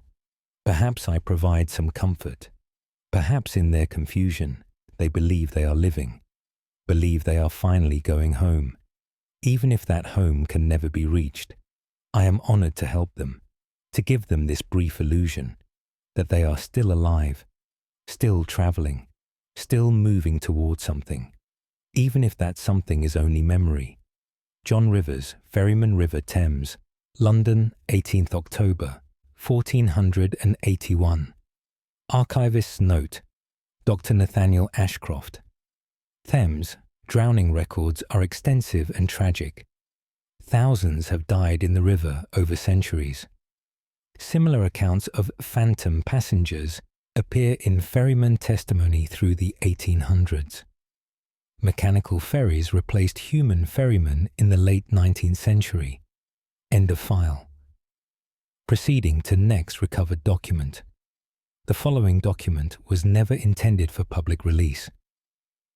Case file NOA 173-9AL classification. Sexton's account. Date of statement 4th March 1739. Location All Saints Church, Derby. Author Edward Dawson, Church Sexton. Account of the man who digs why. Edward Dawson, Sexton of All Saints Church in Derby. Do account for the figure I see in the graveyard. My duties include tending the church grounds, mowing grass, trimming hedges, and digging graves for the departed. I have done this work for 15 years. I know every corner of the graveyard, every stone, every path. But there is one area that troubles me. The old section, near the yew trees. Graves there date back 200 years. The stones are worn, names barely visible. That is where I see him, a man digging. He appears on certain nights, usually when I'm working late, digging a grave for the next day's burial. I hear the sound of another spade, the bite of metal into earth. I look toward the old section. A figure works there in the darkness, digging steadily. At first, I thought it was a grave robber. Such villains sometimes steal from the dead, taking jewelry or even bodies. I ran toward him, shouting, "You there! Stop at once!" The figure continued digging. Not acknowledging my calls, I reached the old section, breathing hard. The figure stood in a half-dug grave, only his upper body visible. He wore old-fashioned clothes, simple labourer's garments. He shoveled earth with steady rhythm. "What are you doing?" I demanded. He did not look up, did not stop working. I moved closer to the grave's edge. I looked down at him. His face was weathered and grim. His eyes were focused on his work. He was thin, almost skeletal. "Who are you?" I asked. "Why are you digging here?" Still no response. He drove his spade into the earth, lifted it, threw the dirt aside, again and again. I reached down to grab his shoulder. My hand passed through him. There was nothing solid there, just cold air. The figure kept working, never pausing, never tiring. I watched for several minutes. Then he began to fade, becoming less distinct, his form dissolving like fog. The sound of digging continued even as he disappeared. Then that too ceased. I stood alone by an empty grave, or what appeared to be a grave. When I looked closely, the earth was undisturbed. No hole had been dug. The ground was level and covered with grass. I have seen him many times since, always in the same area, always digging. I asked the rector about the old section. He consulted church records. 200 years ago, the church had a sexton named Robert Graves. He served for 40 years, digging graves for all who died in the parish. The rector said Robert took great pride in his work. He dug perfect graves, 6 feet deep, walls straight, bottom level. He never rushed, never cut corners. But one winter, a terrible plague struck Derby. Dozens died every day. Robert dug grave after grave. Working day and night, he had no time to rest, no time to dig them properly. The graves were shallow and hasty. Bodies were piled 2 and 3 deep. Robert was ashamed of this necessity. He fell ill himself from exhaustion. He died still thinking of all the graves he had not dug properly. The rector believes Robert still tries, still attempts to dig proper graves, to do the work correctly, to take pride in his craft once more. But he can never finish. The graves are already full. The dead are already buried. There is nothing for him to do.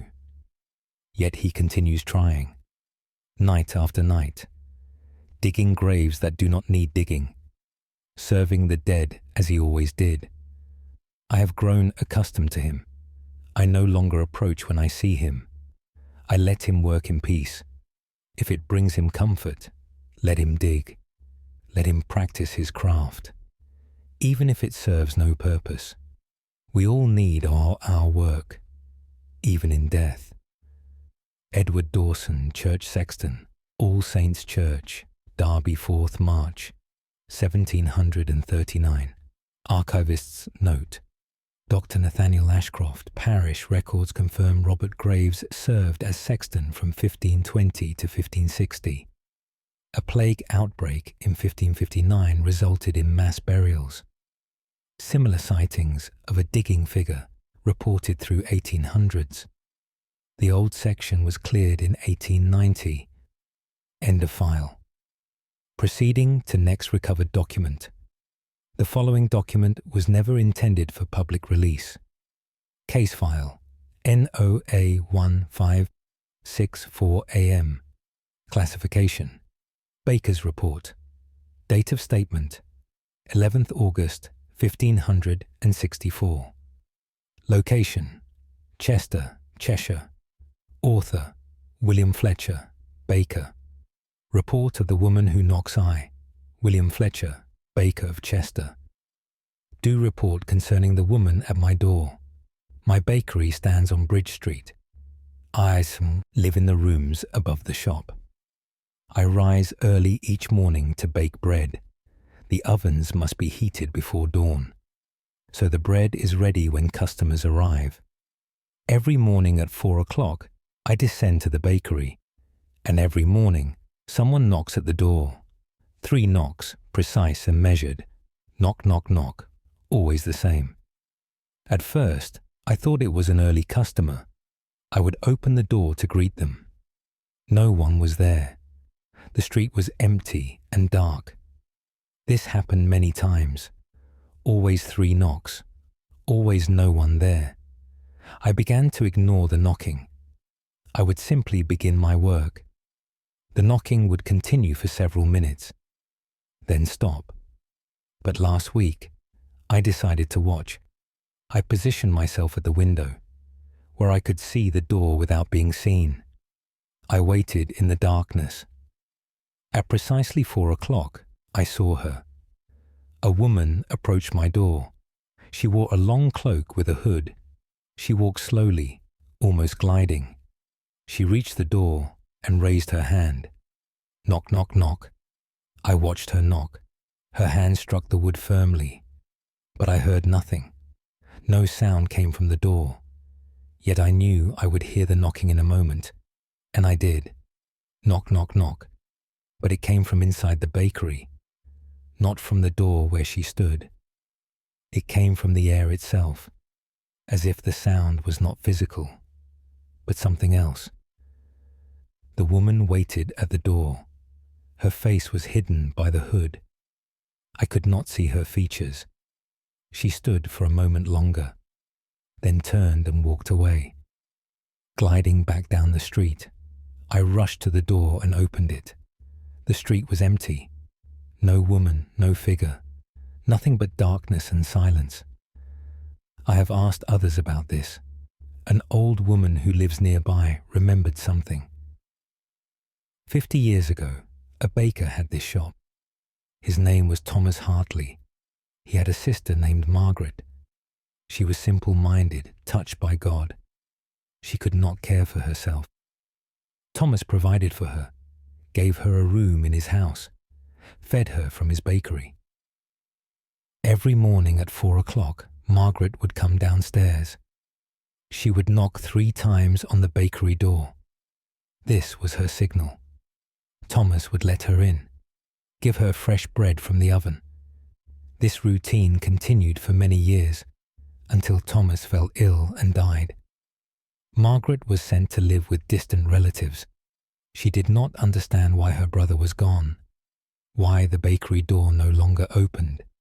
She died a year later, still asking for Thomas, still wanting her morning bread. The old woman said Margaret returns. Every morning at 4 o'clock, she comes to knock on the door, expecting her brother to let her in, expecting her bread. She does not understand he is gone, does not understand she is gone. She only knows the routine, the comfort of that daily ritual. I have seen her many times now, always at 4 o'clock, always 3 knocks. I have tried opening the door when she knocks, but she is never there when I open it. She exists only in that moment of knocking, only in that memory of asking for entrance. I leave bread by the door now, fresh bread, still warm from the oven. Every morning after the knocking stops. In the morning, the bread is gone. I do not know if she takes it, but I continue to leave it. Perhaps she finds some comfort. Perhaps, for a moment, she remembers her brother, her home, her morning bread, the simple kindness that made her feel safe.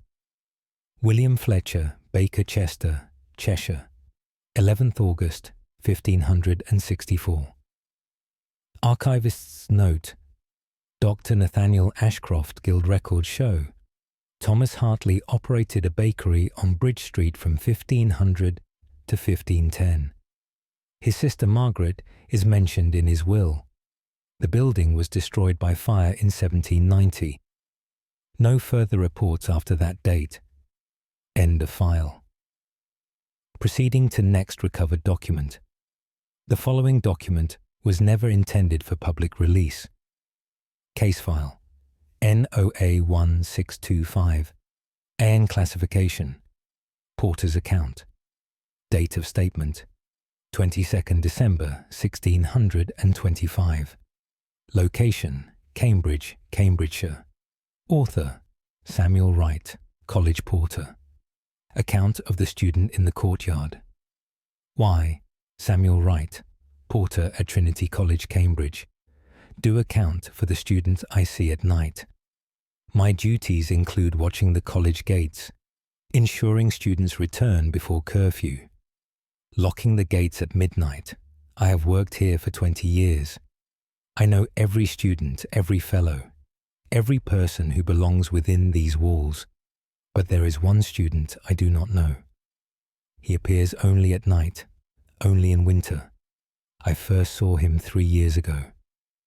December, a cold and clear night. I was making my rounds of the courtyards, ensuring all was secure before retiring. As I crossed the main courtyard, I saw him, a young man standing near the fountain. He wore scholar's robes. He stood perfectly still, looking up at the sky. "You there?" I called. "It is past curfew." He did not respond, did not move. I walked toward him. "What is your name, student? Which hall do you belong to?" Still he stood silent, looking at the stars above. I reached him and saw his face. He was young, perhaps 18. His face was pale and thin. His eyes were red from weeping. "Are you ill?" I asked. "Do you need help?" He finally looked at me. Those sad eyes met mine. "I cannot go in," he said. His voice was barely a whisper. "I am not permitted." "What do you mean?" I asked. "All students may enter their halls." He shook his head slowly. "Not I," he said. "I failed. I brought shame. I cannot face them." Before I could question further, he turned away. He walked toward the hall, toward the door that led to the student rooms. But he did not reach it. He faded away, becoming transparent, then vanishing. I stood alone in the courtyard. The next day, I asked the college dean about the student. I described what I had seen. The dean's expression grew troubled. "You have seen Richard," he said. He told me the story. 20 years ago, a student named Richard Palmer attended Trinity. He was brilliant but struggled. The pressure of studies overwhelmed him. He fell behind in his work, failed his examinations. He was ashamed and despairing. One December night, he stood in the courtyard, trying to gather courage to face his tutors, to face his family. He stood there for hours, looking at the stars. Then he walked to the river. His body was found the next morning. He had drowned himself, unable to bear his failure, unable to face shame. The dean said Richard returns. Every winter, on cold nights, he stands in the courtyard, still trying to decide what to do, still unable to enter, still trapped in that moment of despair. I have seen him many times since, always in the same spot, always wearing the same expression, sadness and shame. I have tried to speak with him, to tell him it will be all right. That failure is not the end, but he does not hear me. He is trapped in his own moment, unable to move forward, unable to accept comfort. Other porters have seen him too. We all know Richard, the student who could not forgive himself, who chose death over shame, who still stands in the courtyard, still trying to find courage. I wish I could help him. Tell him that his failure meant nothing, that his life had value beyond examinations. But he cannot hear, cannot be reached. He exists only in that terrible night, forever young, forever despairing, forever unable to go inside. Samuel Wright, College Porter, Trinity College, Cambridge, 22nd December, 1625. Archivist's note: Dr. Nathaniel Ashcroft. College records confirm Richard Palmer, age 18, died December 1605. Cause listed as drowning. Multiple sightings of a courtyard student reported through the 1800s. The fountain was removed in 1850 during renovations. End of file. Proceeding to next recovered document. The following document was never intended for public release. Case file NOA 1492AO. Classification: Midwife's Testament. Date of statement: 16th June, 1492. Location: Wells, Somerset. Author: Joan Miller. Midwife Testament of the Woman in the Window. 1. Joan Miller, Midwife of Wells. Do testify about the woman I see watching. I have attended births for 30 years. I know every home in Wells, every family, every child born. My work takes me out at all hours. Day or night, when a woman labours, I go. There is one house I pass frequently, an old stone house near the cathedral. It stands empty now, has been empty for many years, but someone still lives there, or appears to live there. I first noticed her 5 years ago. I was returning from a difficult birth. The hour was late, near midnight. I walked past the old house. Something made me look up. A woman stood in the upper window. She looked down at me. Her face was pale in the moonlight, her hand pressed against the glass. I stopped and called up to her. "Are you well? Do you need assistance?" She did not respond, simply stood there watching. I have seen her many times since. always in the same window, always watching the street below, her hand always pressed to the glass. Last month, I saw her during daylight. I was passing the house in afternoon. I looked up out of habit. She was there in the window. I could see her more clearly now. She wore a white nightgown. Her hair hung loose and tangled. Her face was gaunt and sad. I decided to investigate. I went to the house and knocked. No answer came. The door was locked. I walked around to the back. All doors and windows were secured. The house was clearly abandoned. Yet I had just seen her in the window. I spoke with the house's owner, a merchant who inherited it from his uncle. He told me the house's history. 40 years ago, a young couple lived there. The wife was with child. Her time came in the middle of winter. A terrible snowstorm raged. No one could reach the house. The husband tried to help his wife, but he knew nothing of birthing. The labor went badly. Both wife and child died. The husband found me the next morning.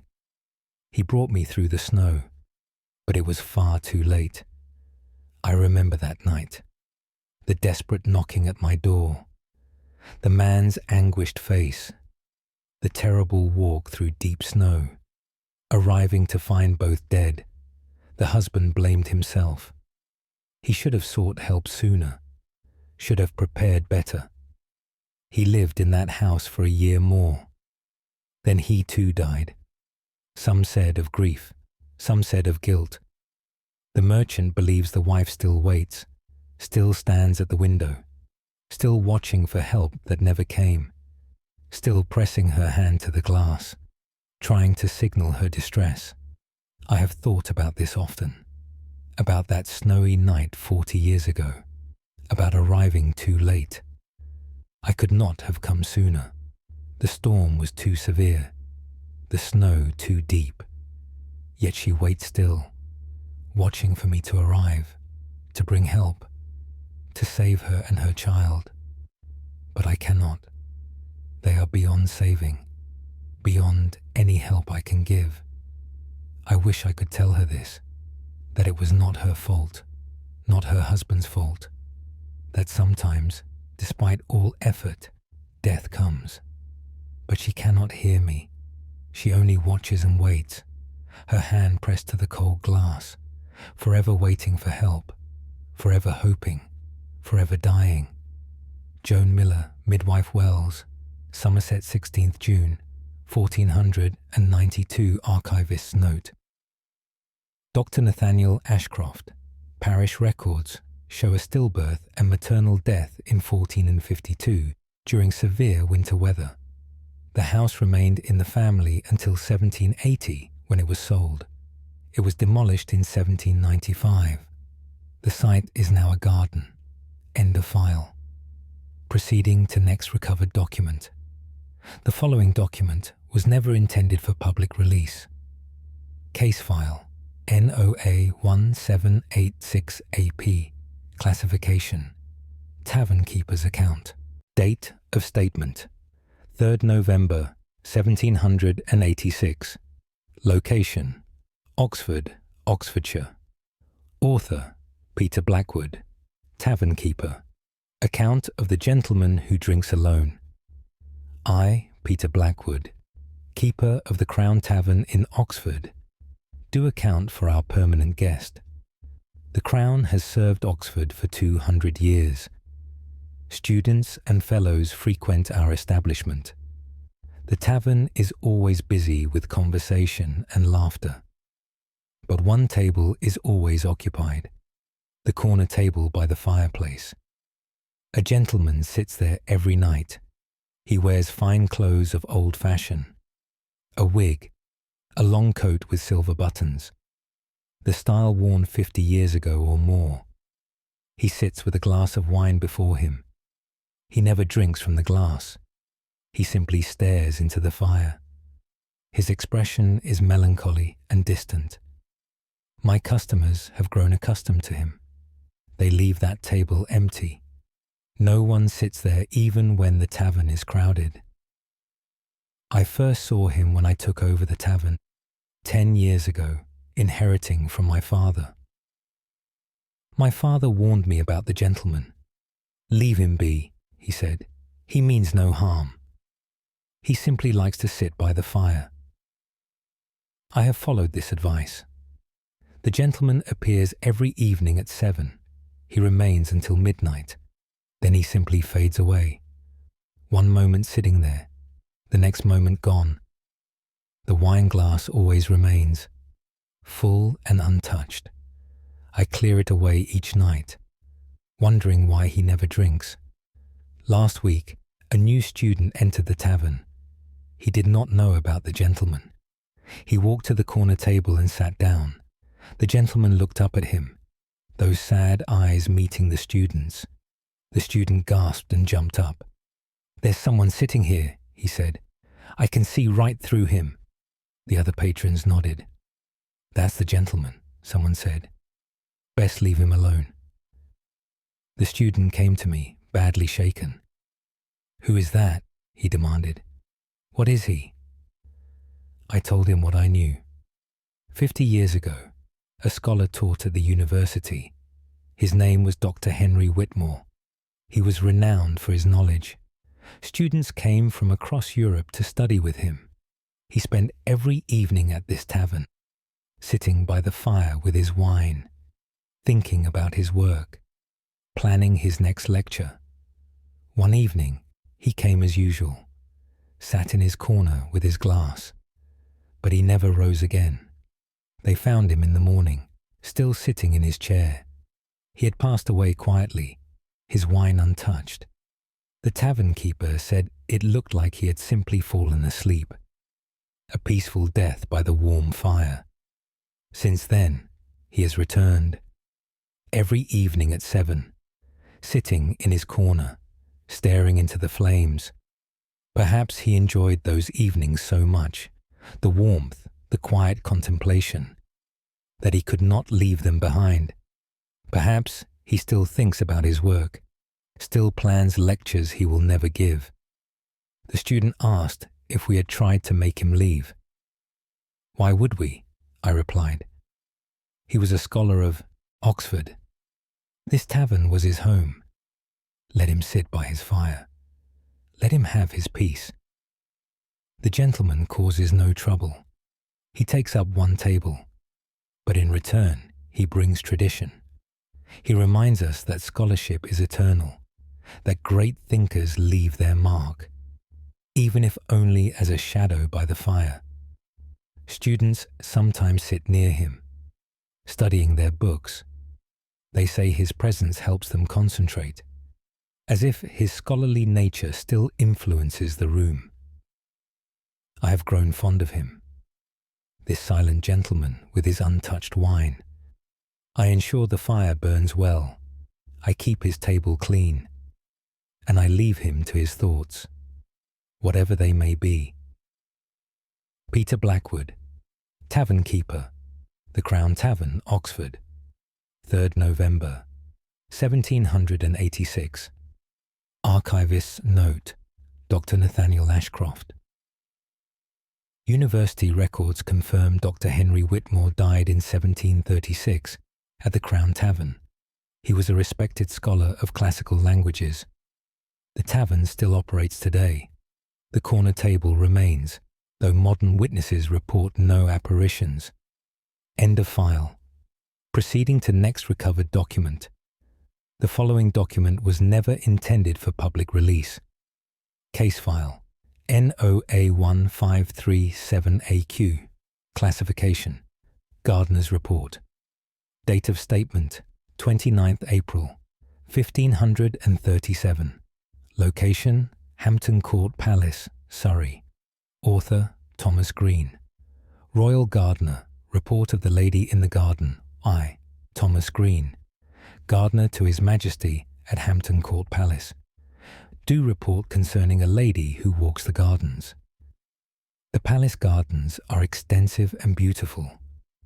I have tended them for 15 years. Every hedge, every flower bed, every path and fountain. I know these grounds intimately. But there is one figure I cannot explain. A lady who walks the gardens at dawn. She appears in the formal gardens, near the fountain and the rose beds. She wears a gown of deep green, rich fabric, fit for a noblewoman. Her hair is covered with a hood. She walks slowly along the paths, stopping to look at flowers, bending to smell the roses. I first saw her 2 years ago. I arrived early to begin work. The sun was just rising. I entered the formal garden. She stood by the fountain, her hand trailing in the water. I was startled. No one should be in the gardens at this hour. "My lady," I called, "the gardens are not yet open." She did not respond, did not turn to look at me. She simply continued watching the water. I walked closer. "My lady, I must ask you to return to the palace." Still no response. She straightened and began walking, moving along the path toward the rose beds. I followed her, intending to escort her back. She walked with perfect grace. Her gown did not disturb the gravel. She made no sound as she moved. At the rose beds, she stopped. She reached out to touch a white rose. Her fingers brushed the petals. I saw her hand pass through the flower, through the stem, through the leaves. She was not solid, not real. I stopped, walking, my breath catching. The lady turned to look at me. Her face was beautiful but sad, so very sad. She opened her mouth as if to speak, but no sound came. Then she faded away, like morning mist burning off. Within moments, she was gone. I stood alone among the roses. I have seen her many times since, always at dawn, always in the same gardens, always touching flowers, always silent. I asked the palace steward about her. He knew immediately who I meant. "The Green Lady," he said. "Many have seen her over the years." He told me her story. She was a lady of the court. 20 years ago, during the old king's time, she loved the gardens above all else, spent hours walking among the flowers, but she fell from favour, accused of speaking against the king. She was banished from court, sent away from the palace she loved, from the gardens that brought her joy. She died shortly after. Some say of heartbreak, some say of shame, but she returns to her beloved gardens, still walking the paths she knew, still smelling the roses she planted, unable to leave the place she loved most. I no longer try to speak with her. I simply let her walk, let her enjoy the gardens. If this brings her peace, who am I to disturb it? The gardens are more beautiful when she is there, as if her presence blesses them. The flowers bloom brighter, the fountain sounds clearer. She loved these gardens in life. She loves them still in death, and they love her in return. Thomas Green, Royal Gardener, Hampton Court Palace, Surrey, 29th April, 1537. Archivist's note. Dr. Nathaniel Ashcroft Court records from the reign of Henry VIII mention several ladies banished from Hampton Court. The specific identity of the Green Lady cannot be confirmed. Sightings continued through the 20th century. The gardens remain open to the public. End of file. Proceeding to next recovered document.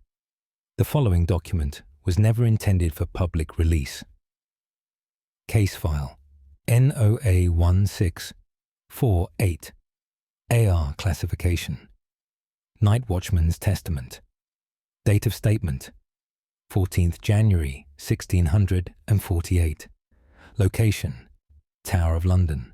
Author William Marshall, Night Watchman. Testament of the procession on the Green Wye. A. William Marshall, Night Watchman at the Tower of London. Do testify about what I witness on certain nights. The tower is an ancient fortress It has stood for centuries. Many have lived here. Many have died here. The walls hold countless stories, some tragic, some terrible. I walk the tower walls each night, ensuring all is secure, watching for any disturbance. But there is one thing I cannot prevent. A procession that appears on the green, the area where executions once took place. On certain nights, when the moon is full, I see them. A procession emerging from the White Tower, guards in old-fashioned armour, walking in formation. Between them walks a figure in white, a woman, judging by the dress. Her hands are bound before her. Her head is uncovered. They walk to the centre of the green, to where the execution block once stood. The guards form a circle. The woman kneels. One guard steps forward. He raises an axe. I have watched this scene a dozen times. I know what happens next, but I can never look away. The axe falls, but it passes through air. The woman does not fall. She remains kneeling. The guard raises the axe again. Again, it falls through nothing. This repeats 3 times. Then the entire procession begins to fade. The guards, the woman, all becoming transparent. Within moments, the green is empty, as if no one was ever there. I have reported this many times. My superiors know of it. The Tower Lady, they call her. Many watchmen have witnessed her over many years. Some believe she is Catherine Howard, a queen executed on this green. Others say she is Lady Jane Grey, the 9-day queen who lost her head. Perhaps she is both. Perhaps she is neither. Perhaps she is every woman who died here. Every execution that stained this ground, all of them repeating their final moments, unable to escape their fate. The tower holds many ghosts. This I know from my work. I have heard weeping in empty chambers, seen shadows where no one stands, felt cold spots in the summer heat. The tower remembers everything. Every prisoner, every execution, every moment of fear and despair. It holds these memories in its stones, and on certain nights it releases them, shows them to those who watch, reminds us of what happened here. I am no longer frightened by these sights. I have grown accustomed to the tower's ghosts. They are part of my watch now, part of my duty to observe. I watch the living and the dead. Both walk these grounds. Both deserve my attention. The Tower Lady walks her final path, and I bear witness. That is all I can do. William Marshall, Night Watchman, Tower of London, 14th January, 1648. Archivist's note, Dr. Nathaniel Ashcroft. The Tower of London has been the site of numerous executions from the 15th and 18th centuries. Multiple figures match the description of the Tower Lady. Sightings continue to be reported by tower staff and visitors into modern times. End of file. Proceeding to next recovered document. The following document was never intended for public release. Case file NOA 1435. As classification. Coachman's account. Date of statement. 7th September 1435. Location, Great North Road, Hertfordshire. Author, Robert Larkin, coachman. Account of the woman on the road. I, Robert Larkin, coachman travelling the Great North Road, do account for the woman who seeks passage. I have driven coaches for 20 years. The route from London to York. I know every mile of the road, every inn, every village, every dangerous turn. But there is one stretch I have learned to dread. Between Hatfield and Welwyn. A lonely section through dark woods. On certain nights, she appears. A woman standing at the roadside. She wears a travelling cloak. She carries a small bag. She raises her hand as if to hail the coach. The first time I saw her was 10 years ago, a cold November night. Rain was falling steadily. The road was dark and muddy. I saw her in my lantern light, standing at the roadside, hand raised. I pulled the horses to a stop. "Do you need passage, madam?" I called. She did not speak, simply nodded. I opened the coach door for her. She climbed inside without a word. I closed the door and returned to my seat. I urged the horses forward. We had travelled perhaps half a mile when I heard my passenger call out, "Stop! Please stop!" I pulled the horses to a halt. "Is something wrong, madam?" No answer came. I climbed down and opened the coach door. The coach was empty. No woman, no bag, nothing. Yet I had heard her voice clearly. I searched the road behind us. No one was there. The rain fell on empty road. I climbed back to my seat, troubled. Since then, she has appeared many times, always in the same spot, always on rainy nights, always silent and pale. Sometimes I stop for her, sometimes I do not. It makes no difference. If I stop, she boards the coach. If I do not, she appears inside anyway, and always, after half a mile, she calls out, asks me to stop, then vanishes. I have asked other coachmen about her. Many know of her. The Rain Woman, they call her. She has been seen for 50 years or more. One old coachman told me her story. Long ago, a young woman hired a coach. She was travelling to see her dying mother. The coach stopped at that spot in the road. The driver said he would go no further. The road ahead was washed out by rain. He demanded she get out. She begged him to continue. Her mother was dying. She had to reach her before the end, but the driver refused. He forced her out into the rain. She walked ahead alone, trying to reach the next village on foot. But the road was indeed washed out. She fell into a flooded ravine. Her body was found 3 days later. She never reached her mother, never said goodbye. Since then, she seeks passage, still trying to complete her journey, still hoping to arrive in time. But she can never finish. Something always stops her, some invisible barrier. After half a mile, she must get out, must begin again at the roadside, forever trying, forever failing.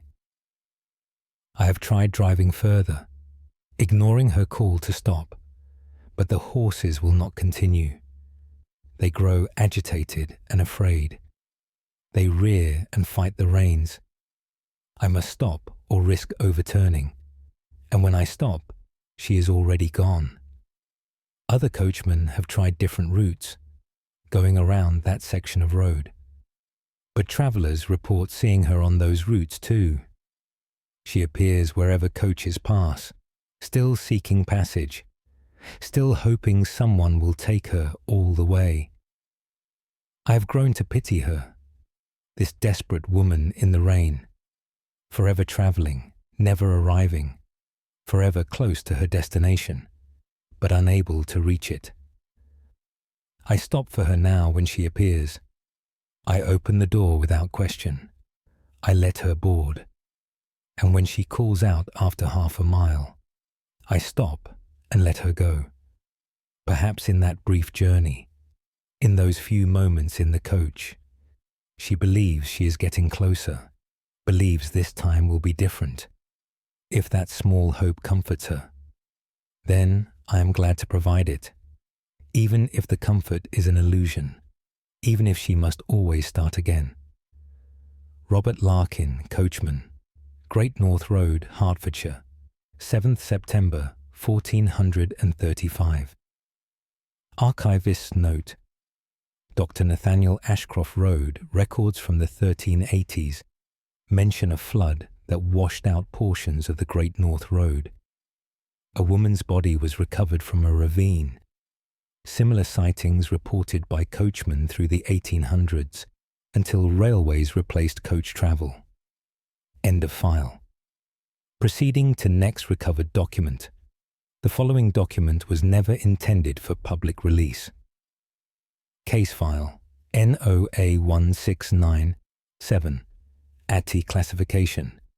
Printer's testament date of statement 21st March 1697. Location London, Middlesex. Author James Thornhill. Printer Testament of the man who reads I, James Thornhill. Printer of London. Do testify about the reader in my shop. My print shop stands on Fleet Street. I print books, pamphlets and broadsides. The work keeps me busy from dawn to dusk. The shop is filled with the smell of ink, the sound of the press, the feel of fresh paper. But sometimes I am not alone. A man comes to read. He appears in the corner near the window, where the light is best for reading. He sits in a chair that is not there, holds a book I cannot see, reads with intense concentration. I first noticed him 5 years ago. I was working late, as I often do. The shop was dim, lit only by candles. I looked up from my work. A man sat in the corner, reading a book. I was startled, thinking an intruder had entered. "Sir, the shop is closed." He did not look up, did not acknowledge me, simply continued reading. I walked toward him. "Did you hear me? You must leave." As I approached, I saw him more clearly. He wore old-fashioned clothing, the style worn perhaps a century ago. His face was thin and scholarly, spectacles perched on his nose. His lips moved slightly as he read. I reached out to shake his shoulder. My hand passed through him, through his body, through the chair. There was nothing solid there. The man continued reading, not noticing me at all, lost in his book. Then he began to fade, slowly becoming transparent. The book faded with him. Within moments, both were gone. I stood in the empty corner, my hand still extended. Since then, he appears regularly, perhaps once a week, always in the same spot, always reading. I have tried to see what book he holds, but it is indistinct. I cannot make out the title or pages, only that it absorbs him completely. I asked the previous owner about him. Before selling me the shop, he had worked here 40 years. "Ah yes, the reader," he said. "I have seen him many times." He told me what he knew. 100 years ago, a scholar frequented this location. Before it was a print shop, it was a bookseller's establishment then. The scholar would come daily. He would sit in the corner, reading for hours. He could not afford to buy books, so he would read them in the shop. The bookseller allowed this, appreciating the scholar's love of learning. The scholar was writing a great work, a book that would contain all his knowledge, all his years of study. But he died before completing it. His manuscript was lost. His life's work vanished. Since then, he returns, still reading, still learning, still gathering knowledge for the book he never finished. I have grown comfortable with his presence. He disturbs nothing, makes no sound, simply reads in his corner. My apprentices have seen him too. At first, they were frightened, but now they barely notice. "The scholar is here," they might say, then return to their work. Sometimes I leave new books near his corner. In the morning, they have been moved, not far, just slightly displaced, as if someone examined them. I like to think he appreciates this, that he enjoys reading our new publications, keeping up with the world. Even though he is no longer part of it, a print shop is a good place for him. We deal in words and ideas, in knowledge preserved on paper. He sought knowledge all his life. It seems fitting he should seek it still. In this place where books are made, where words are given form, where learning lives on. James Thornhill, Printer, London, Middlesex, 21st March, 1697. Archivists Ivists. Note. Dr. Nathaniel Ashcroft. Records show a bookseller operated at this location from 1580 to 1620. The identity of the scholar cannot be confirmed. The building was destroyed in the Great Fire of London, 1666, but rebuilt. Modern owners report no apparitions. End of file. Proceeding to next recovered document. The following document was never intended for public release. Case file NOA 157 4AU. Classification Soldier's account. Date of statement 12th December 1574. Location Berwick upon Tweed, Northumberland. Author Captain William Gray, Garrison Commander. Account of the sentry who walks by. I, Captain William Gray, Commander of Berwick Garrison. Do account for the sentry who never stops his watch. Berwick is a border town. It has changed hands many times, between England and Scotland. The walls are thick and well maintained. We keep constant watch. The garrison takes its duty seriously. But there is one sentry who needs no orders. He walks the north wall, always at night, always following the same route. I first saw him 3 years ago. I was inspecting the night watch, making my rounds of the walls. I saw a figure ahead of me, walking the parapet with steady steps. I assumed it was one of my men. I called out to him, "Sentry, report." He did not respond, did not stop walking. I quickened my pace to catch him. As I drew closer, I noticed his uniform. It was old-fashioned, the style worn 50 years ago, before my time. "Soldier, I am addressing you." Still he walked on, not turning, not acknowledging. His pace never varied, steady and measured. I was growing angry now. This man was ignoring his commander. I reached out to grab his shoulder. My hand passed through empty air. The soldier continued walking, as if I did not exist. I watched him move along the wall. He reached the North Tower, then simply vanished. One moment there, the next gone. I stood alone on the wall. The next night, I watched for him. I positioned myself where I could observe.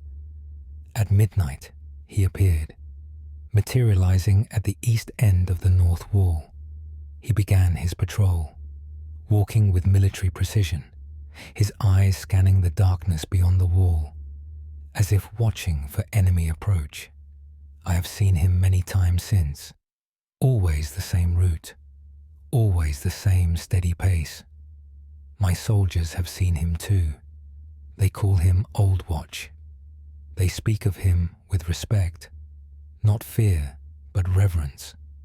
They say he is a reminder of duty that continues beyond death, of service that never ends. I asked the garrison historian about him.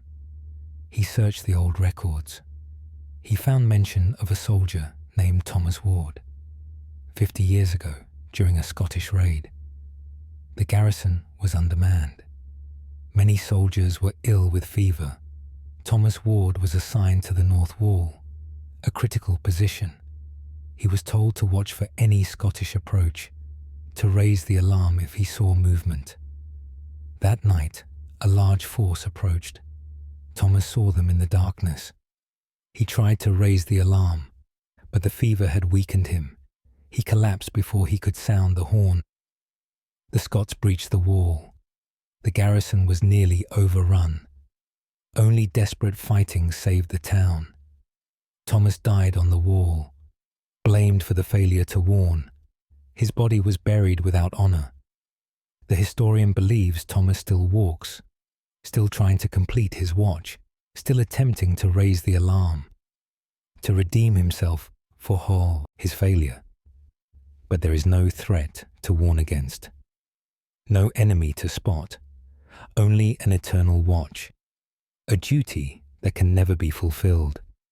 I have ordered my men to salute him when they see him, to show respect for his service, for his dedication. Even in death, he keeps watch. Even in death, he guards the wall. That deserves recognition. Some nights when I walk the walls, I walk behind him, following his patrol. We walk in silence.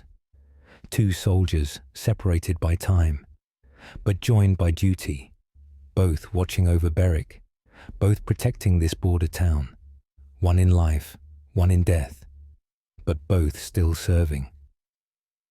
Captain William Gray, Berwick upon Tweed, Northumberland, 12th December 1574. Archivist's note, Dr. Nathaniel Ashcroft. Garrison records confirm a Scottish raid in 1524 that nearly succeeded. A soldier named Thomas Ward is listed among the dead. The walls of Berwick were substantially rebuilt in 1570s. Modern visitors report occasional sightings of a uniform figure on the walls. End of file. Proceeding to next recovered document. The following document was never intended for public release. Case file NOA 1742AV. Classification Stonemason's report. Date of statement 28th May 1742. Location Gloucester Cathedral. Author Henry Winters, stonemason. Report of the builder in the transept Henry Winters, stonemason working at Gloucester Cathedral. Due report concerning a fellow craftsman who appears. I have been contracted to repair stonework in the cathedral. The building is ancient and magnificent, built over centuries by skilled hands. My work is to preserve what others created, to maintain their legacy. But sometimes I work alongside one of them, a stonemason who refuses to stop working. Even though his work was completed long ago, I first noticed him 2 months past. I was working in the north transept, repairing damaged columns. The work requires precision and care. I was focused on my task. Then I heard the sound of another chisel, the distinctive tap-tap-tap of stone being carved. I looked around. A man worked on a nearby pillar. He wore simple craftsman's clothes. His tools were old-fashioned, not the modern tools I use. He chipped away at the stone with steady rhythm. I was confused. No other stonemason had been contracted. "Hello, friend," I called. I did not know another mason was hired. He did not respond, did not look up from his work, simply continued carving. I walked over to see what he was doing.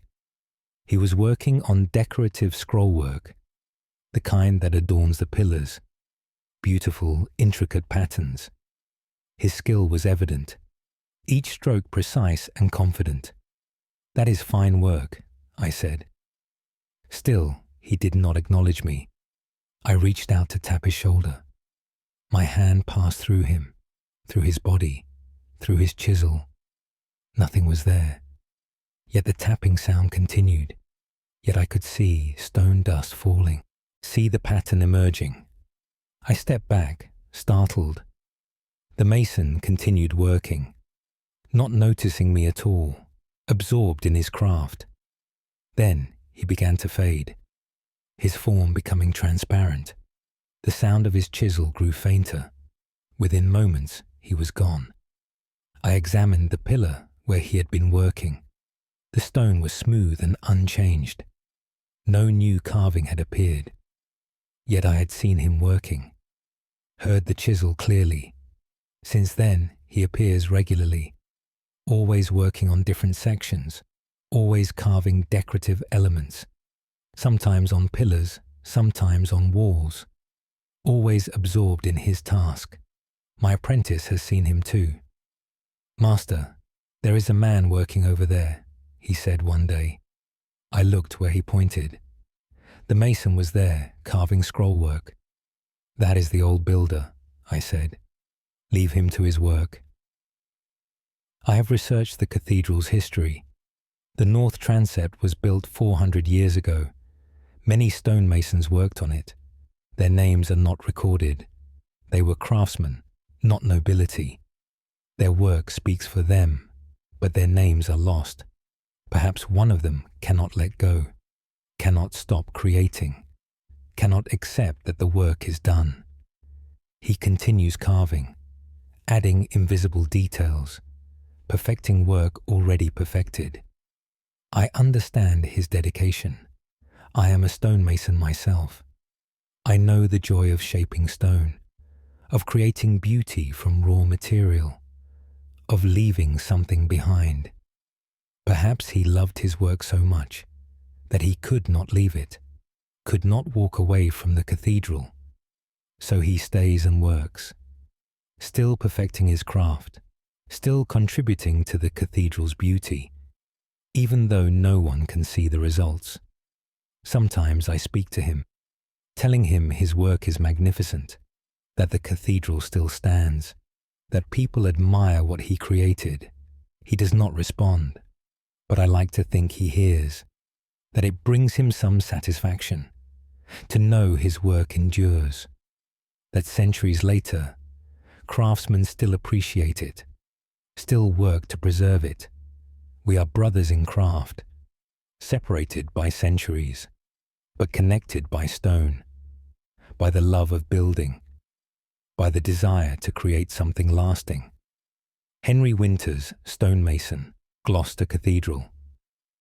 28th May 1742. Archivist's note. Dr. Nathaniel Ashcroft. The north transept of Gloucester Cathedral was completed in 1337. Records list multiple stonemasons, but few names survive. The decorative stonework remains exceptional.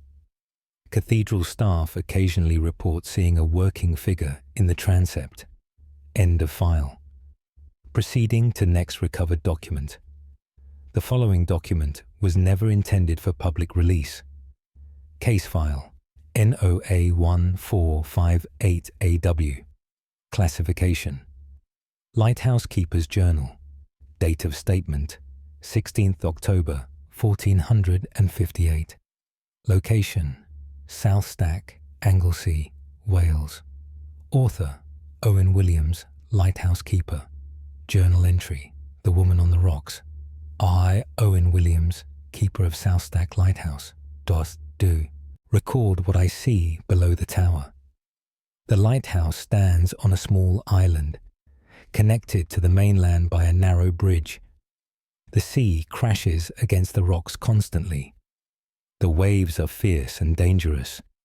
My duty is to keep the light burning, to warn ships away from the rocks, to prevent shipwrecks.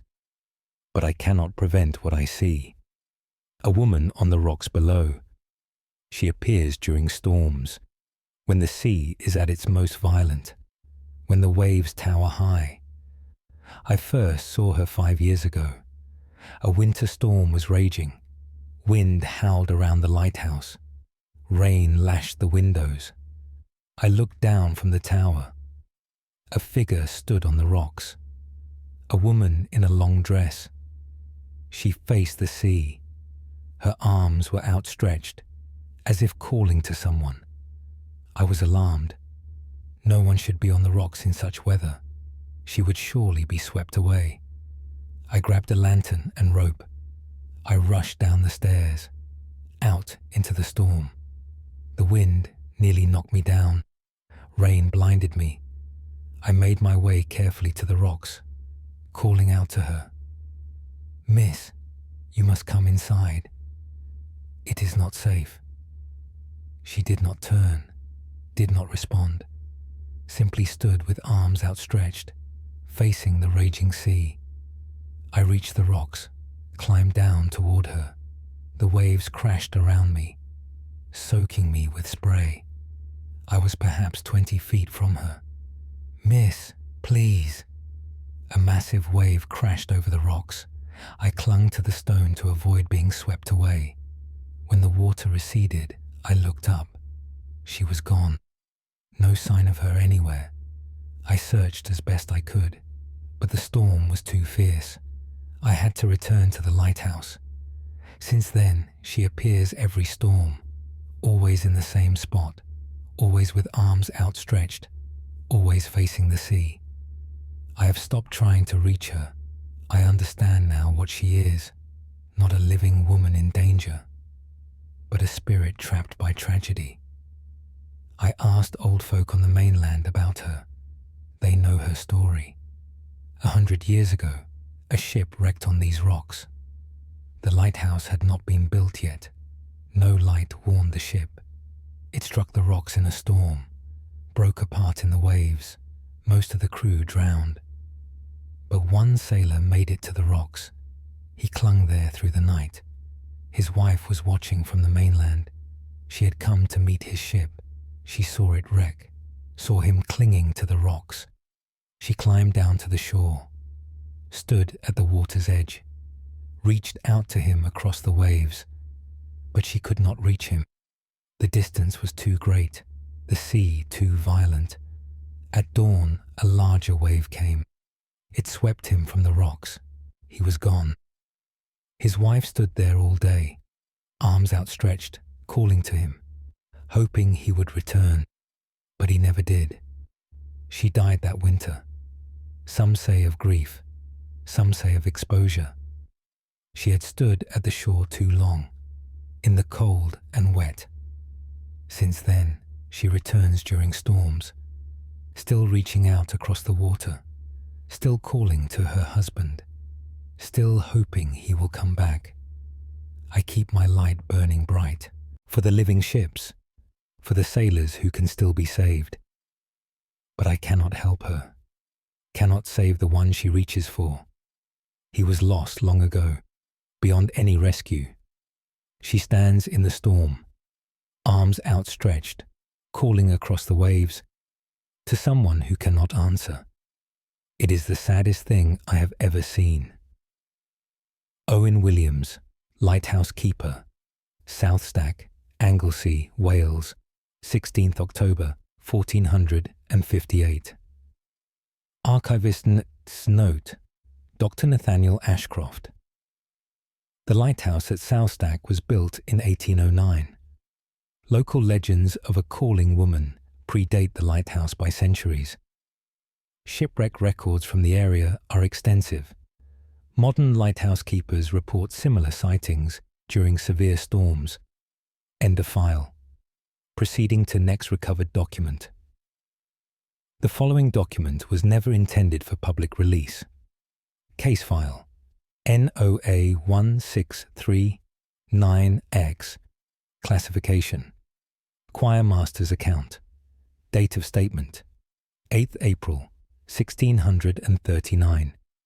Location Westminster Abbey, London. Author Master John Pemberton. Choir master. Account of the boy who sings I. Master John Pemberton, choir master of Westminster Abbey. Do account for the voice I hear. I have trained the Abbey choir for 15 years. Boys with voices like angels. Men with deep resonant tones. Together they create music of great beauty. We practice daily in the choir area, learning new works, perfecting old ones. But sometimes I hear a voice that does not belong. A boy soprano, pure and clear, more beautiful than any in my choir. I first heard it 3 years ago.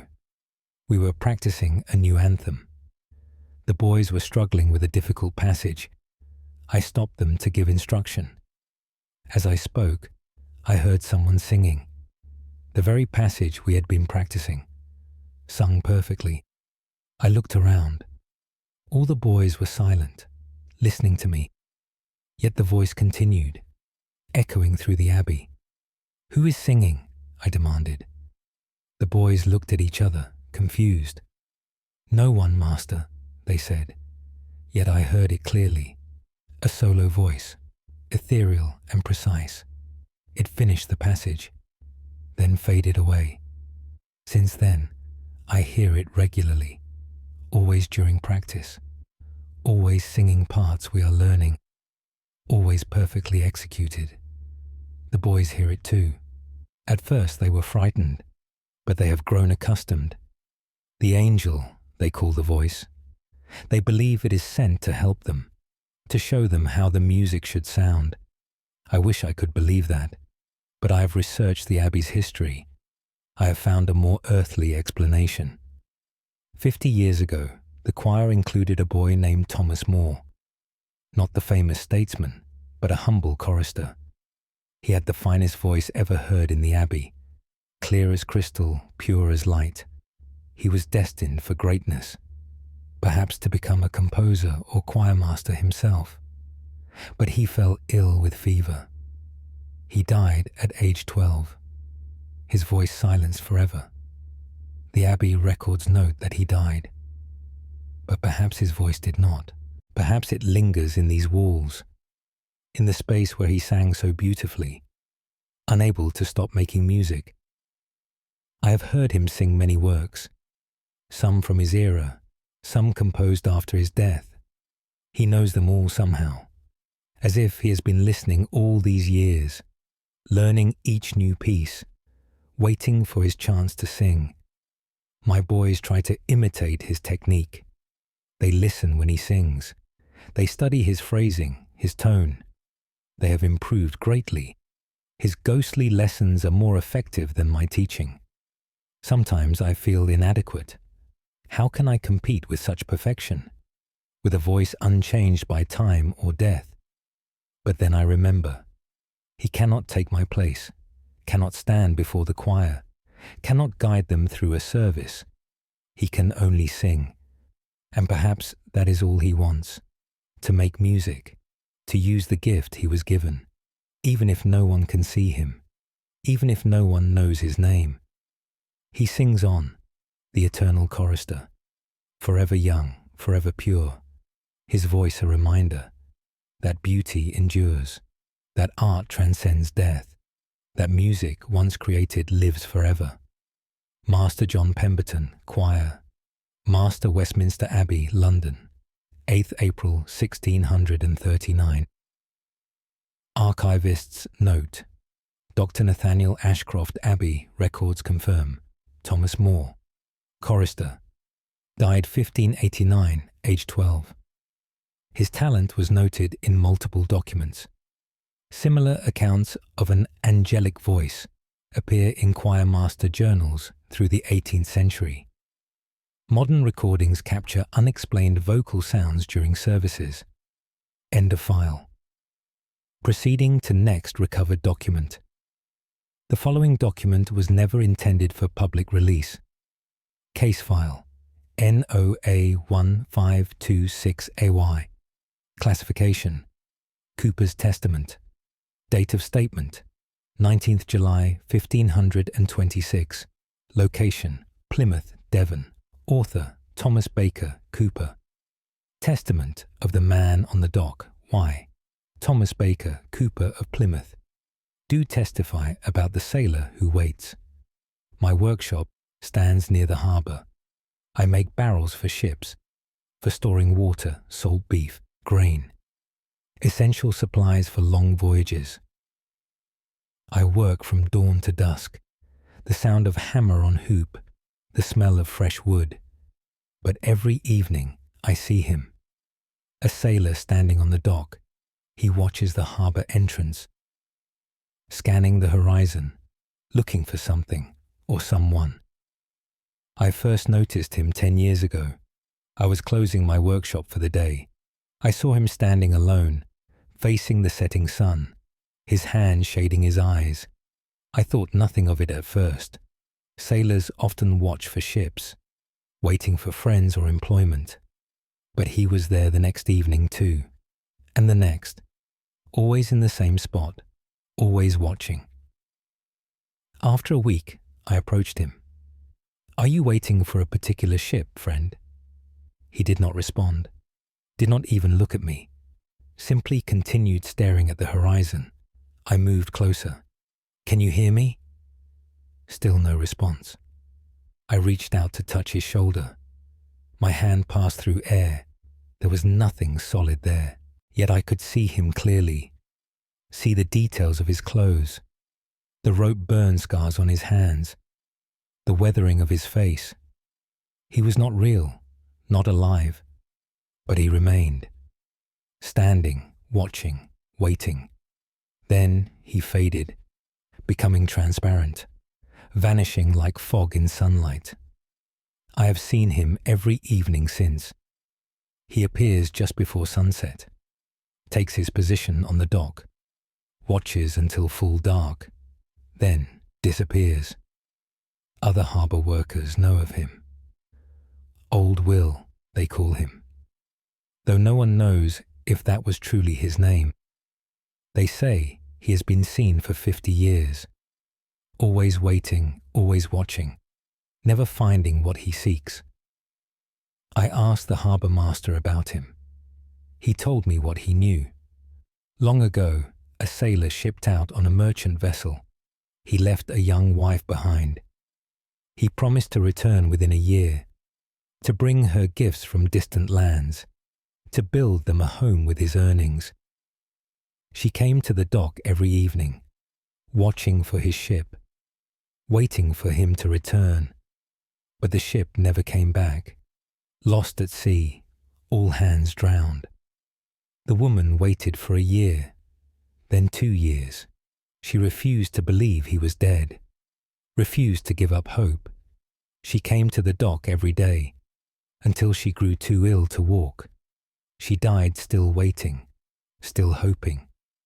The harbour master believes the figure is not the sailor, but the woman, still waiting for her husband, still watching for his ship, so filled with longing that she appears as him, taking his form as she imagined him, coming home looking for her, but finding only empty docks, only ships that are not his. I do not know if this is true. I only know what I see. A figure on the dock, watching, waiting, hoping. Every evening, the same vigil. Every evening, the same disappointment. The ships come and go. Sailors return to their loved ones, but not this sailor, not this ship. Whatever is waited for will never arrive. Yet the watching continues, the hoping persists. Some waits have no end. Some ships never come home. Thomas Baker, Cooper, Plymouth, Devon, 19th July, 1526. Archivist note. Dr. Nathaniel Ashcroft, Plymouth shipping records show numerous vessels lost in the late 15th century. Specific details cannot be confirmed. The dock area was substantially redeveloped in 1850s. No reports after that date, suggesting the figure was tied to that specific location. End of file. Proceeding to next recovered document. The following document was never intended for public release. Case file NOA 1763AZ. Classification Musician's account. Date of statement 25th December 1763. Location Bath, Somerset. Author William Hartwell, violinist. Account of the dancer in the assembly rooms. William Hartwell, violinist, employed at the Bath assembly rooms. Do account for the lady who dances alone. The assembly rooms are the finest in Bath. Here the wealthy and fashionable gather. To dance, to socialise, to see and be seen. I've played here for 5 years, leading the musicians through reels and minuets. The dancers whirl across the polished floor. Their laughter and conversation fill the air. But sometimes, after the assembly's end, after the guests have departed, after we musicians have packed our instruments, One dancer remains, a lady in a white ball gown. She dances alone in the empty room. I first saw her 2 years ago. We had just finished a Christmas assembly. The guests had left. I was gathering my music. I heard something. The sound of footsteps, light, quick steps, the pattern of a dance. I looked at the ballroom floor. A woman danced there, alone in the center of the room. She wore a white gown with silver embroidery. Her hair was styled elaborately. She moved with perfect grace, following the steps of a minuet. But there was no music, no partner. She danced to silence. "Madam, we are closing," I called. She did not stop, did not acknowledge me, simply continued her dance. I walked onto the floor. "Madam, you must leave." I was close enough to see her face now.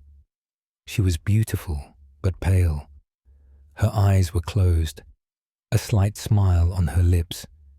She seemed lost in the dance, lost in some music only she could hear. I reached out to tap her shoulder. My hand passed through her. She was not there, not solid. Yet I could see her clearly, see her dress swaying with movement, see her feet gliding across the floor. She completed her minuet, then began another, still dancing to silence, still smiling that distant smile. I watched for several minutes. Then she began to fade, becoming less distinct, like a reflection in troubled water.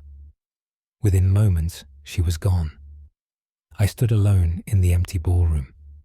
I have seen her many times since, always after Christmas assemblies, always dancing alone, always in her white gown. The other musicians know of her. The Christmas dancer, they call her. Some claim to have seen her years ago, when they first started playing here. An old cellist told me her story. 20 years ago, a young lady attended the Christmas assembly. She was newly arrived in Bath. Beautiful, wealthy, well-bred. Many gentlemen sought her hand for dances. She danced every dance that evening. Her laughter was bright, her spirits high. But during the final minuet, she collapsed. They carried her to a side room, called for a physician, but she died before help arrived. Her heart had failed. She died in her ball gown, in the assembly rooms she loved, on Christmas night. Since then she returns, still dancing, still enjoying her final evening, still alive in that moment. When she was young and happy and admired, I no longer try to make her leave. How can I disturb such joy? Even if it is the joy of a ghost, even if it is happiness that exists outside time. Let her dance. Let her have her Christmas ball. Let her remain in that perfect moment. Before the world ended for her. Sometimes I play for her, after everyone else has gone. I take out my violin. I play a minuet. She dances more vibrantly when I play. Her movements more spirited. Her smile brighter. Perhaps she hears my music. Perhaps it reaches her wherever she truly is. It is my Christmas gift to her. Music for a dance that ended too soon. William Hartwell, violinist, Bath Assembly Rooms, 25th December, 1763. Archivist's note. Dr. Nathaniel Ashcroft, Bath, Social Records, mention a death at the Assembly Rooms in 1743. The lady was named Elizabeth Fairfax, aged 19. The Assembly Rooms were rebuilt in 1771 after a fire. Some reports of the dancer continue, but less frequently after the rebuild. End of file. Proceeding to next recovered document. The following document was never intended for public release. Case file NOA 1485BA. Classification Miller's Report. Date of statement 6th March 1485. Location, River Severn, Gloucestershire. Author, Edmund Miller, Watermiller. Report of the figures in the water. Why? Edmund Miller, operator of a watermill on the River Severn. Do report what I see in the water. My mill has ground grain for 3 generations. The river turns the wheel. The wheel turns the stones. The stones make flour. It is simple, honest work. But the river holds secrets. Things that do not wish to remain hidden. I see them in the water. Faces looking up from below. Pale faces in the dark water. Sometimes just one. Sometimes many. They appear most often at dawn, when the mist rises from the river, when the world is grey and quiet. I will be checking the wheel, or opening the sluice gates. I look down at the water, and they are there, looking up at me, their eyes open but unseeing, their hair flowing with the current, their hands reaching upward, as if trying to surface, as if seeking help, but they cannot rise. They remain below, trapped in the water. The first time I saw them, I was terrified. I thought bodies had washed into the mill race, that they would be drawn into the wheel. I stopped the mill immediately, searched the water carefully, found nothing. The water was clear and empty, yet I had seen them. Multiple faces looking up, hands reaching. I told my wife. She knew what they were. The river's dead, she said. Many have drowned in the Severn. Their spirits remain in the water. I have learned she was right. The Severn has claimed many lives. Over centuries, countless drownings. Some accidental, some intentional. Some in floods, some in crossings gone wrong. Not all bodies are recovered. Not all souls find peace. They remain in the river, drifting with the current, looking up at the world they left. I see them most clearly here, where the water is disturbed by the wheel, where it churns and froths. Perhaps the movement draws them. Perhaps they are curious about the mill, about the life continuing above them. I have grown accustomed to them. I no longer fear when I see their faces. I simply acknowledge them. Sometimes I speak to them. Rest easy, I say. You are not forgotten. I do not know if they hear, but the faces seem to calm, to become less agitated, before fading back into the depths. My son, who will inherit the mill, has seen them too. I have taught him as my father taught me. Do not fear the river's dead. Do not disturb them. Simply let them be. They mean no harm. They are only lost, only seeking something they cannot find. The river continues to flow. The wheel continues to turn. And below, in the dark water, the faces continue to watch. Edmund Miller, Watermiller, River Severn, Gloucestershire, 6th March 1485. Archivist's note. Dr. Nathaniel Ashcroft. The River Severn has one of the highest drowning rates of any English river. Records of deaths by drowning extend back centuries. The phenomenon of faces in the water has been reported by multiple sources along the river's length. End of file. Proceeding to next recovered document. The following document was never intended for public release. Case file NOA 16772BB. Classification Brewer's account. Date of statement 11th November 1672. Location Burton-upon-Trent, Staffordshire. Author Richard Stone, brewer. Account of the worker in the brewery. I, Richard Stone, brewer of Burton-upon-Trent, do account for the man who still works. My brewery has operated for 50 years. We produce ale and beer for the local market.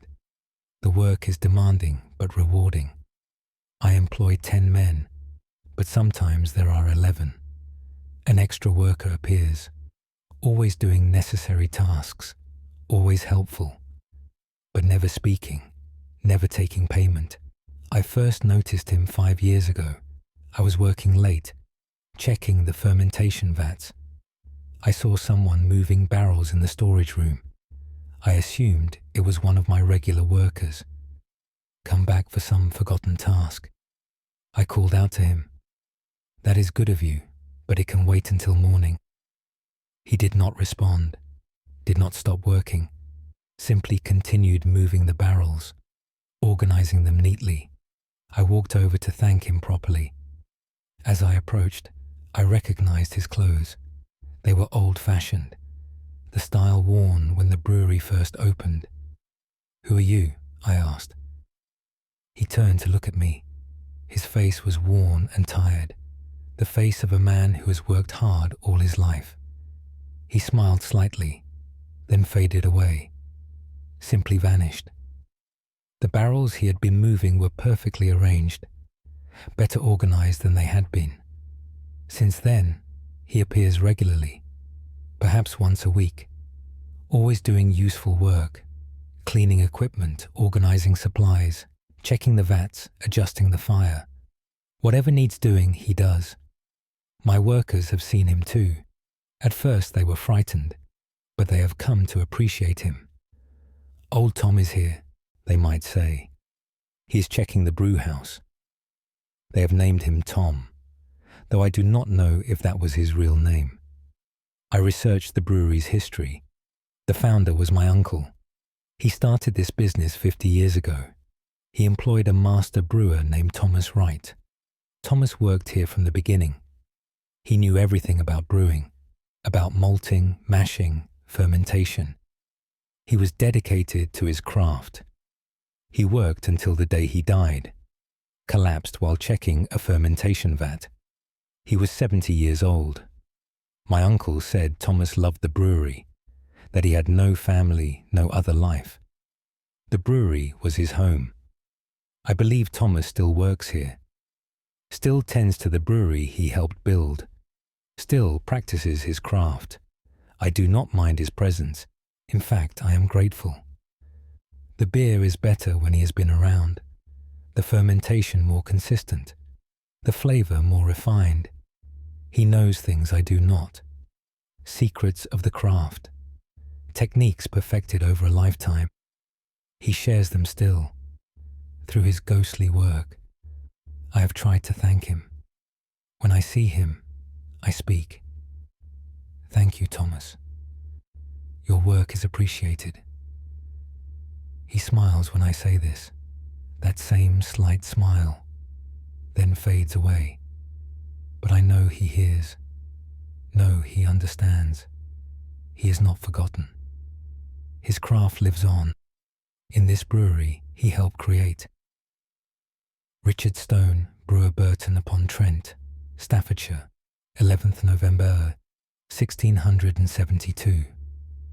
Archivist's note: Dr. Nathaniel Ashcroft, Brewery Records, confirmed Thomas Wright worked as master brewer from 1622 to 1652. He died in the brewery at age 70. The brewery operated until 1890, when it was absorbed by a larger concern. Staff reported the helpful worker through the 1800s. End of file. Proceeding to next recovered document. The following document was never intended for public release. Case file NOA 1591BC. Classification: Rope maker's account. Date of statement: 3rd August 1591. Location: Chatham Dockyard, Kent. Author: Peter Hawkins, rope maker. Account of the sailors in the rope walk. Why Peter Hawkins, rope maker at Chatham Dockyard. Do account for the men who work alongside us. The rope walk is a long building, over 1,000 feet from end to end. Here we spin rope for His Majesty's ships. Essential work for the Royal Navy. I have worked here for 12 years. I know the rhythm of the work, the twist of hemp, the pull of the strand, the steady walk backward as the rope grows. But sometimes others walk with us, men in sailors' clothing, walking the rope walk as we do, working ropes that are not there. I first saw them 5 years ago. I was working late to finish an order. The building was dim, lit only by lanterns. I was walking backward, spinning my rope. I glanced to my left. A man walked beside me, also walking backward, arms working. But he held no rope. His hands moved as if spinning hemp, but there was nothing in his grasp. I stopped working, confused. "What are you doing?" I asked. He did not respond, did not even look at me, simply continued his phantom work, walking backward, hands moving. Then he faded away, like smoke dispersing in a breeze. I stood alone in the rope walk. Since then, I have seen them many times, not just one man, but several, sometimes 3 or 4 at once, all walking the rope walk, all working invisible ropes, all dressed as sailors. My fellow rope makers have seen them too. The ghost crew, we call them. They appear most often at dusk, when the light is uncertain, when shadows grow long. I asked the dockmaster about them. He knew their story. 50 years ago, when the dockyard was new, a warship was being prepared for battle. The rope walk worked day and night, making the cables and rigging needed. A crew of sailors was sent to help, to learn rope making, to speed the work. They worked alongside the rope makers, learning the craft, walking the long building, spinning hemp into strong rope. But a fire broke out one night. The rope walk was full of hemp and tar, both highly flammable. The fire spread with terrible speed. Many escaped, but some were trapped. The sailors, unfamiliar with the building, could not find the exits in time. 6 men died in the flames. Their bodies were recovered, but their spirits, it seems, did not leave. They still worked the rope walk, still practicing the craft they were learning, still helping to make rope, even though they need not, even though their duty is done. I no longer fear them. I have grown accustomed to their presence. Sometimes I work beside them, my real rope growing, their phantom rope invisible, but both of us walking backward, both practicing the same craft. They seem at peace, content in their work. Perhaps they enjoy the task. Perhaps they find meaning in it. Or perhaps they do not know they died, do not realize the fire took them. They simply continue working, as they were trained to do. The rope walk has been rebuilt since then. No trace of the fire remains, but the sailors remain, still walking, still working, part of the dockyard's history, part of its tradition, the living and the dead, all working together, all making rope for the Navy. Some say it is good luck to see them, that it means the work will go well, that the rope will be strong. I do not know if this is true, but I know they mean no harm. They are simply sailors doing their duty, as sailors always have, as sailors always will. Peter Hawkins, rope maker, Chatham Dockyard, Kent, 3rd August, 1591. Archivist note, Dr. Nathaniel Ashcroft. Dockyard records confirm a fire in 1541 that destroyed the original rope walk. 6 sailors died. The building was rebuilt within a year. Reports of phantom rope makers appear in dockyard journals through the 1800s. End of file. Proceeding to next recovered document. The following document was never intended for public release. Case file NOA 1647BD. Classification: Tutor's Testament. Date of statement: 16th January 1647. Location: Oxford, Oxfordshire. Author: Master Richard Blackwell, University Tutor. Testament of the student in the library. While Master Richard Blackwell, tutor at Oxford University, do testify about the student who never stopped studying. I have taught at Oxford for 20 years, guiding young scholars in their studies, teaching them philosophy, rhetoric, and logic. My students work hard, but they do rest. They sleep, they eat, they take leisure. But there is one student who does none of these things. He studies constantly, day and night, never stopping, never resting. I first noticed him 3 years ago. I was in the library late one evening, preparing a lecture for the next day. The library was nearly empty. Most students had gone to their colleges, but one remained. A young man sat at a desk near the window, books spread before him. He was writing furiously, taking notes, comparing texts. I assumed he had an important examination coming. I worked for another hour. When I finished, he was still there, still writing, still studying. I approached him. "The library will be closing soon, young man." He did not look up, did not acknowledge me, simply continued writing. I moved closer. "Did you hear me?" Still no response. I looked over his shoulder at his work. The page was covered in neat script. Latin translations, philosophical arguments, impressive work. But something was wrong. I could see through his hand, see the desk beneath it. I stepped back, startled. The student kept writing. Then he began to fade, becoming transparent. Within moments, he was gone. The desk was empty. No books, no papers, no student. Since then, I had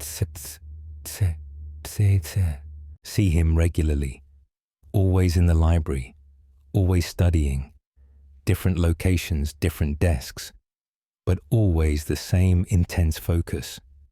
Other tutors have seen him too. The eternal student, they call him. Some find him disturbing. Others find him inspiring. I researched the university records, looking for any clue to his identity. I found a likely candidate. 30 years ago, a brilliant student named Christopher Ward. He was known for his dedication. He studied constantly, obsessively. He wanted to be the greatest scholar of his generation, to master all knowledge, to write works that would endure forever. But the pressure broke him. He studied without sleeping, without eating properly. His health declined. His tutors urged him to rest, but he refused. He had too much to learn, too much to understand. One morning, he was found in the library, slumped over his books. He had died during the night, still studying until the very end.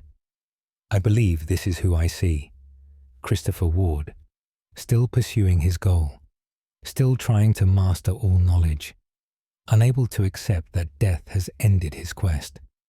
I have tried speaking to him, telling him he can rest now, that he has done enough, but he does not hear.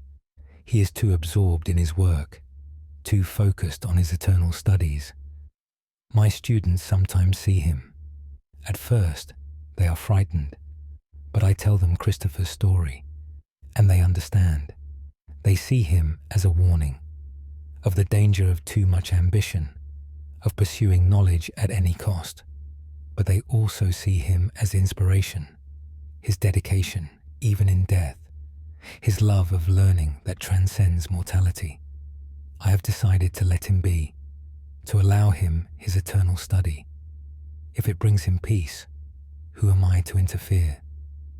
The library is a good place for him, surrounded by books and knowledge, by the things he loved most in life. Let him study forever. Let him pursue his impossible goal. In a way, he has achieved immortality, not through his writings, but through his presence, the eternal student, still learning, still striving, a reminder to us all of the power of dedication and its dangers. Master Richard Blackwell, University Tutor, Oxford, Oxfordshire, 16th January 1647. Archivist's note. Dr. Nathaniel Ashcroft, University records confirm Christopher Ward died in the library in 1617, age 24. His incomplete manuscripts show extraordinary ambition, but also signs of mental strain.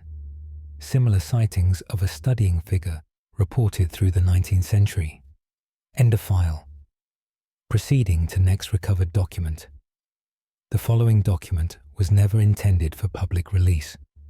Case file NOA 1429BE.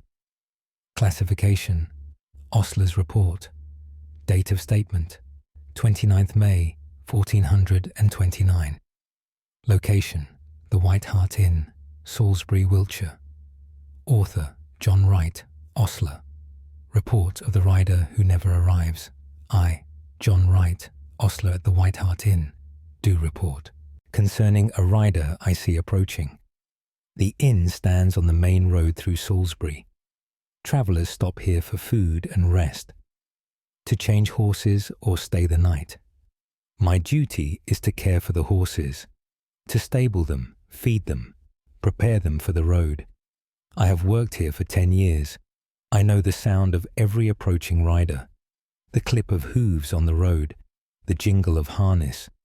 But there is one rider I never meet, one who approaches but never arrives. I hear him most nights, usually around midnight, the sound of a horse galloping, coming hard down the road toward the inn. The first time I heard it, I went outside, thinking a rider needed urgent help, perhaps a messenger with important news, or someone fleeing danger. I stood in the courtyard listening. The hoofbeats grew louder, coming closer and closer. I could hear the horse breathing hard, labouring after a long run. The sound was almost upon me, about to burst into the courtyard. Then it stopped, suddenly and completely silent. No horse appeared, no rider called out. The courtyard was empty. Since then, I hear it regularly, perhaps twice a week, always the same. A horse galloping hard toward the inn, getting closer and closer, then stopping just before arrival. Other workers have heard it too.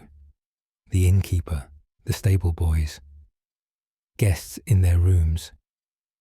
The phantom rider, we call him. Many have gone outside to investigate. All find the same thing. Nothing. No horse, no rider, no explanation. I asked the innkeeper's father about it. He's an old man now, nearly 80. He has lived in Salisbury all his life. He remembers the story. 50 years ago, during a time of war, a messenger was riding to Salisbury, carrying important dispatches, military orders that could save lives. He rode hard through the night, pushing his horse to the limit. He needed to reach the White Hart, to deliver his messages to the garrison commander. But his horse had been ridden too hard. It collapsed on the road, just outside town, just before reaching the inn. The messenger tried to continue on foot, but his heart, strained by the desperate ride, failed him. He died on the road. The dispatches were found on his body, too late to be useful. The battle was lost. Men died who might have been saved. All because the messenger did not arrive. The old man believes the messenger still rides, still trying to complete his mission, still racing toward the inn, getting so close, but never arriving, forever stopped just short of his goal. I have listened for him many times now, standing in the dark courtyard, hearing the hoofbeats approach, waiting for the horse that never comes. It is a sad sound, desperate and urgent, the sound of someone trying so hard, pushing so far, but failing at the last moment. Sometimes I call out when I hear him approaching. "The inn is here," I shout. "You have arrived. You can rest now." But the hoofbeats stop anyway. My words change nothing. He cannot hear me, cannot accept that he has failed, cannot give up his desperate ride. So he continues, night after night, forever approaching, never arriving, forever trying, never succeeding. It is the cruelest fate, to be so close, to almost reach your goal, but to be stopped, forever stopped, just short of the finish. John Wright, Ostler, The White Hart Inn, Salisbury, 29th May, 1429. Archivist's note, Dr. Nathaniel Ashcroft. Military records from 1379 mention dispatches that arrived too late, contributing to a defeat. A messenger's body was found on the Salisbury Road. The White Hart Inn was demolished in 1820. The phantom hoofbeats were not reported after that date. End of file. Proceeding to next recovered document. The following document was never intended for public release. Case file NOA 1753 BF. Classification Apothecary's account. Date of statement 14th July 1753. Location Bristol, Somerset. Author Margaret Wells. Apothecary. Account of the child who seeks medicine. I, Margaret Wells, Apothecary of Bristol, do account for the child who comes to my shop. I have operated this apothecary for 20 years, preparing medicines, mixing compounds, treating the ailments of the people of Bristol. My shop is well stocked with herbs and remedies. I take pride in my work and my knowledge. But there is one customer I cannot help, a child who comes seeking medicine for her mother. She appears at my door late at night, always the same time, always with the same request. I first saw her 3 years ago. I was preparing a shipment of medicines, working late by candlelight. I heard a knock at the door. 3 soft, hesitant knocks. I opened the door. A little girl stood there, perhaps 7 or 8 years old. She wore a thin dress, inadequate for the cold night. Her feet were bare. "Please, miss," she said, "my mother is very ill. I need medicine." My heart went out to her. "Come inside, child," I said. "Tell me about your mother's symptoms." But when I turned around, she was gone. The doorway was empty. I stepped outside, looking up and down the street. No sign of the child anywhere. I thought perhaps I had imagined it. That fatigue had deceived me. But the next night, she came again. The same knock, the same small voice. "Please, miss, my mother is very ill." This time, I kept my eyes on her. "What is your mother's ailment?" I asked. "She has a fever," the child said, "and she cannot breathe well." "Where do you live?" I asked. "I will come to help." The child pointed down the street. "That way," she said. "Please hurry."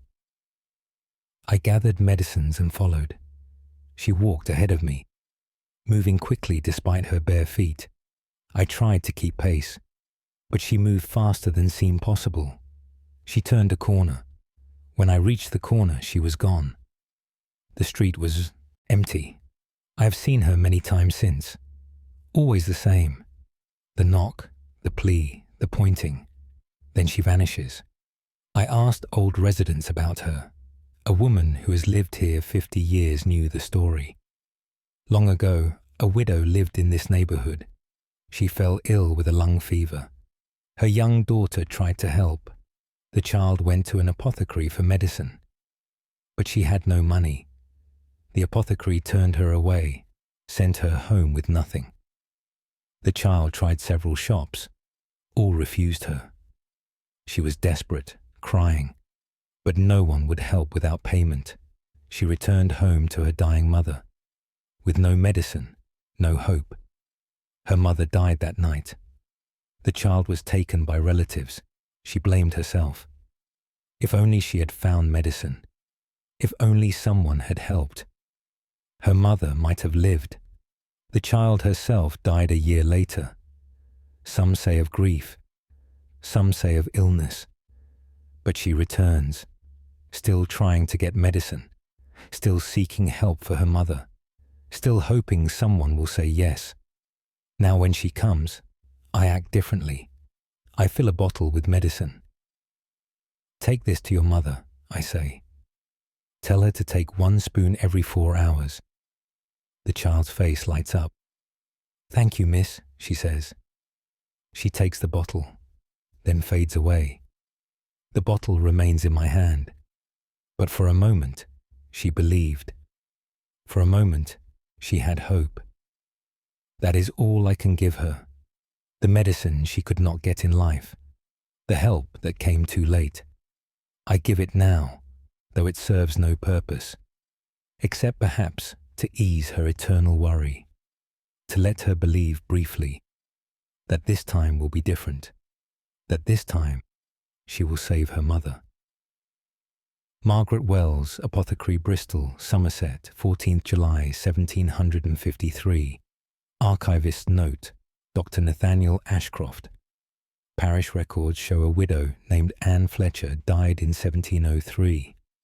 Her daughter Sarah, aged 7, died the following year. The apothecary building still stands, now converted to a tea shop. Occasional reports of a knocking child continue. End of file. Proceeding to next recovered document. The following document was never intended for public release. Case file NOA1586BG. Classification: Carpenter's Testament. Date of statement: 9th September 1586. Location: Stratford-upon-Avon, Warwickshire. Author: Robert Taylor, carpenter. Testament of the builder who returns. I, Robert Taylor, carpenter of Stratford-upon-Avon, do testify about the man who inspects my work. I build houses, repair roofs, craft furniture. Good, honest carpentry work. I take pride in what I build. I want my work to last, to serve families for generations. But sometimes I am not alone in my work. An old carpenter appears. He watches what I do, examines my joints, my measurements, checks my work as a master would check an apprentice. I first saw him 2 years ago. I was building a house near the market, framing the walls, setting the beams. I was working alone that day. My apprentice was ill. I looked up from my work. An old man stood nearby, watching me intently. He wore carpenter's clothes, old and worn but well made. His hands were gnarled from years of work. "Good morning," I said. "Can I help you?" He did not respond, simply walked over to my work. He examined a beam I had just set, ran his hand along the joint, nodded slowly as if approving. Then he moved to check another beam. "Sir, what are you doing?" I asked. He ignored me, continued his inspection. He pointed at one joint. I looked closely. The joint was slightly off. Not badly, but not perfect. He was right to point it out. "Thank you," I said. "I will fix that." When I looked back, he was gone. Vanished completely. Since then, he appears regularly. Whenever I am working on a significant project, a house, a barn, something built to last, he comes to inspect. He never speaks, never acknowledges me directly, but he examines everything. And when he finds a flaw, he points it out.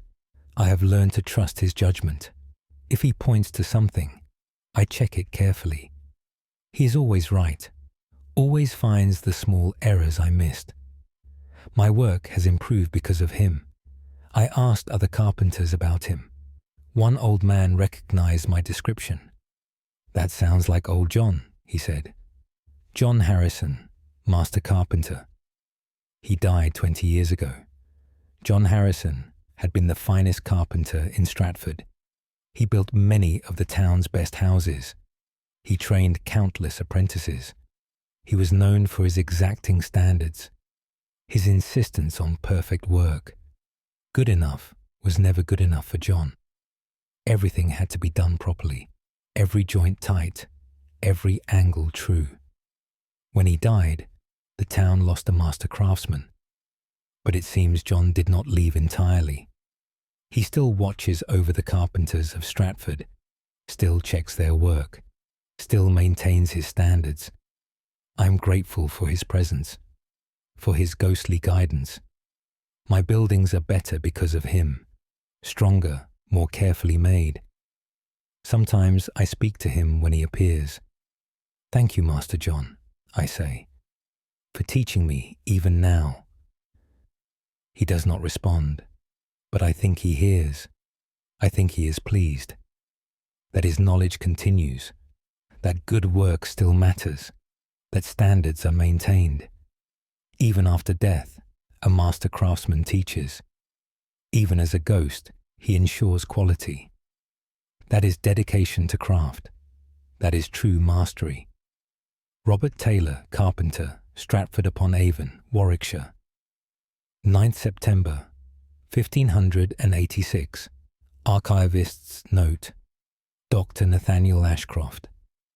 Town records confirm John Harrison, master carpenter, died in 1566. Many buildings attributed to him still stand in Stratford-upon-Avon. The tradition of quality carpentry continued in the town through subsequent generations. End of file. Proceeding to next recovered document. The following document was never intended for public release. Case file NOA1694BH. Classification. Groom's report. Date of statement 23rd November 1694.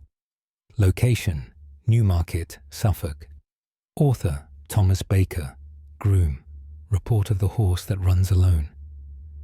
I, Thomas Baker, groom at Newmarket Racecourse, do report concerning a horse that runs the track. Newmarket is the centre of horse racing in England. The finest horses in the kingdom race here. I have worked with horses all my life. I know their temperaments, their habits. I can read a horse's mood from its stance. But there is one horse I cannot understand, because it has no rider, and should not exist at all. I first saw it one misty morning. I was exercising horses on the track. 3 horses in my care. We were trotting along the course. I heard hoofbeats behind me, another horse approaching fast. I moved to the side to let it pass. A grey horse galloped by, moving with incredible speed and grace, the most beautiful gallop I had ever seen. But there was no rider. The saddle was empty. No jockey, no trainer, just the horse running alone. I watched it disappear into the mist. I asked the other grooms about it. "Ah, the grey ghost," they said. "You have seen her." They told me the story. 20 years ago, the greatest racehorse in England ran at Newmarket. A grey mare named Silver Cloud. She won every race she entered. No horse could match her speed. She was beloved by all who saw her run. Her owner, a wealthy lord, treasured her. One day she was to race for the largest purse ever offered. The day of the race, she was perfect. Ready, eager, powerful. But during the race, something went wrong. Another horse bumped her. She stumbled. Her jockey fell. The mare tried to recover, but her leg had broken. She went down on the track. A broken leg means death for a horse. There is no recovery. The owner wept as she was put down. she was buried near the track, with honours usually reserved for human champions. Since then, she runs. On misty mornings she appears, galloping the course she loved, running with the speed that made her famous. Still racing, still competing, though there is no jockey to guide her, no other horses to beat.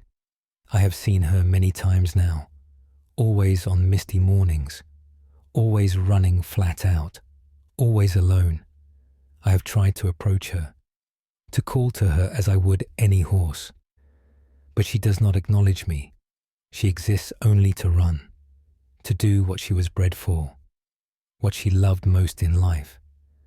Sometimes other horses see her. They grow nervous, ears back.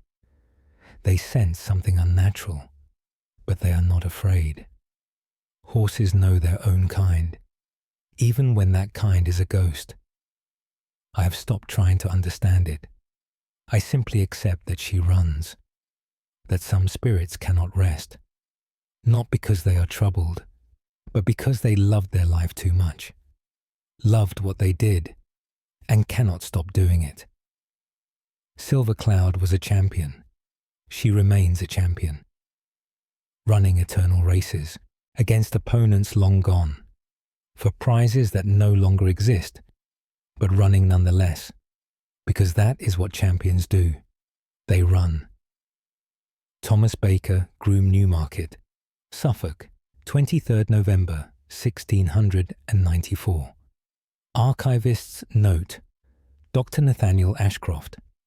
Racing records confirm a grey mare named Silver Cloud died on Newmarket Course in 1674 after breaking her leg during a race. She had won 23 consecutive races. Reports of a grey ghost horse appear in racing publications through the 19th century. End of file. Proceeding to next recovered document. The following document was never intended for public release.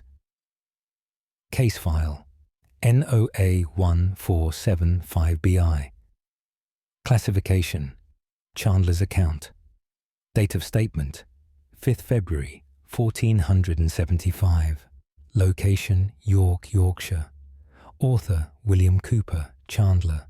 Account of the woman who makes candles. I, William Cooper, Chandler of York, do account for the woman who works in my shop.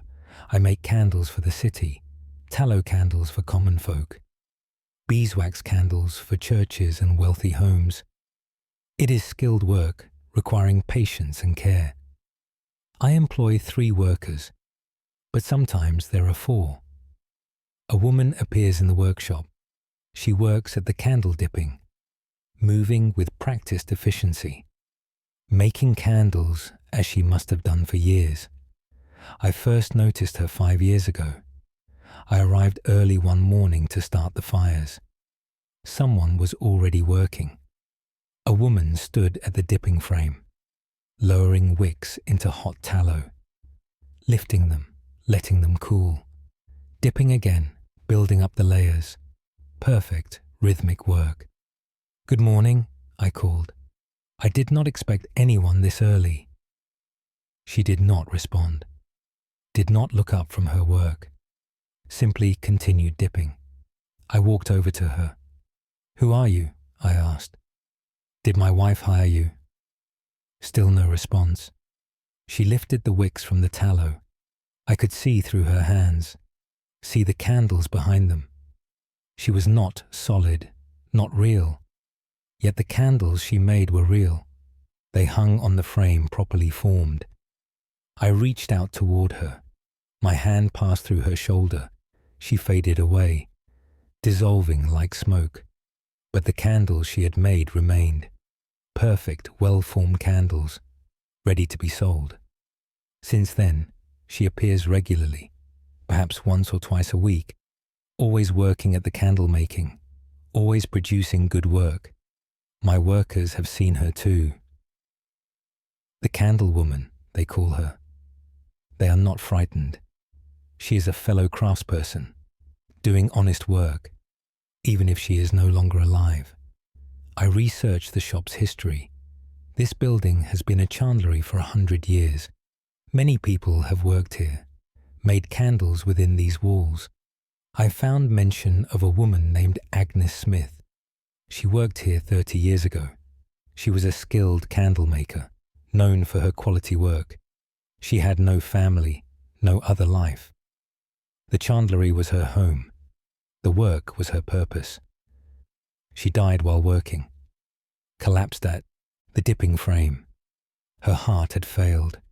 She was found still holding the wicks, still in the middle of her work. I believe Agnes never left. She continues to work, making candles as she always did, practicing her craft. I have decided to honor her. When she appears, I do not disturb her. I let her work, and when she fades, I take the candles she has made. I sell them with the others, but I keep track of which ones are hers, and I give the money from those sales to the church, for masses for her soul. It seems right. She works, she should be compensated. Even if she is dead, even if she does not need money, her labor has value. Her skill deserves recognition. Sometimes I leave good quality wicks for her, the best tallow. She deserves good materials, if she is going to work. She should have the best to work with. My workers approve of this. They too leave things for her. A gesture of respect. From one craftsperson to another, Agnes makes candles, as she did in life, as she does in death. A craftsperson eternal. William Cooper, Chandler, York, Yorkshire, 5th February 1475. Archivist's note. Dr. Nathaniel Ashcroft, Guild Records, confirm Agnes Smith worked as a chandler in York, died 1445 while making candles. The building remained a chandlery until 1820. The practice of leaving materials for the candlewoman was documented in multiple accounts. End of file. Proceeding to next recovered document. The following document was never intended for public release. Case file NOA 1728BJ. Classification Turnpike Keeper's Report. Date of statement 12th October 1728. Location London Road, Surrey. Author Edward Mills, Turnpike Keeper. Report of the coach that passes through. I, Edward Mills, Keeper of the London Road Turnpike, do report concerning a coach that passes my gate. My duty is to collect tolls from travellers. Every coach, every wagon must pay, to maintain the road, to keep it passable. I work this gate day and night, in fair weather and foul.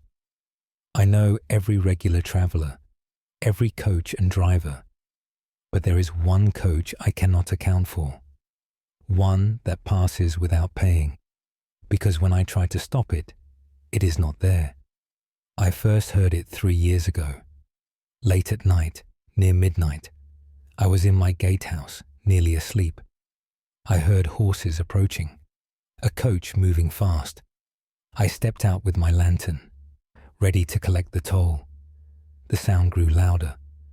4 horses at full gallop. The coach was almost upon me. I held up my lantern. Halt! Pay the toll!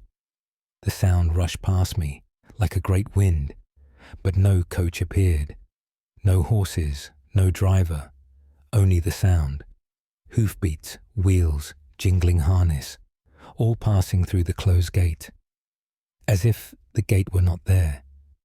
Then silence. I stood alone on the empty road.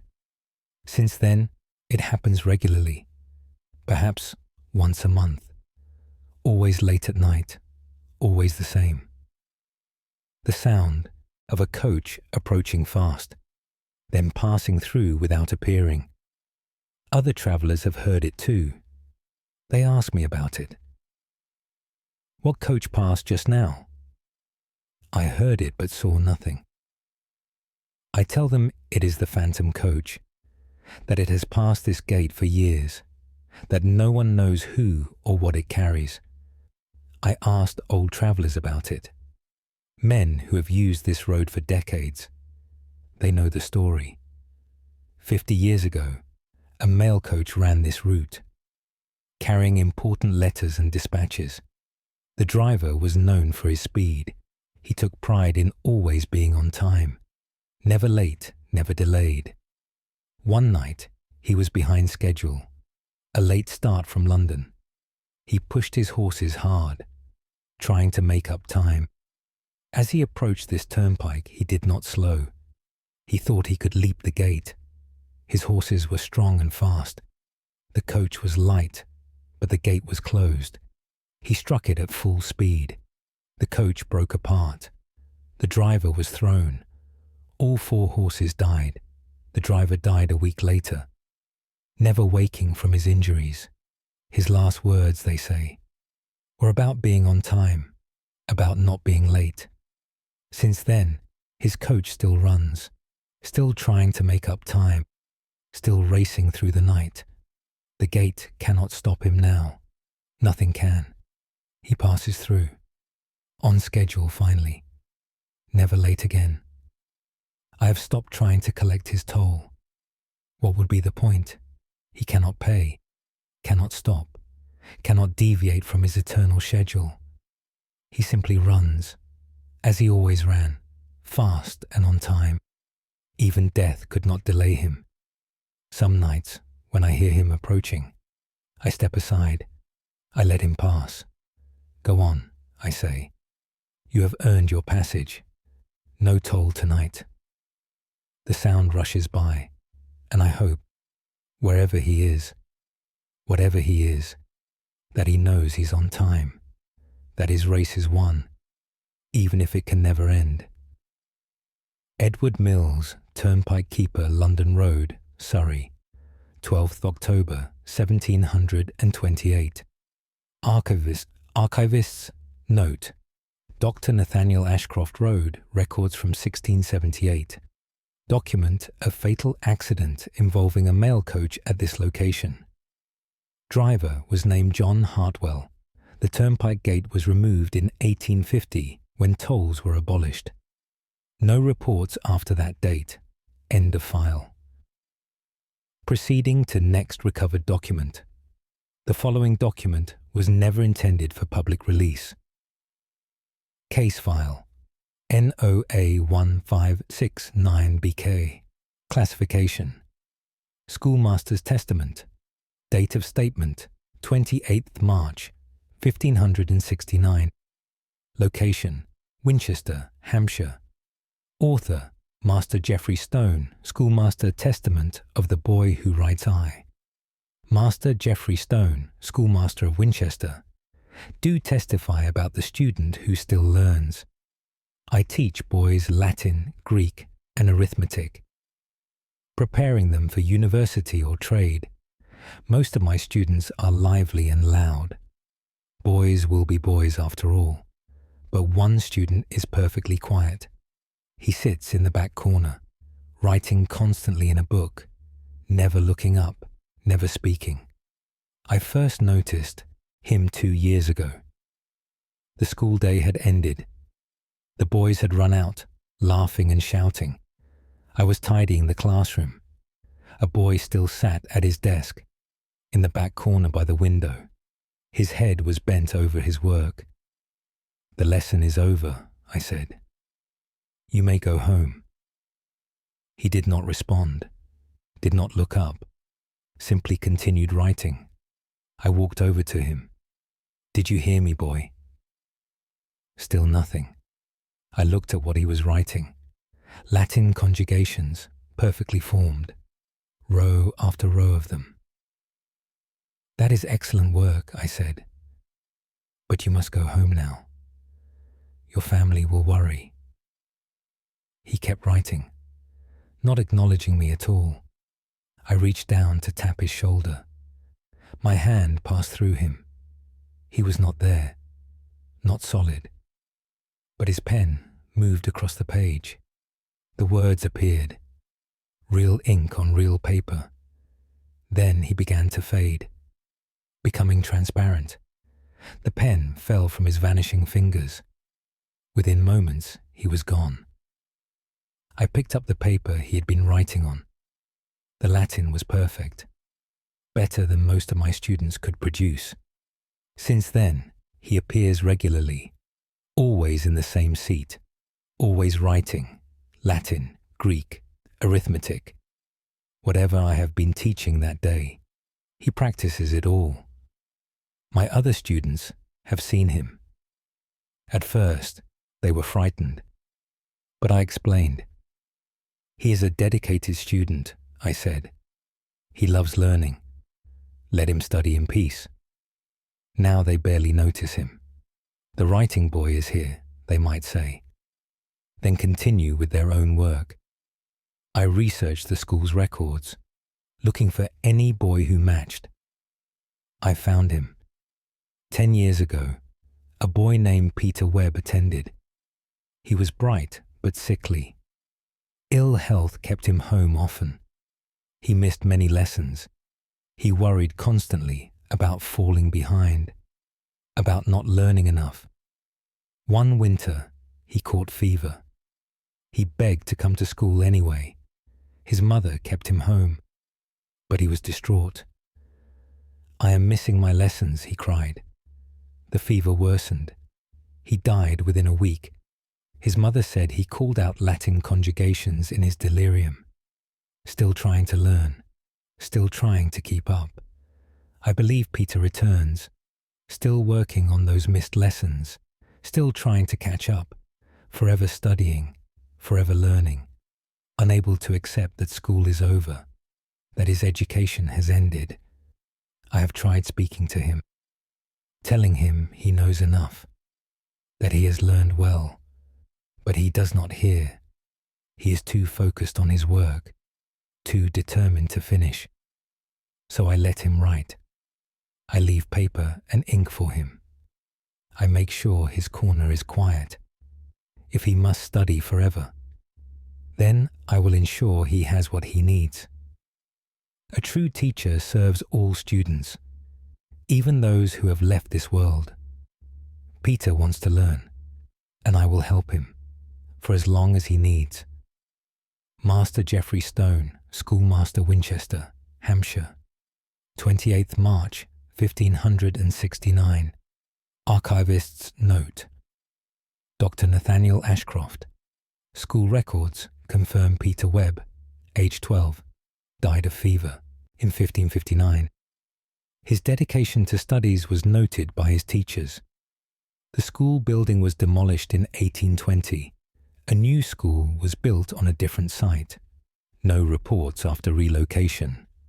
End of file. Proceeding to next recovered document. The following document was never intended for public release. Case file NOA 1634BL. Classification: Harbour Master's account. Date of statement: 17th June, 1634. Location: Whitby, Yorkshire. Author: Captain John Roberts, Harbour Master, Setisa. Account of the ship that sails at midnight. I, Captain John Roberts, Harbour Master of Whitby, do account for a ship that comes and goes. Whitby is a busy port. Ships arrive daily with goods and passengers. Fishing boats go out with the tide. Merchant vessels trade with distant ports. I keep records of every ship, every arrival and departure. It is my duty and my pride. But there is one ship I cannot record, one that appears only at midnight, one that should not exist at all. I first saw it 5 years ago. I was working late in my office, finishing the day's paperwork. Through my window, I saw movement in the harbour. A ship was entering. A small merchant vessel, two-masted. I was surprised. No ship was expected at this hour, and I had received no signal. I went outside to investigate. The ship glided silently into the harbour. No crew visible on deck. No lanterns lit. It moved as if guided by invisible hands. I called out to it. "What ship are you? Declare your cargo." No answer came. The ship continued moving. It glided to an empty berth, came alongside the dock perfectly, as if expert sailors were at the helm, but the deck remained empty. I walked to the berth, ready to board and demand answers. As I reached the gangway, the ship began to fade, becoming transparent. I could see through its hull, see the water beyond. Within moments, it was gone, vanished completely. The berth was empty, as if no ship had been there. Since then, it appears monthly, always at midnight, always the same ship, always silent and empty. It enters the harbour, berths, then vanishes.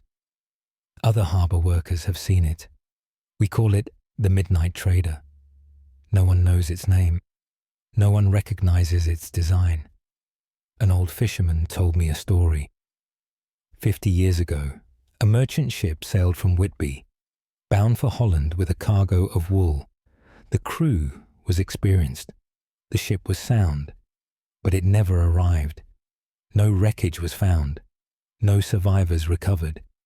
The ship simply disappeared. Lost somewhere in the North Sea. The families waited for news, but none came. The ship was declared lost. The crew presumed drowned. The old fisherman believes that ship still tries to come home, still trying to complete its voyage, to return to Whitby, but it cannot stay, cannot truly arrive. It can only visit, only appear briefly, before being pulled back to wherever lost ships go. I have watched it many times now, standing on the dock at midnight, waiting for it to appear. It comes like clockwork, enters the harbour silently, berths perfectly, then fades away. I have tried to board it, but before I can step onto the gangway, it begins to vanish, as if it knows it must not be touched, must not be made real. It is a ghost ship, sailing forever, coming home but never arriving, forever in transit, forever between departure and arrival. The harbour remembers it, the sea remembers it, and once a month, it remembers itself and comes home, for just a moment, before being pulled back to its eternal voyage.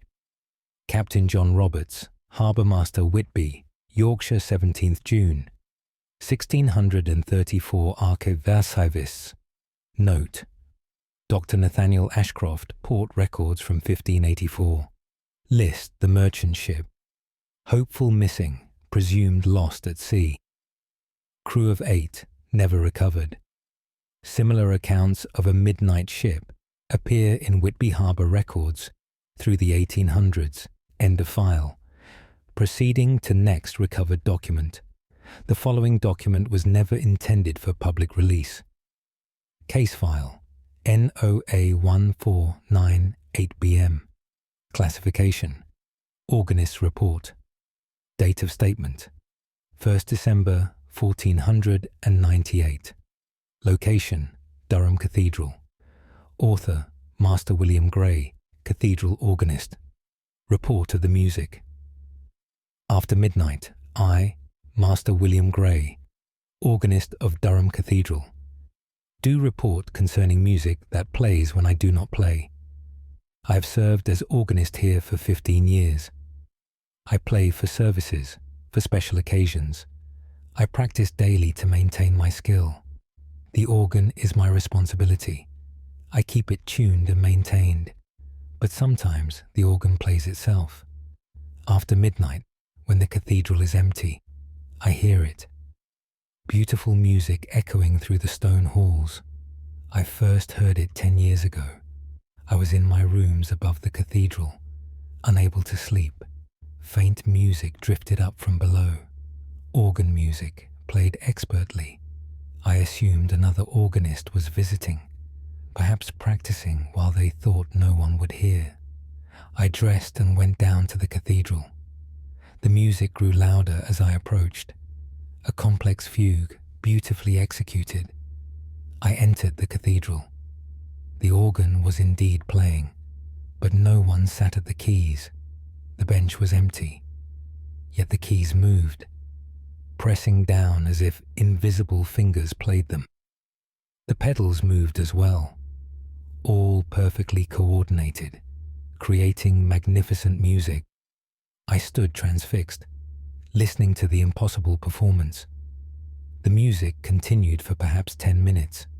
Then it stopped. The keys settled. The sound faded. I rushed to the organ. I examined everything. No mechanism could explain it. No way for it to play itself. Yet I had heard it clearly, had seen the keys moving.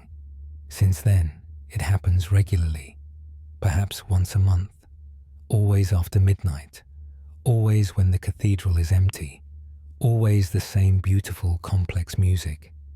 I have tried to stay awake to hear it, to study the music being played. It is brilliant composition, better than anything I could create.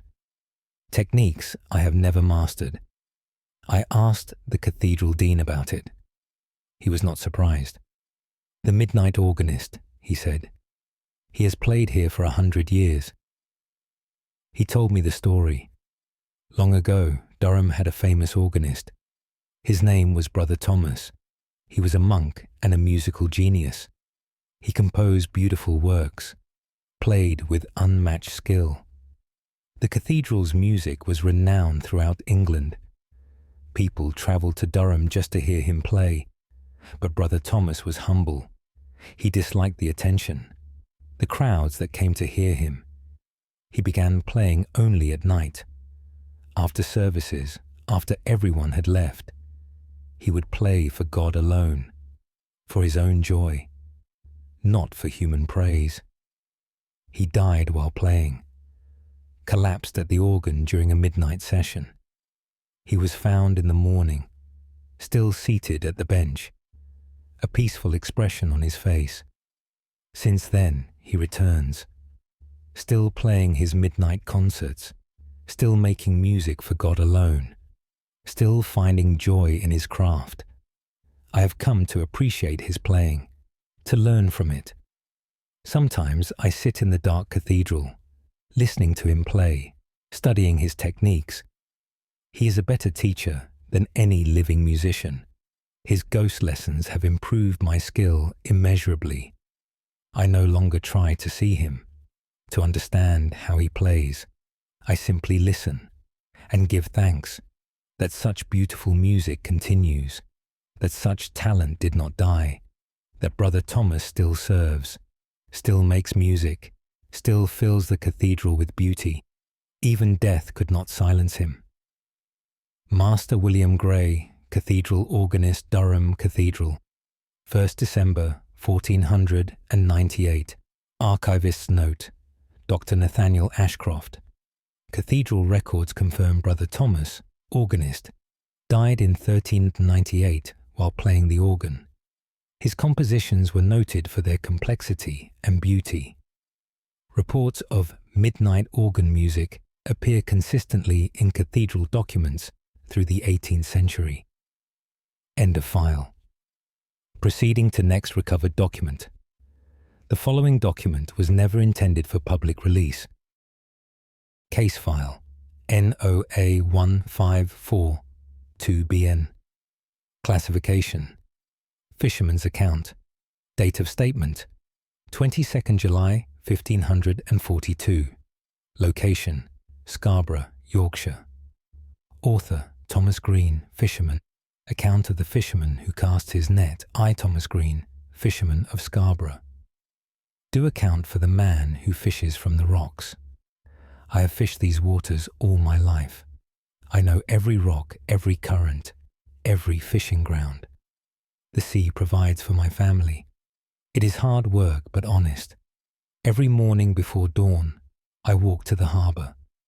I prepare my boat and nets, but I am not the first to begin work. Someone is always there before me, A fisherman standing on the rocks, casting his net into the waves.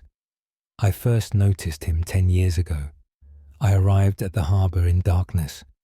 The sky was just beginning to lighten. I saw a figure on the rocks, standing where I often fish. He was casting a net, the traditional throw net, not used much anymore. His technique was perfect. The net spread wide, landing flat on the water. "Good morning, friend," I called. He did not respond, did not turn, simply pulled in his net, empty, then cast it again. I walked closer. "Any luck this morning?" Still no response. He pulled in the net again, still empty, cast it once more. I was near enough now to see him clearly. He wore old fisherman's clothes, woolen leather, much worn. His face was weathered by sun and salt, but there was something wrong. I could see through him, see the rocks behind him. He was not solid, not real. Yet his net was real. It splashed into the water. Droplets fell from it as he pulled it in. I watched him for several minutes, always the same. Cast the net, pull it in empty. Cast again, pull it in empty. Over and over. Never stopping, never succeeding. Then the sun broke the horizon. He began to fade, becoming less distinct. Within moments, he was gone. Only the wet rocks remained. Since then, I see him every morning, always on the same rocks, always casting his net, always catching nothing.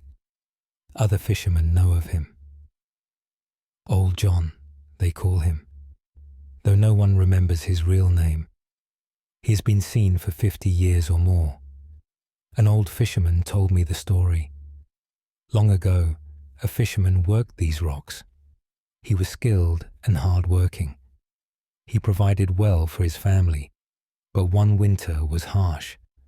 The fish disappeared. Weather kept boats in harbour. The fisherman grew desperate. His family was hungry. He went out in dangerous conditions, standing on icy rocks in a storm, casting his net again and again, trying to catch something, anything. But the sea gave nothing. A wave took him, swept him from the rocks. His body was found a week later, tangled in his own net. Since then, he returns, still trying to make that catch, still trying to feed his family, forever casting, forever empty. I have tried speaking to him many times. "The fish are elsewhere, friend.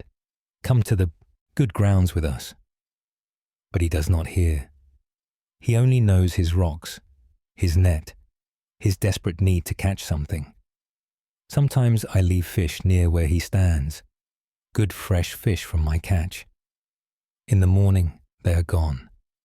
I do not know if he takes them, but I like to think so, that perhaps for one moment, he believes he has succeeded, that his net was finally full, that his family will not go hungry, even if that moment is an illusion, even if it changes nothing. The fisherman continues his work, the eternal cast, the eternal emptiness, a reminder to all of us that the sea gives and takes, that sometimes, no matter how hard we try, the net comes up empty, and sometimes that emptiness never ends. Thomas Green, Fisherman Scarborough, Yorkshire, 22nd July, 1542. Archivist's note, Dr. Nathaniel Ashcroft. Local records mention a fisherman who drowned in winter storms circa 1492. Name not preserved. The fishing grounds remain active. Modern fishermen occasionally report seeing a figure on the rocks at dawn. End of file. Proceeding to next recovered document. The following document was never intended for public release. Case file NOA 1683BO. Classification Silversmith's Testament. Date of statement 4th November 1683. Location, London, Middlesex. Author, Edward Hamilton, silversmith.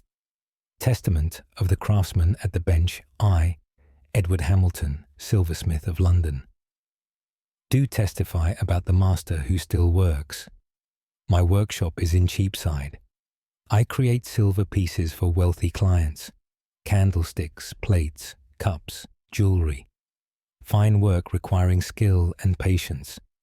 I learned my craft from my master. He taught me everything I know, but he died 5 years ago. Or so I thought.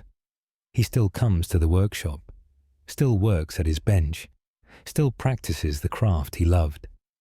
I first saw him a month after his death. I was working late on a commission, a silver chalice for a church, complex engraving work. I was struggling with a particular design. I heard someone working, the sound of hammer on metal, but I was alone in the workshop, or I should have been. I looked up.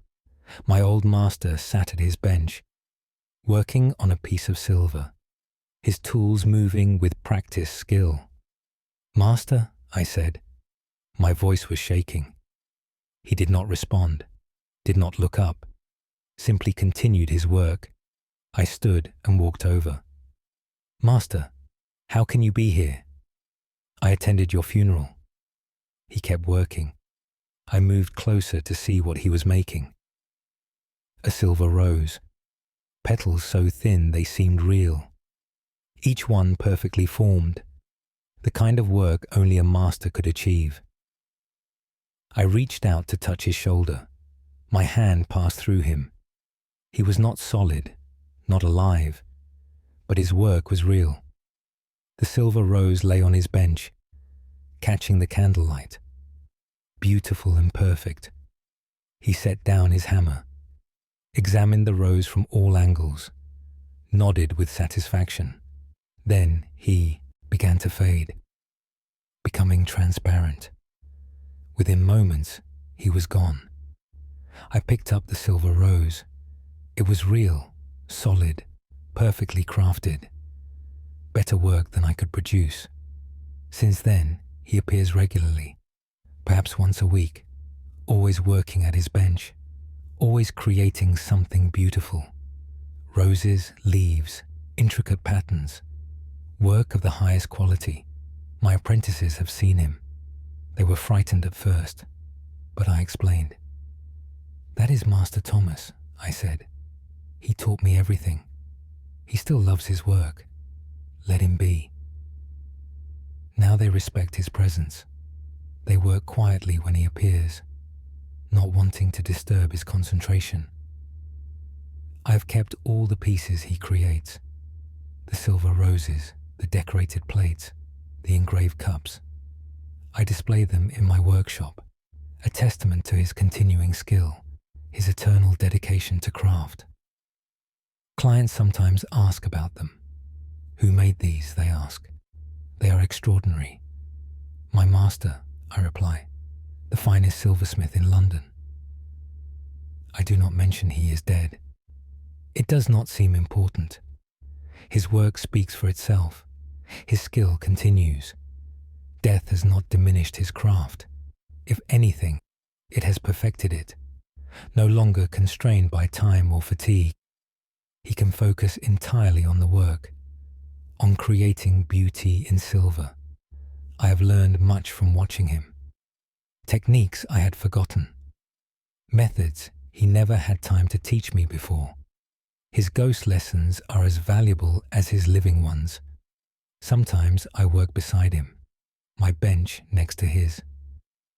Mortal and spirit, master and student still, both practicing our craft, both creating beauty, the living and the dead, united by our love of silver, our dedication to excellence, our desire to make something lasting. Master Thomas makes his silver pieces, I make mine, and both of us find meaning in the work. Purpose in creation, joy in craft. Even death cannot take that away. Edward Hamilton, silversmith, London, Middlesex, 4th November, 1683. Archivist note. Dr. Nathaniel Ashcroft Guild records confirm. Thomas Hamilton, Master Silversmith, died in 1678. His work was highly regarded.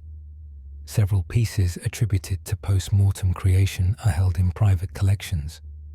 The workshop operated until 1820. End of file.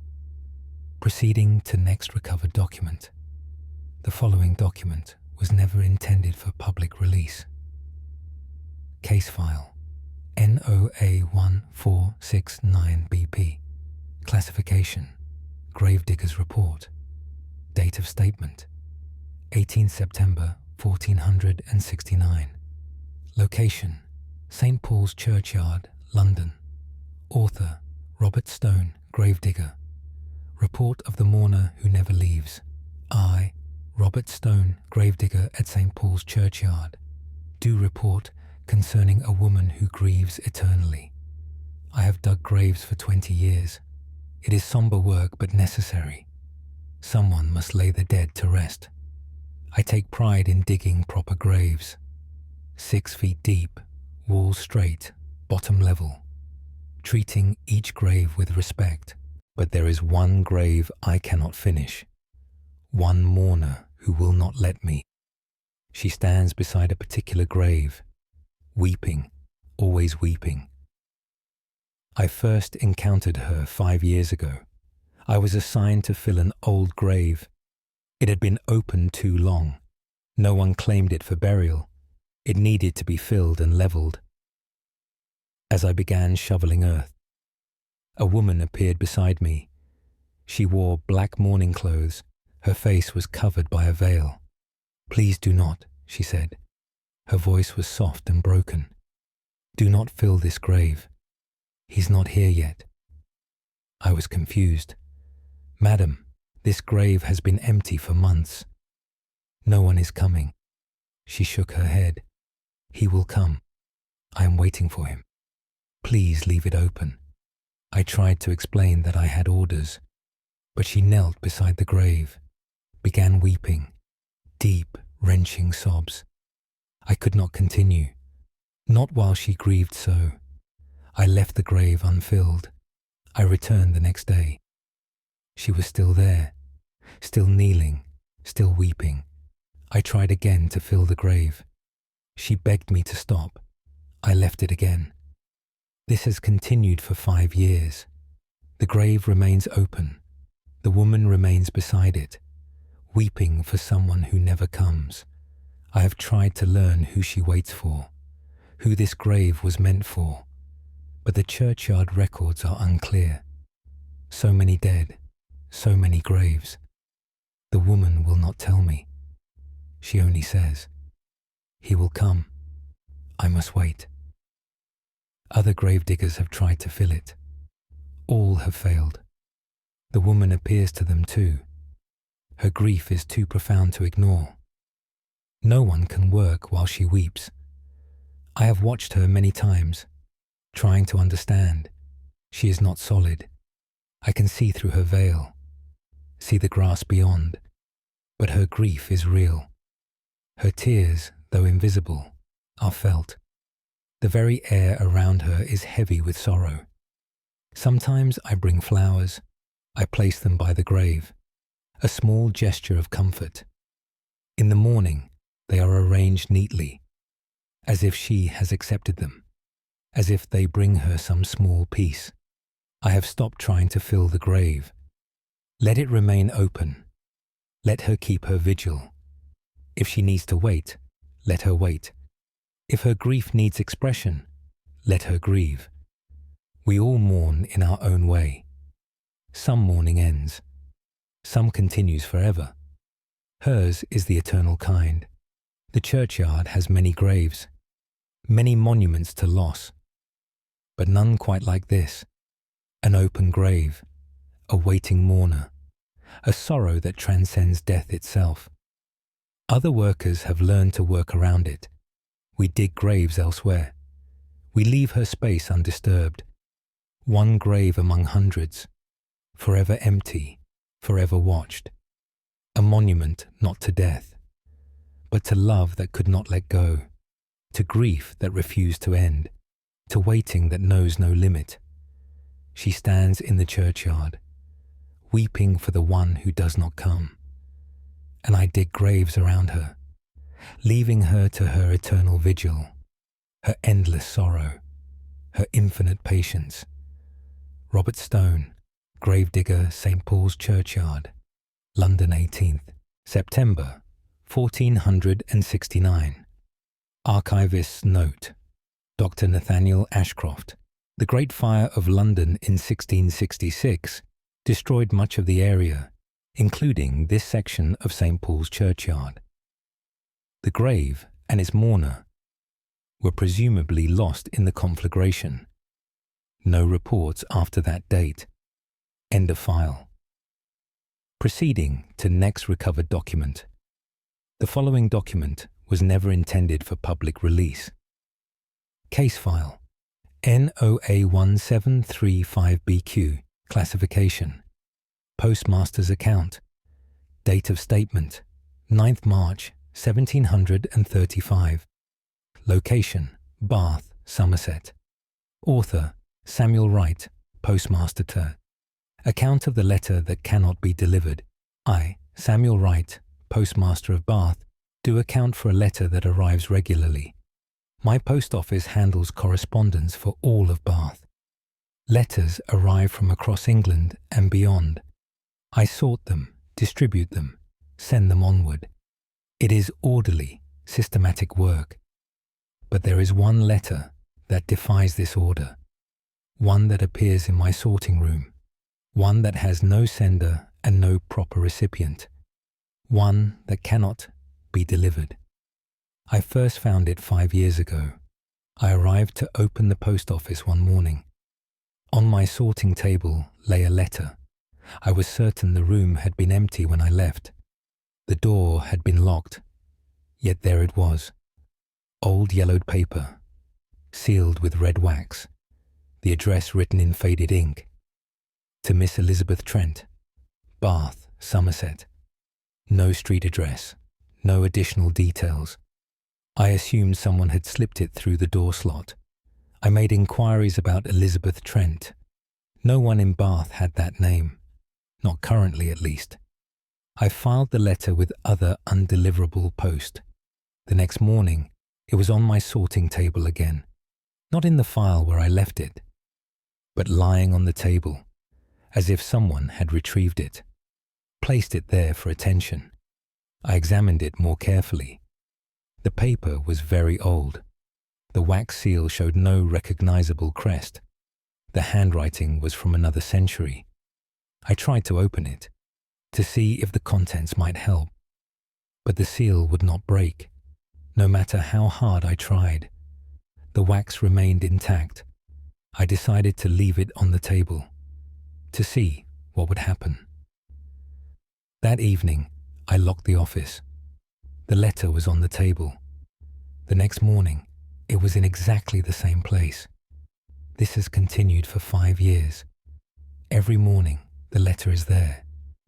Every evening, I leave it. Every morning, it returns. Unchanged, undelivered, waiting.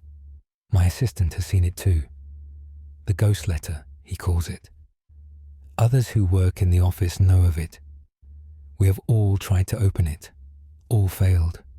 We have tried to deliver it.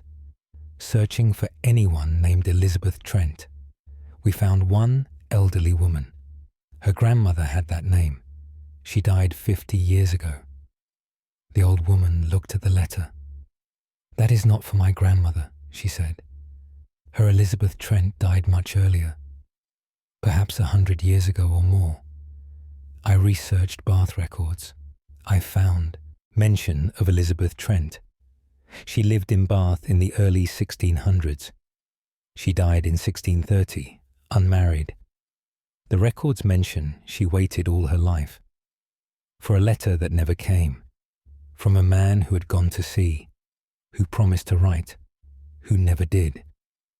She waited until her death, still hoping for his letter. I believe this is that letter, the one she waited for. It finally arrived. But 200 years too late. Now it waits for her, as she once waited for it, both forever unable to meet. The letter seeking its recipient, the recipient long in her grave. I have stopped trying to deliver it. I leave it on my table. Let it wait, as she once waited, perhaps in some way. This is as it should be. The letter finally arrived. Even if the one who waited cannot receive it, at least it came. At least it exists. A promise kept, though far too late. Samuel Wright, Postmaster Bath, Somerset, 9th March, 1735. Archivist's note to Messrs. Archivist's note. Dr. Nathaniel Ashcroft, Parish Records, confirm Elizabeth Trent, spinster, died 1630 in Bath. No will or personal effects mentioned. The post office relocated in 1850. Staff at the new location reported no mysterious letters appearing. End of file. Proceeding to next recovered document. The following document was never intended for public release. Case file NOA 1597BR. Classification Shepherd's Testament. Date of statement 25th June 1597. Location Exmoor, Devon. Author William Marsh. Shepherd Testament of the Flock on the Moor Wye. William Marsh, Shepherd of Exmoor. Do testify about the flock that needs no shepherd. I tend sheep on these wild moors. It is lonely work but peaceful. The sheep know me, trust me. I guide them to good grazing, protect them from harm. But there is another flock on Exmoor, one that I cannot tend, one that needs no protection, for they are already lost. I first saw them 3 years ago. I was bringing my flock down at dusk. The mist was rising from the valleys. I heard bleating, sheep calling to each other. I looked across the moor. A flock was there, perhaps 20 sheep. They moved together across the hillside. I assumed it was another shepherd's flock, but I saw no shepherd, no dog, just the sheep, moving alone. I called out, "Hello, whose flock is that?" No answer came. The sheep continued moving. I decided to investigate. Perhaps the shepherd had fallen, needed help. I left my flock with my dog and walked toward the other flock. As I drew closer, I realized something was wrong. The sheep made no sound as they moved. No hoofbeats on the ground, no rustling of grass, only that distant bleating. I reached where they had been. They were gone, vanished into the mist. I searched but found nothing. No tracks, no droppings, no sign any sheep had been there. Since then, I see them often, always at dusk, always in the mist, always moving across the moor. A shepherd on a neighbouring farm knows of them. The ghost flock, he said. Many have seen them. He told me the story. 50 years ago, a young shepherd tended his flock on Exmoor. A summer storm came suddenly. Lightning, thunder, torrential rain. The shepherd tried to bring his flock to safety, but lightning struck a tree nearby. It fell, trapping the shepherd. His flock scattered in panic, running blindly across the moor. Some ran off cliffs in the darkness, others were lost in bogs. The shepherd died beneath the tree, unable to save his sheep, unable to fulfill his duty. Since then, the flock appears, still scattered, still lost, still needing their shepherd, and sometimes, very rarely, a figure is seen with them, a young man with a staff, running after his flock, calling to them, trying to gather them, but they do not hear. They continue their panicked flight, and he continues his eternal chase. Shepherd and flock, both lost on the moor, both unable to find their way home.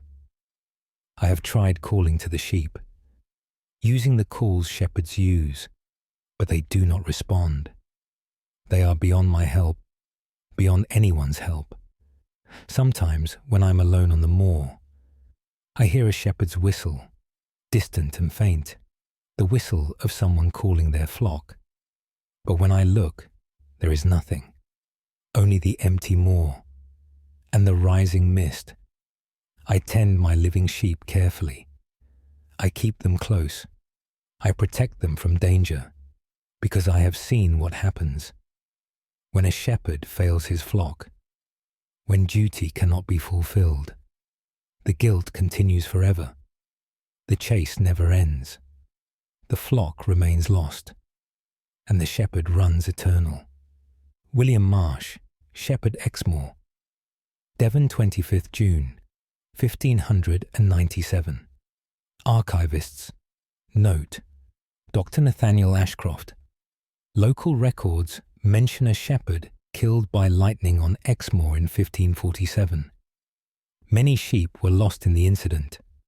Similar accounts of ghost sheep appear in Devon folklore through the 19th century. End of file. Proceeding to next recovered document. The following document was never intended for public release. Case file NOA 164 8BS. Classification: Tanner's Report. Date of statement: 12th December 1648. Location: Northampton, Northamptonshire. Author: John Fletcher, Tanner.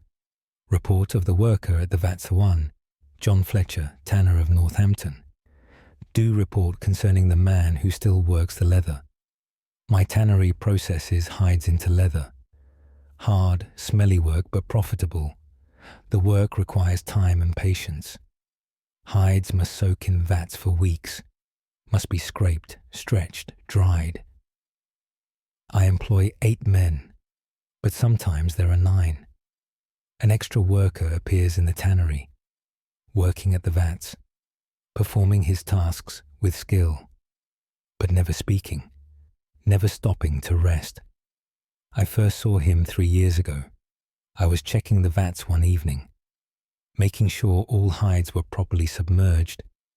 A man worked at the far vat, stirring the mixture. His technique was perfect. "Working late?" I called. He did not respond, did not look up, simply continued stirring. I walked over to him. "You do good work," I said, "but you should go home. It is late." He kept working, not acknowledging me at all. I looked at his face. It was thin and worn, the face of someone who had worked hard all his life. But there was something odd.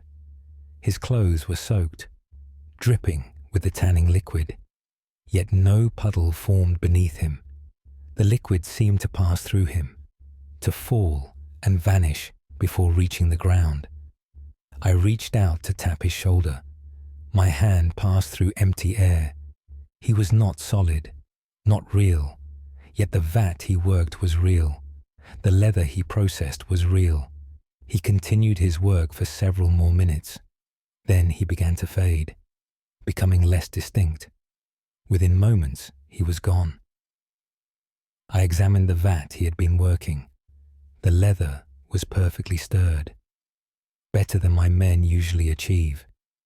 Since then, he appears regularly, always working the same vat, always performing his tasks expertly. My workers have seen him too. Master William, they call him, though I do not know if that was his name. They treat him with respect. Fellow craftsman, though dead. I asked the previous tanner about him. The man who sold me this business. He knew immediately who I meant. "Ah, yes, the phantom tanner," he said. "He has been here as long as I can remember." He told me what he knew. 50 years ago, a master tanner worked here, the finest in Northampton. His leather was prized across England. He trained many apprentices, passed on his knowledge freely, but one day he fell into a vat. The tanning liquid is caustic, dangerous. He tried to climb out, but the vat was too deep, the sides too smooth. His cries were not heard over the workshop noise. By the time he was found, it was too late. He had drowned in the vat he had worked all his life. Since then, he returns, still working the leather, still practicing his craft, unable to leave the vat that took his life. Or perhaps unwilling to leave. Perhaps the work meant more to him than life itself. I have grown comfortable with his presence. His work is excellent. His dedication inspiring. Sometimes I thank him when I see him working. "Thank you, Master William," I say. "Your skill honors this tannery." He does not respond, but I believe he hears. I believe he knows his work is valued. That is important, for the living and the dead alike. To know one's work matters. To know one's craft is respected, even if that work continues beyond death, even if that craft is eternal. John Fletcher, Tanner, Northampton, Northamptonshire, 12th December, 1648. Archivist's note. Dr. Nathaniel Ashcroft, Tannery, records mention an accidental drowning in 1598. Victim was William Carter, Master Tanner. The tannery operated until 1870, when mechanization made it obsolete. Last, reports of the Phantom Tanner date to 1869. End of file. Proceeding to next recovered document. The following document was never intended for public release. Case file NOA1436BT. Classification: Porter's account. Date of statement: 31st October 1436. Location: Durham Castle. Author: Thomas Gray, Castle Porter. Account of the lady who walks the battlements. I, Thomas Gray, Porter at Durham Castle. Do account for the lady who walks at night. My duty is to man the castle gates, to allow entry and departure, to watch for any threat or disturbance. I have served here for 15 years. I know the castle well, every tower, every passage. But there is one figure I cannot explain, a lady who walks the battlements. Always at night, always alone, always dressed in white. I first saw her 8 years ago. I was securing the gates for the night. I looked up at the battlements. A figure moved along the wall.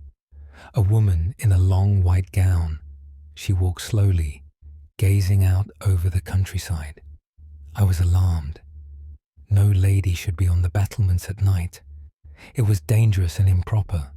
I called up to her. "My lady, please come down. It is not safe." She did not respond, did not even look down, simply continued her slow walk. I ran up the tower stairs, my old legs protesting. I reached the battlements, breathing hard. She stood at the far end, looking out into the darkness. "My lady, I must insist."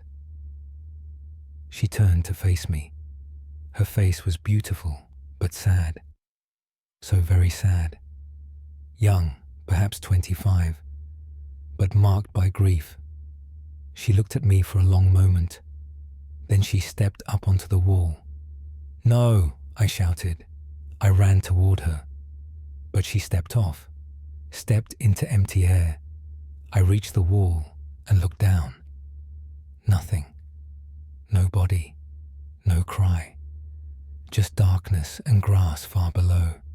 I scrambled down the stairs, ran to where she should have fallen. The grass was empty. No sign of anyone.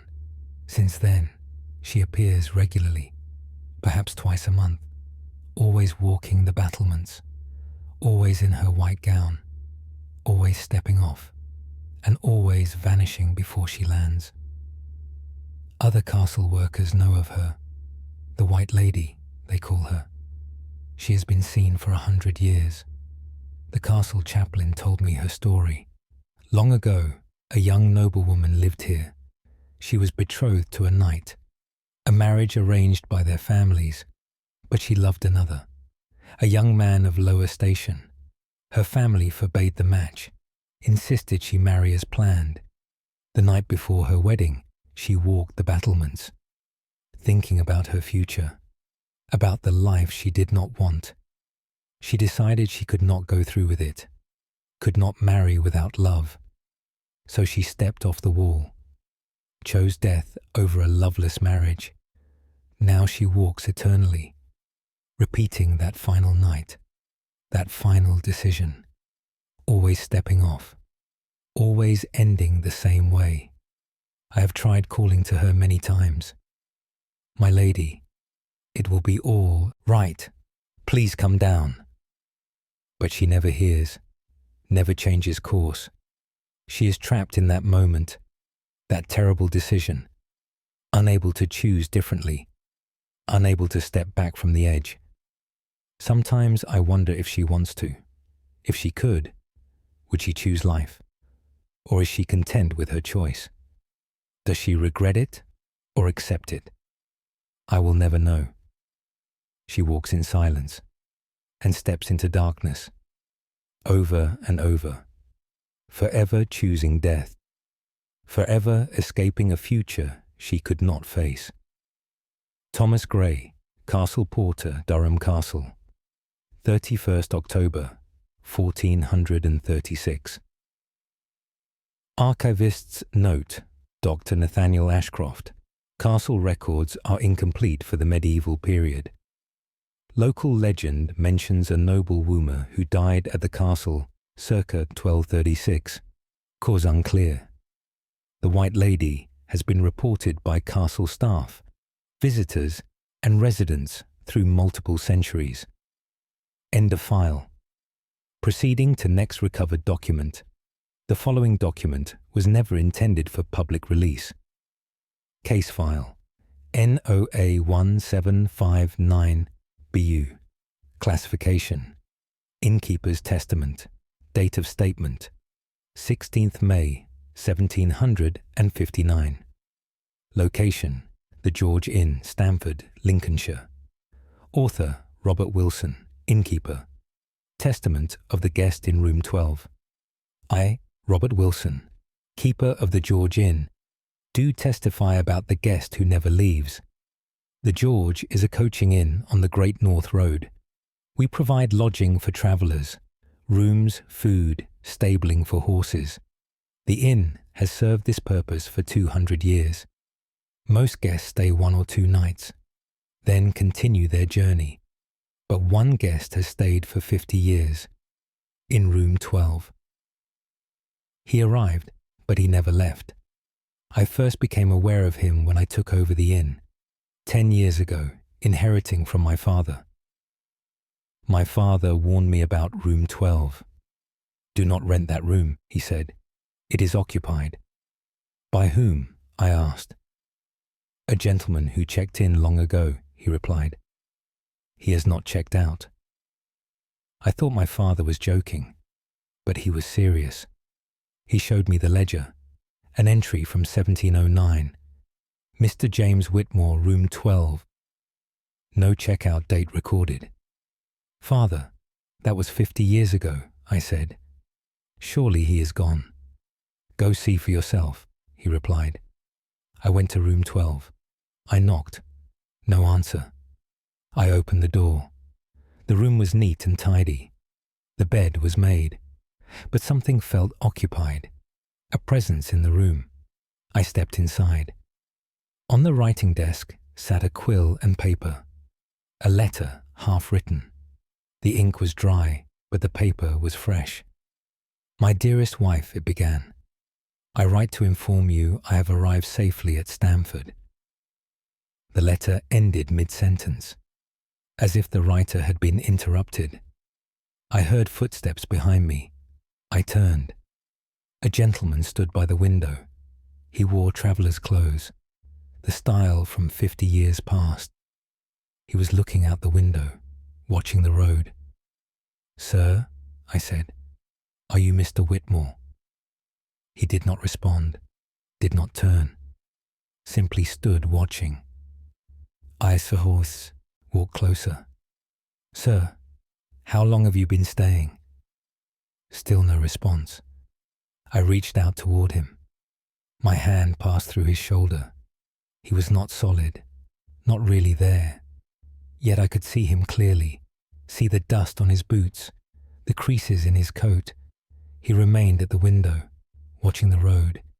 Then he faded away, dissolving like smoke. I stood alone in the room. Since then, I check the room regularly.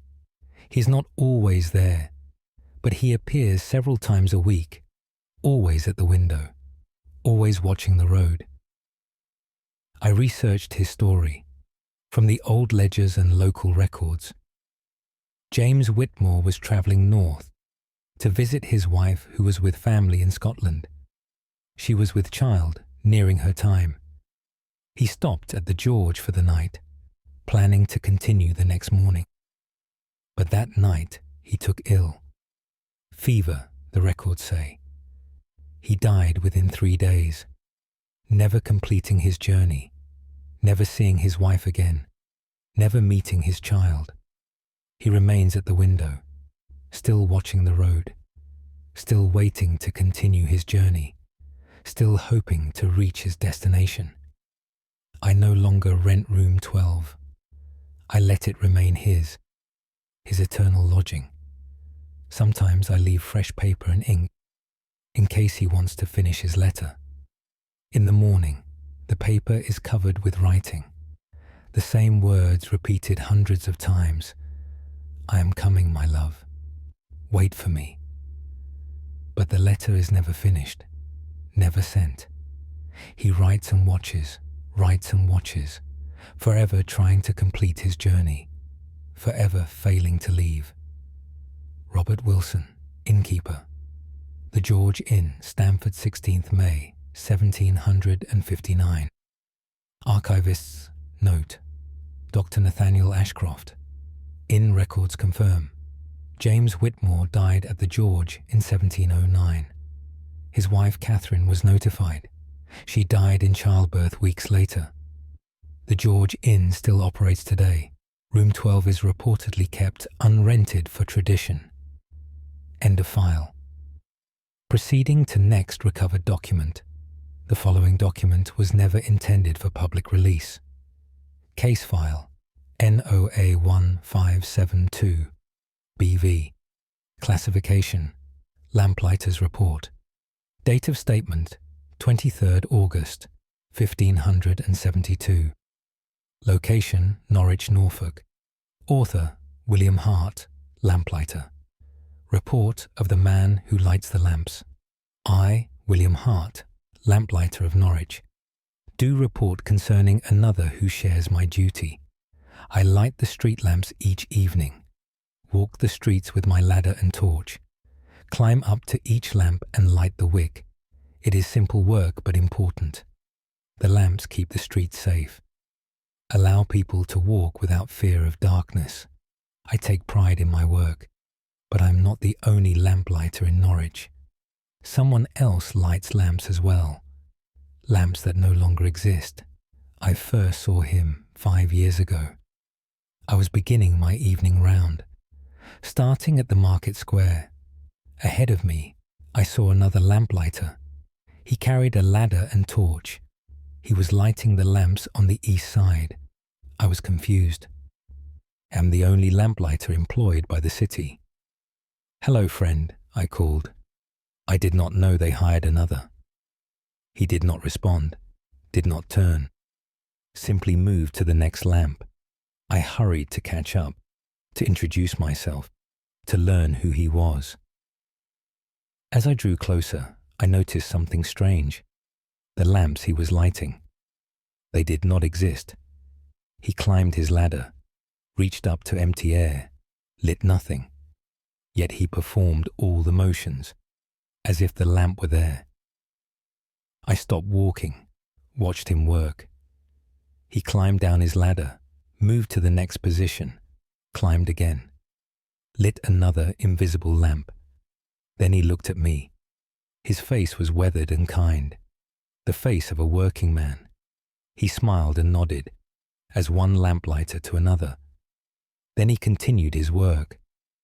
I watched him light 6 more invisible lamps. Then he began to fade, becoming less distinct with each step. Within moments, he was gone. I stood alone on the empty street. I asked the city recorder about other lamplighters, about the lamps he was lighting. The recorder consulted old maps. "Those lamps were removed 20 years ago," he said, "when the streets were widened. We moved them to new positions." He showed me the old map. The lamps I saw being lit, they matched the old positions exactly. "There was a lamplighter then," he said, "a man named Thomas Bright. He lit those lamps for 30 years, died while working, heart failure as he climbed his ladder. Since then, Thomas lights his lamps, following his old route, lighting the lamps he knows, performing his duty, even though the lamps are gone, even though he is dead. I see him several times a week, always at dusk, always following the same route. I have learned his schedule. I adjust my own route to avoid him, not because I fear him, but out of respect. 2 lamplighters should not work the same street, even if one is alive and one is not. Sometimes our paths must cross. When they do, I nod to him. He nods back, a professional courtesy. Both of us doing our duty, both of us lighting the darkness, both of us making the street safe. It does not matter that his lamps do not exist, that his work serves no purpose. He does it anyway, because it is his duty, because it is what he knows. I respect that. I understand it. I too will light lamps until I die, and perhaps after.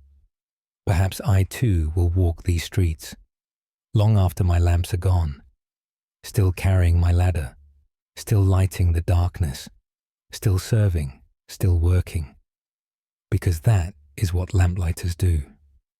William Hart, Lamplighter, Norwich, Norfolk, 23rd August 1572. Archivist's note. Dr. Nathaniel Ashcroft, City Records, confirm Thomas Bright. Lamplighter died in 1552 while working. Street improvements in that year relocated many lamps. Gas lighting replaced oil lamps in 1820s. No reports of phantom lamplighters after that date. End of file. Proceeding to next. Recovered document. The following document was never intended for public release. Case file NOA1684BW. Classification. Bell ringer's account. Date of statement 14th February 1684. Location York Minster. Author Edward Mills, bell ringer. Account of the bells that ring themselves. I, Edward Mills, bell ringer at York Minster R. Do account for bells that ring when no one pulls the ropes. I have rung the Minster bells for 20 years, calling people to prayer, marking the hours, celebrating festivals and mourning deaths. The bells are my responsibility. I maintain them, I ring them, but sometimes they ring themselves. The first time it happened was 10 years ago. I was in the bell tower, checking the ropes after a service. Suddenly, one bell began to ring, then another, then all of them, ringing in perfect sequence. A complex pattern I recognized, the pattern for royal coronations, but no coronation was scheduled, and no one was pulling the ropes. They swung freely, untouched. Yet the bells rang. I watched in amazement. The ringing continued for several minutes, then stopped abruptly. All at once, the bells fell silent. The ropes hung motionless. Since then, it happens regularly, perhaps once a month. The bells ring themselves. Always the same pattern. Always the coronation sequence. Other bell ringers have witnessed it. We have tried to determine the cause. Wind, we thought. But the bells ring even on still days. Mechanism failure, perhaps. But the bells are checked and maintained. No mechanical explanation exists. The Dean believes it is a sign, a blessing from God. But I believe something else. I believe it is the master bell ringer, the one who served before me. His name was Richard Stone. He rang the bells for 40 years. He was the finest bell ringer in England. His patterns were legendary, complex, beautiful, perfectly timed. He rang for coronations, weddings, funerals. His greatest moment was ringing for the king's coronation. 60 years ago, he created a pattern so beautiful that people wept to hear it. The king himself commended him. It was the proudest day of his life. He died a year later, still working in the bell tower, still serving the minster. I believe he returns, to ring his greatest pattern again, to relive his moment of triumph, to practice the skill he loved. I have tried to ring that same pattern, to match his perfection, but I cannot. It is too complex, requires too much skill. Only he could ring it properly, and he still does, from beyond death, his hands on invisible ropes, his skill unchanged, his pride undiminished. The bells ring themselves, but they are not ringing alone. They are being rung by a master, by Richard Stone, still serving York Minster, still making beautiful music, still performing his duty. Even death could not silence him, could not stop his ringing. The bells know his touch. They respond to his call. They ring for him as they rang in life, perfectly, beautifully, a sound from beyond the grave, a skill that transcends death. Edward Mills, Bellringer, York Minster, 14th February 1684. Archivist's note. Dr. Nathaniel Ashcroft, Minster, records confirm. Richard Stone served as bellringer 1615 to 1656. His ringing for Charles I's coronation in 1625 was noted as exceptional. Reports of phantom bell ringing appear sporadically through the 19th century. The bells still hang in York Minster. End of file. Proceeding to next recovered document. The following document was never intended for public release. Case file NOA 1478 BX. Classification. Scribe's Testament. Date of statement 7th March 1478. Location Winchester, Hampshire. Author Brother Michael of Winchester. Scribe, Testament of the monk who copies I. Brother Michael, scribe in the scriptorium of Winchester, do testify about the brother who still illuminates. Our scriptorium produces copies of holy texts, Bibles, prayer books, psalters. We work in silence, copying by hand. Each letter carefully formed, each illumination precisely painted. It is sacred work, blessed work, but one of our number works beyond his earthly span. He died, yet he continues, still copying, still creating beauty. I first saw him 5 years ago. I arrived early to the scriptorium one morning. Before dawn, before prayers, a figure sat at the far desk, bent over his work. A candle burned beside him.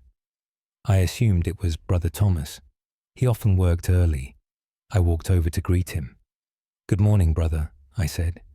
He did not respond, did not look up from his page. I moved closer to see his work. He was illuminating a manuscript, the letter A decorated with gold leaf, vines and flowers surrounding it. The work was extraordinary, more beautiful than any in our scriptorium. "That is magnificent," I said. Still, he did not respond. I reached out to touch his shoulder. My hand passed through him, through his habit, through his body. Nothing was there. Yet he continued working, his brush moving across the page, adding gold, adding colour, creating beauty with ghostly hands. Then the morning bell rang for prayers. He set down his brush, rose from his seat, and faded away, simply dissolved into the morning light. I looked at his desk. The page he had been illuminating lay there, real, solid, finished. The letter A glowed with gold. The vines seemed alive. It was the finest work I had ever seen. Since then, he appears regularly, always before dawn, always working on illuminations, always creating beauty beyond mortal skill. I asked the Abbey's chronicler about him. He searched the records. He found mention of Brother Gregory, a scribe who died 30 years ago. He had been the greatest illuminator in England. His work was sought by bishops and kings. He spent 50 years in the scriptorium, creating manuscripts of unparalleled beauty. When he died, he was found at his desk, still holding his brush, still working on an illumination. He died as he had lived, creating beauty for the glory of God. The chronicler believes Brother Gregory never left. His work was his prayer. His art was his devotion. Death could not end that devotion, so he continues, still creating, still praising God through his art. I have watched him work many times, studying his techniques, learning from his skill. He is a better teacher dead than I ever was alive. His patience is infinite, his concentration perfect, his work flawless. Other scribes have seen him too. We call him the Master. We leave materials for him, the finest parchment, the purest gold leaf, the best pigments. In the morning they are used, and a new illumination lies complete. We incorporate his work into our manuscripts.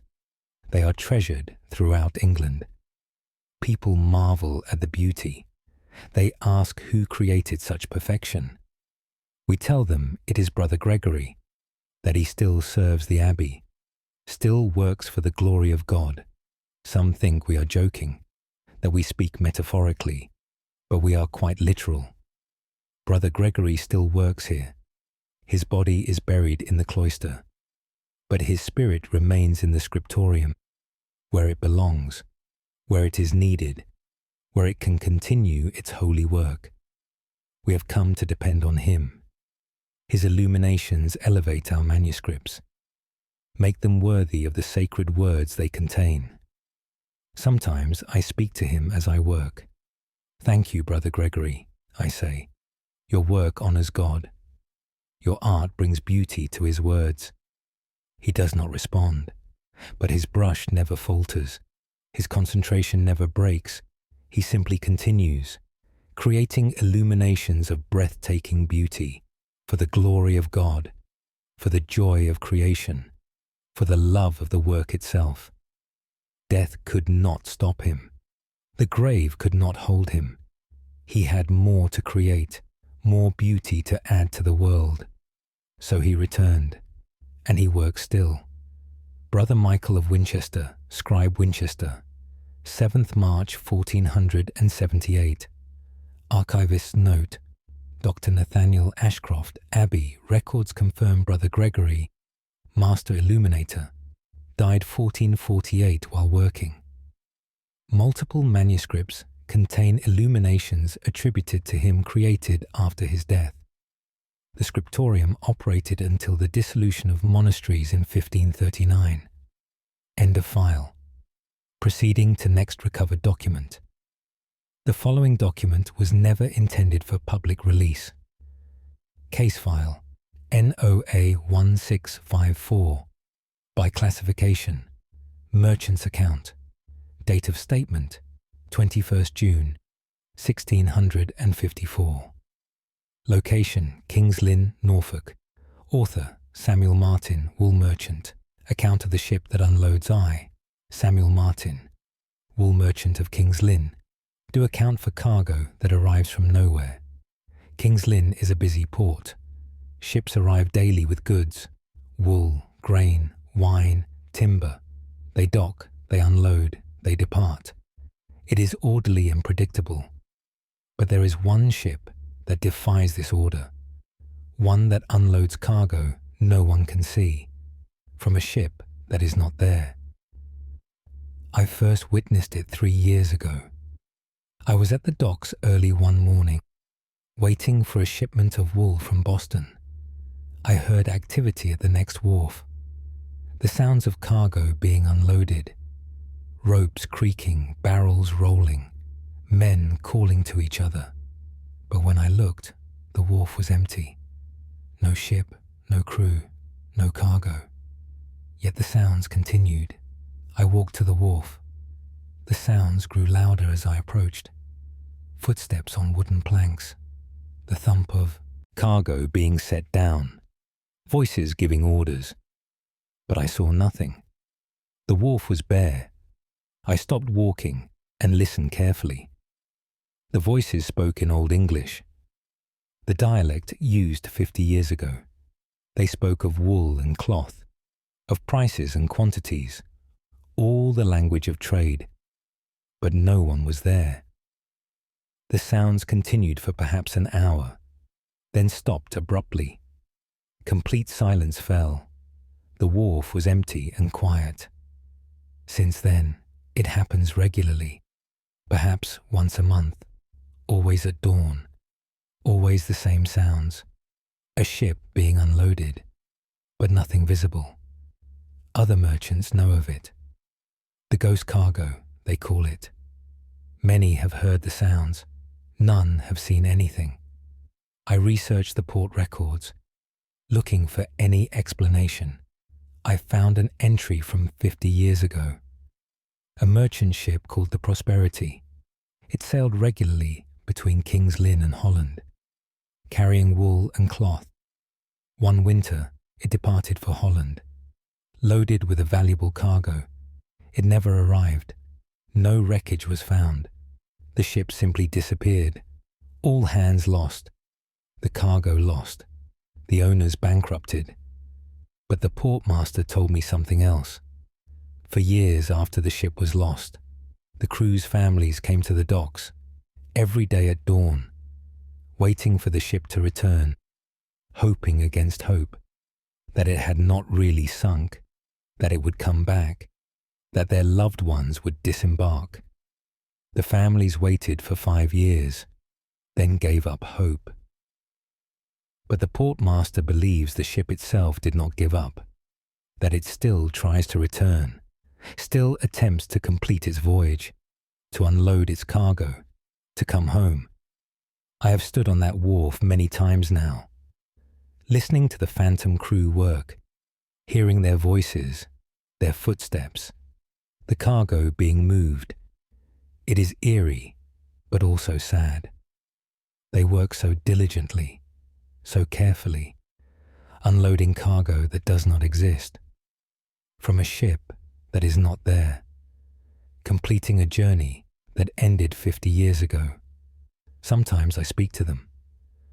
Well done, lads, I say. Safe journey home. I do not know if they hear, but the work seems to proceed more quickly, as if my words encourage them, as if they appreciate being acknowledged. When the sounds stop, when their work is complete, I always say a prayer for them, for the sailors who never came home, for the ship that never arrived, for the cargo that lies at the bottom of the sea. May they rest, may they find peace, may they finally accept that their journey is over, that they can stop trying, that they can go home at last. Samuel Martin, wool merchant, King's Lynn, Norfolk, 21st June 1654. Archivist's note: Dr. Nathaniel Ashcroft, Port Records, confirm the merchant vessel Prosperity lost at sea in 1604. All hands drowned. The cargo was insured but never recovered. Similar phantom sounds reported at King's Lynn docks through the 1700s. End of file. Proceeding to next recovered document. The following document was never intended for public release. Case file NOA 1539BZ. Classification: Jailer's Report. Date of statement: 13th October 1539. Location: Lincoln Castle. Author: Geoffrey Turner, jailer. Report of the prisoner in the tower. Geoffrey Turner, jailer at Lincoln Castle, do report concerning a prisoner who cannot be released. I have kept watch over prisoners for 15 years. I know my duties well. Lock them in, keep them secure. Release them when ordered. But there is one prisoner I cannot release. One who remains in his cell. Even though his sentence is long ended, even though he is long dead. I first heard him 10 years ago. I was checking the tower cells before dawn, making my rounds with a lantern. I heard someone calling from one of the cells. "Jailer, I am ready to leave." I looked around. All the cells I passed were empty. We had no prisoners in the tower that week. "Jailer, please, my time is served." The voice came from the end cell, the one we no longer use. It has been sealed for years. The door rusted shut. I approached it carefully. "Who calls?" I demanded. "It is I, John Mason," the voice replied. "My sentence is complete. Let me out." I knew no John Mason, no prisoner by that name. "There is no one in that cell," I said. "It has been empty for years." "No," the voice insisted. "I am here. I have served my time. 10 years for theft. Let me out." I examined the door. It was solid, locked, rusted. No one could be inside.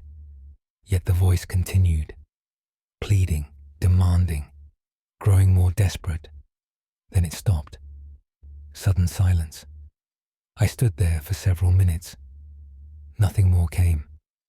Since then, I hear him regularly, perhaps once a week, always calling from that sealed cell, always insisting his time is served, always begging to be released. I researched the prison records, looking for John Mason. I found him.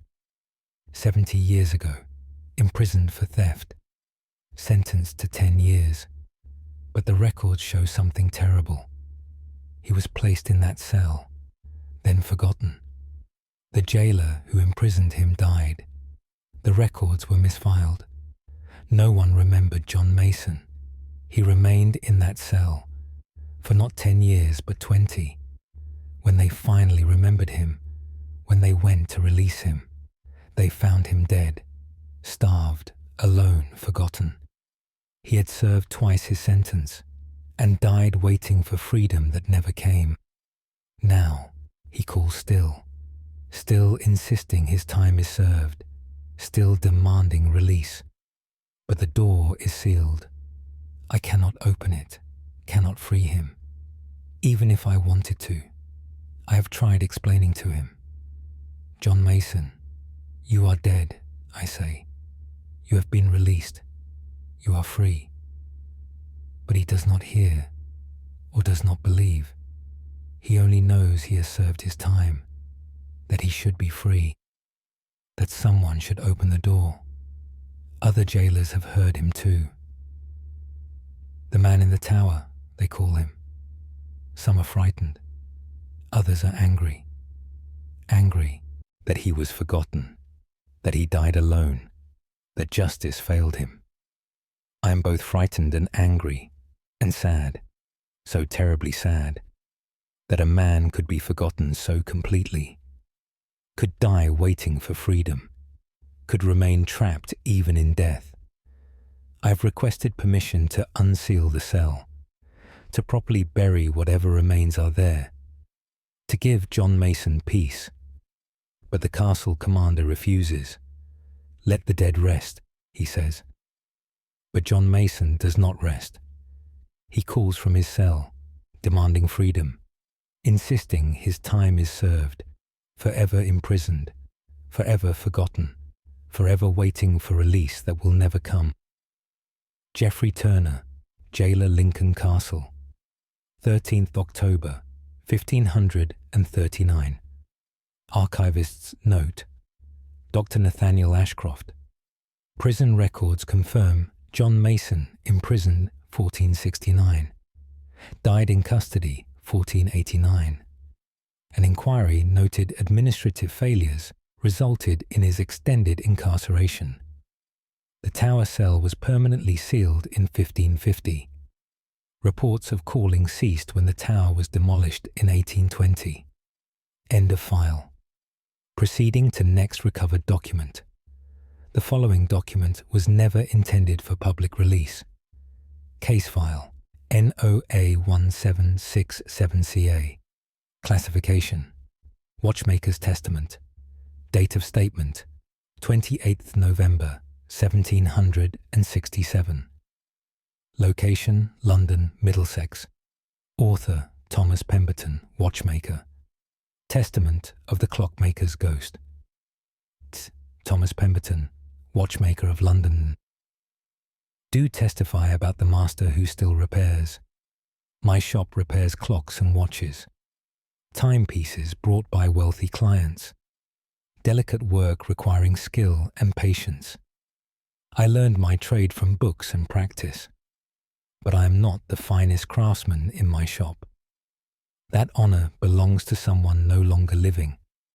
A master clockmaker who still works, still repairs the broken, still restores the stopped. I discovered him 6 months after taking over this shop. I was working late on a difficult repair, a pocket watch with a complex mechanism. I could not determine the problem. I left it on my bench, frustrated. I would try again in the morning. I locked the shop and went home. The next day, I returned. The pocket watch was running, keeping perfect time. The repairs were complete. I was confused. I lived alone, had no apprentice. No one else had keys to the shop, yet someone had finished my work and done it perfectly. This happened several more times. I would leave a difficult repair. In the morning, it would be fixed. I decided to watch, to see who was helping me. One night, I pretended to leave, but I hid in the back room. I waited in darkness. Near midnight, I heard something.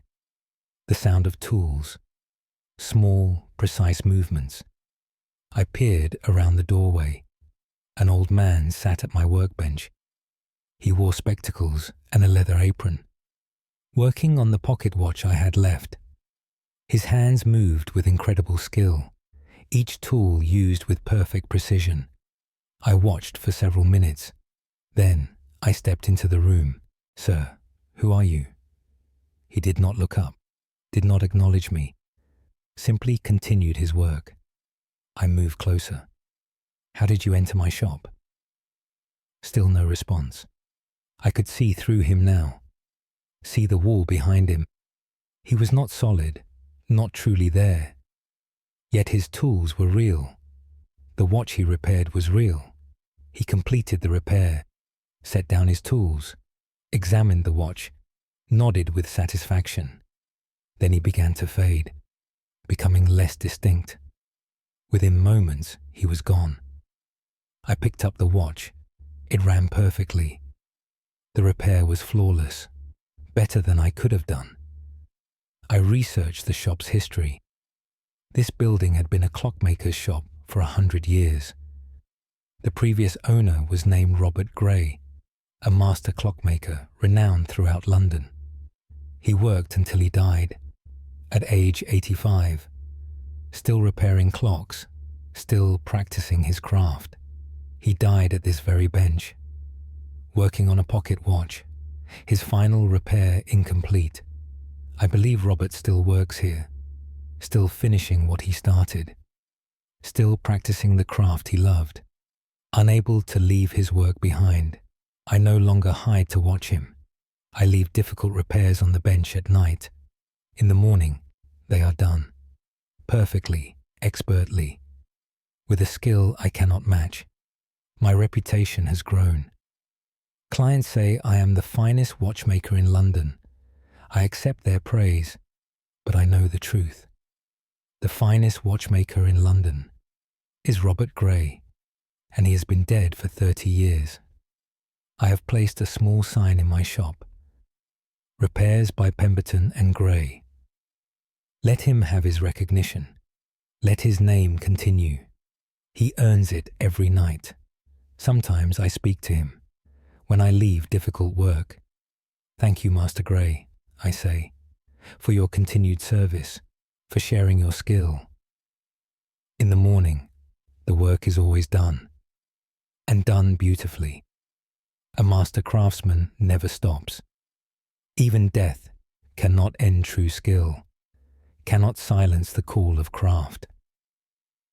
Robert Gray repairs clocks still. His hands may be ghostly, but his skill is eternal. Thomas Pemberton, watchmaker. London, Middlesex, 28th November, 1767. Archivist's note. Dr. Nathaniel Ashcroft. Trade records confirm Robert Gray, master clockmaker, died 1737 at his workbench. His skill was noted in guild records. The shop operated under various owners until 1850. No reports of phantom repairs after that date. End of file. Proceeding to next recovered document. The following document was never intended for public release.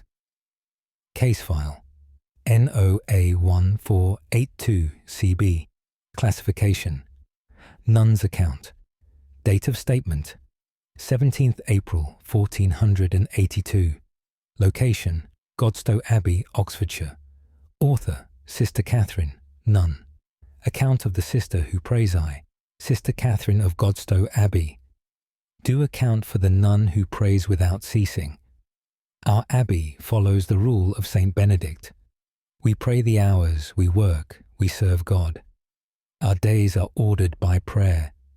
Matins, lauds, prime, terce, sext, nun, vespers, compline.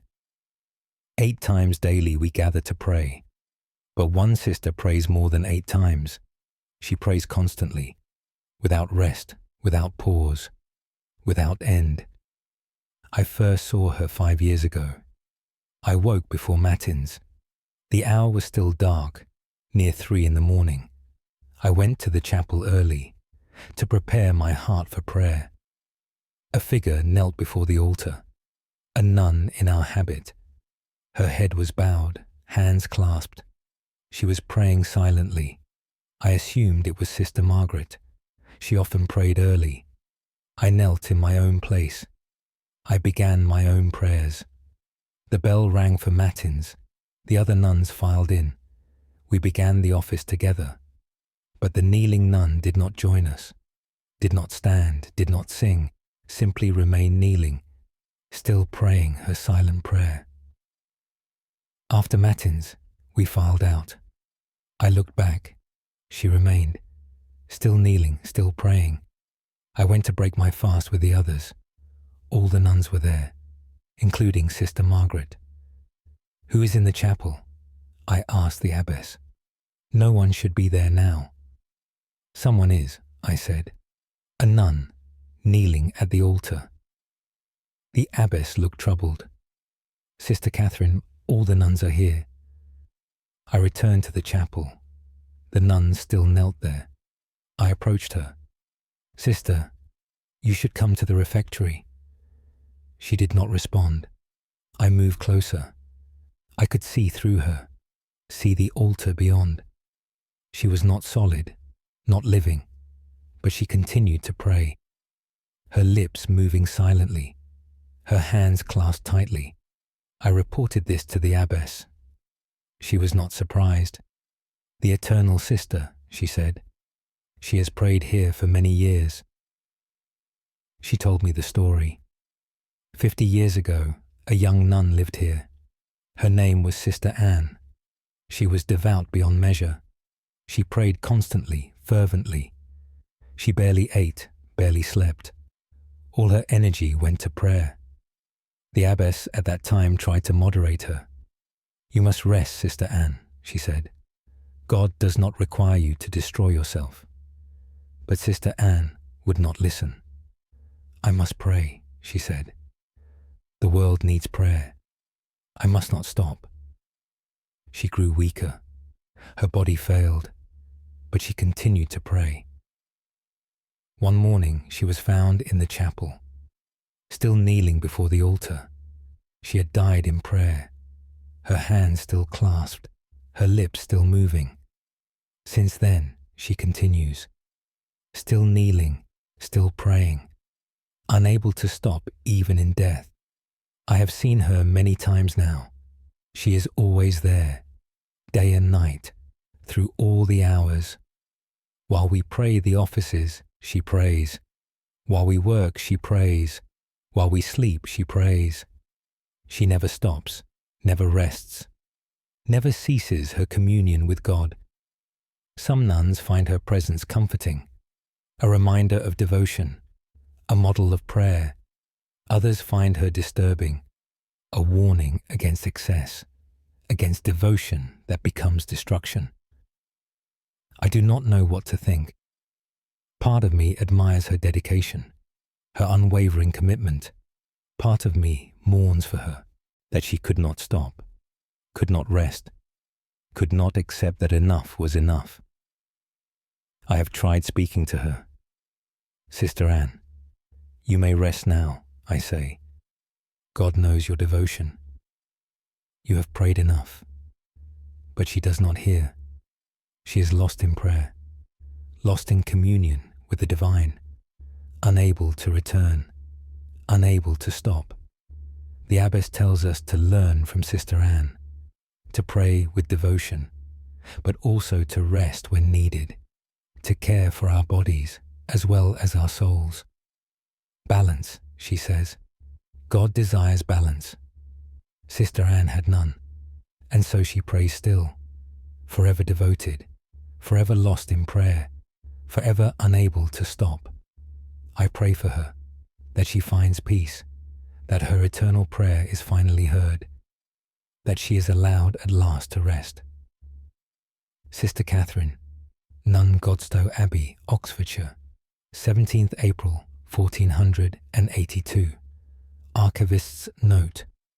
Dr. Nathaniel Ashcroft. Abbey records mention Sister Anne died circa 1432 during extended prayer. Her extreme devotion was noted with both admiration and concern. Godstow Abbey was dissolved in 1539. The ruins remain. Modern visitors occasionally report seeing a kneeling figure in the chapel ruins. End of file. Proceeding to next recovered document.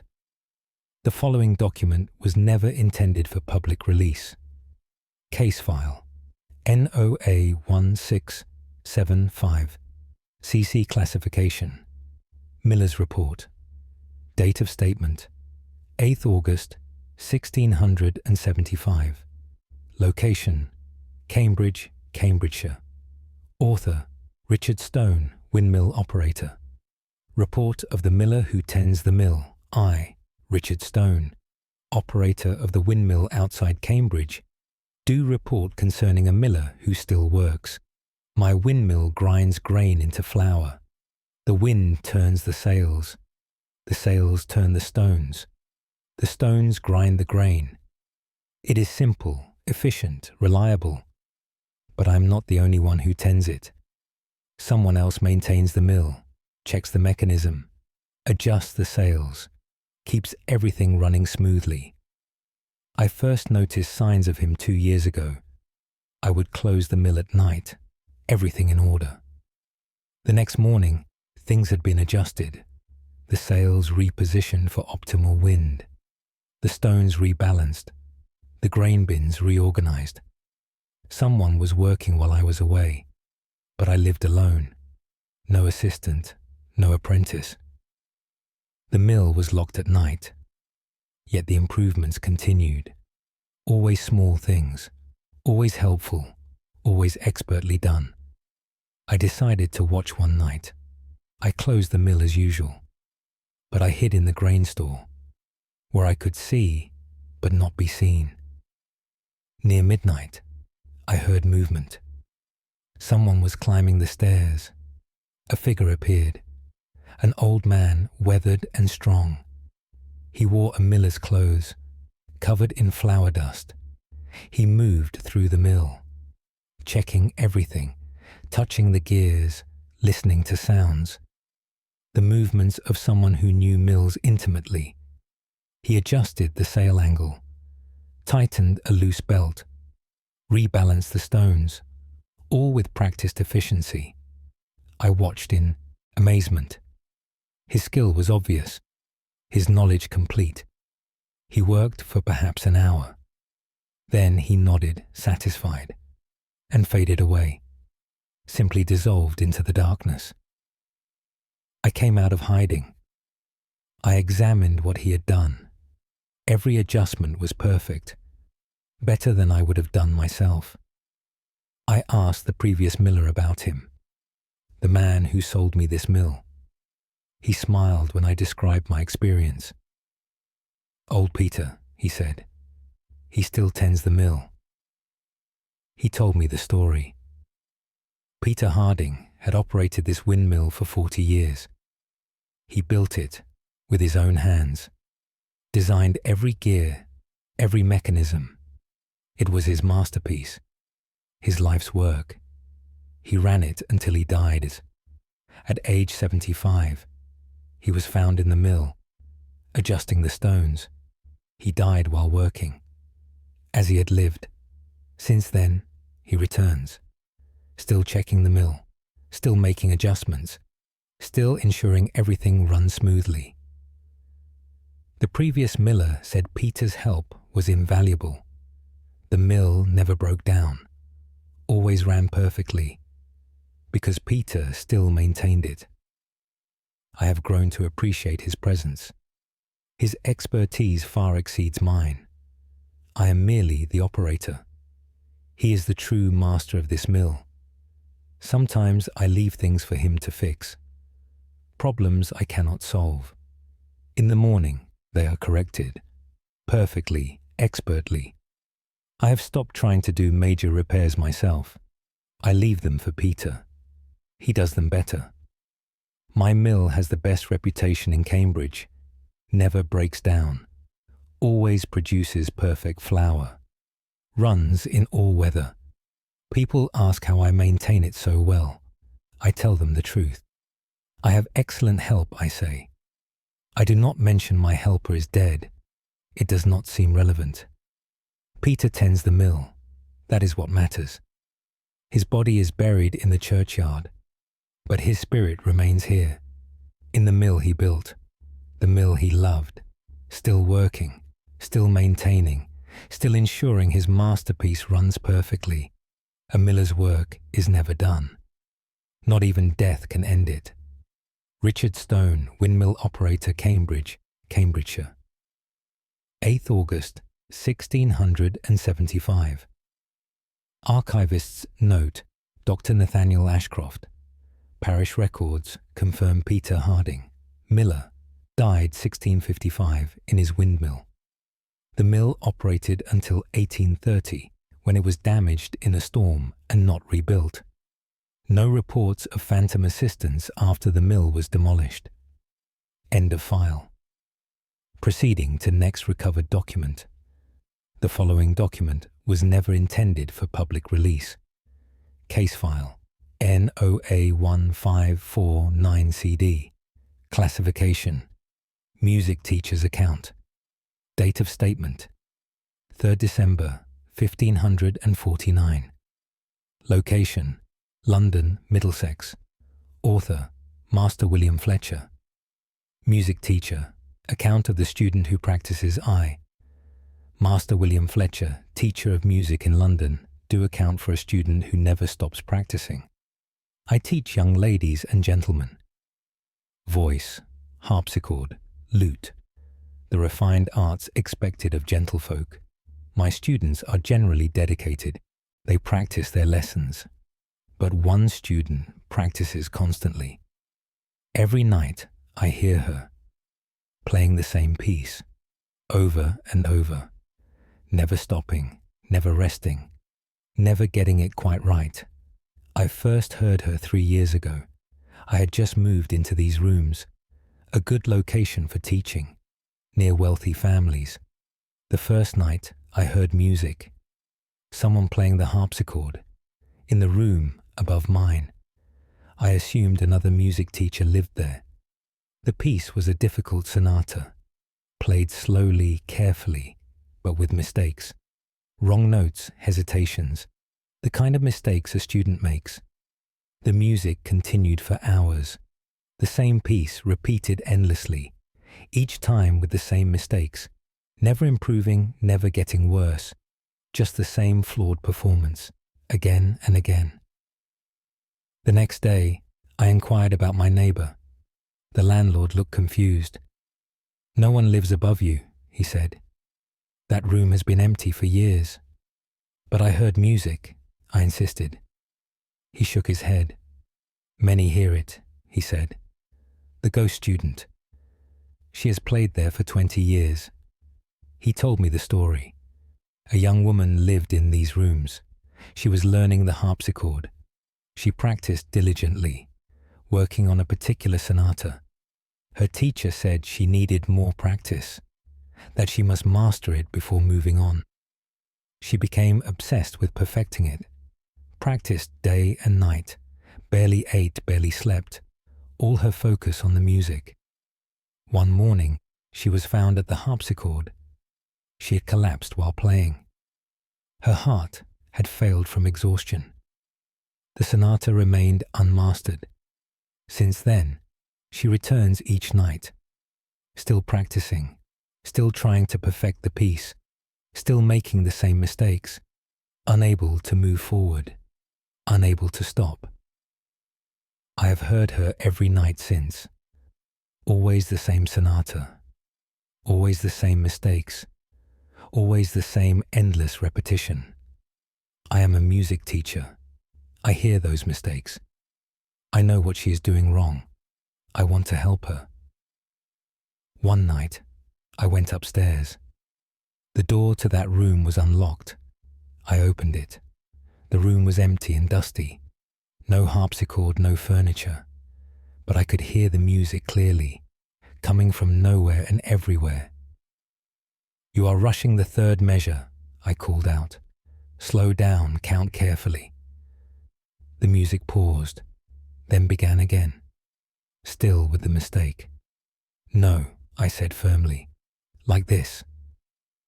I sang the passage correctly, demonstrating the proper rhythm. The music stopped completely. Silence. Then it began again. This time, the third measure was correct, but mistakes appeared elsewhere. I stayed for an hour, correcting errors, demonstrating proper technique.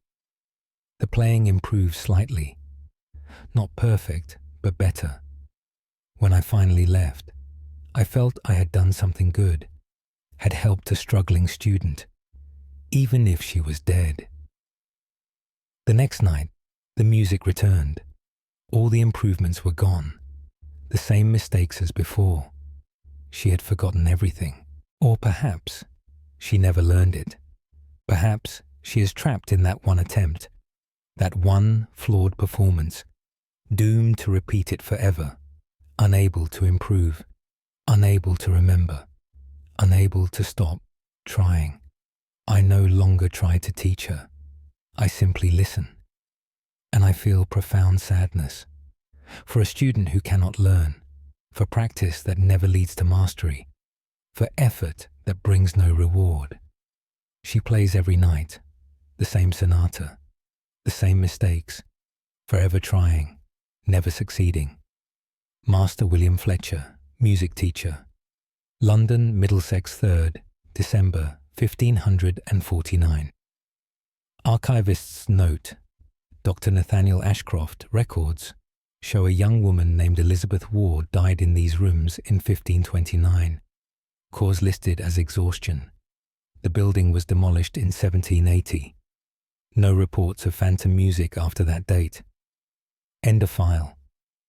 Proceeding to next recovered document. The following document was never intended for public release. Case file NOA 1786CE. Classification. Gardener's Testament. Date of statement 19 September 1786. Location Kew Gardens, Surrey. Author John Harris, Royal Gardener. Testament of the gardener who plants I. John Harris, gardener at Kew Gardens. Do testify about a gardener who still tends his plants. Kew Gardens is a place of wonder. Plants from across the world grow here. Exotic flowers, rare trees, a living collection of botanical marvels.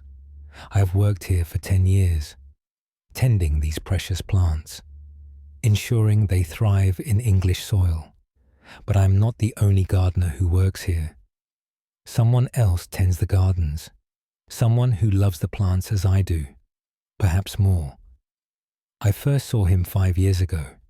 I was working late in the glasshouses, checking the tropical plants.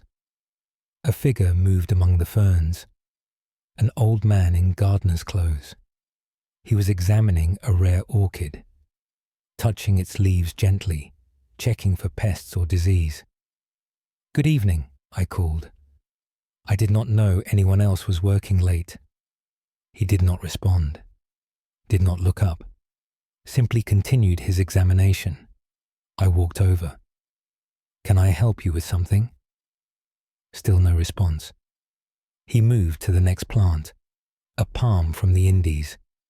He checked its soil, felt the moisture level, nodded, satisfied.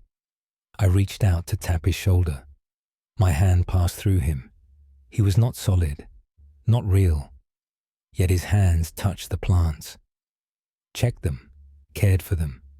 He continued his rounds, moving from plant to plant, checking each one carefully. Then he faded away, dissolving into the humid air. I asked the head gardener about him.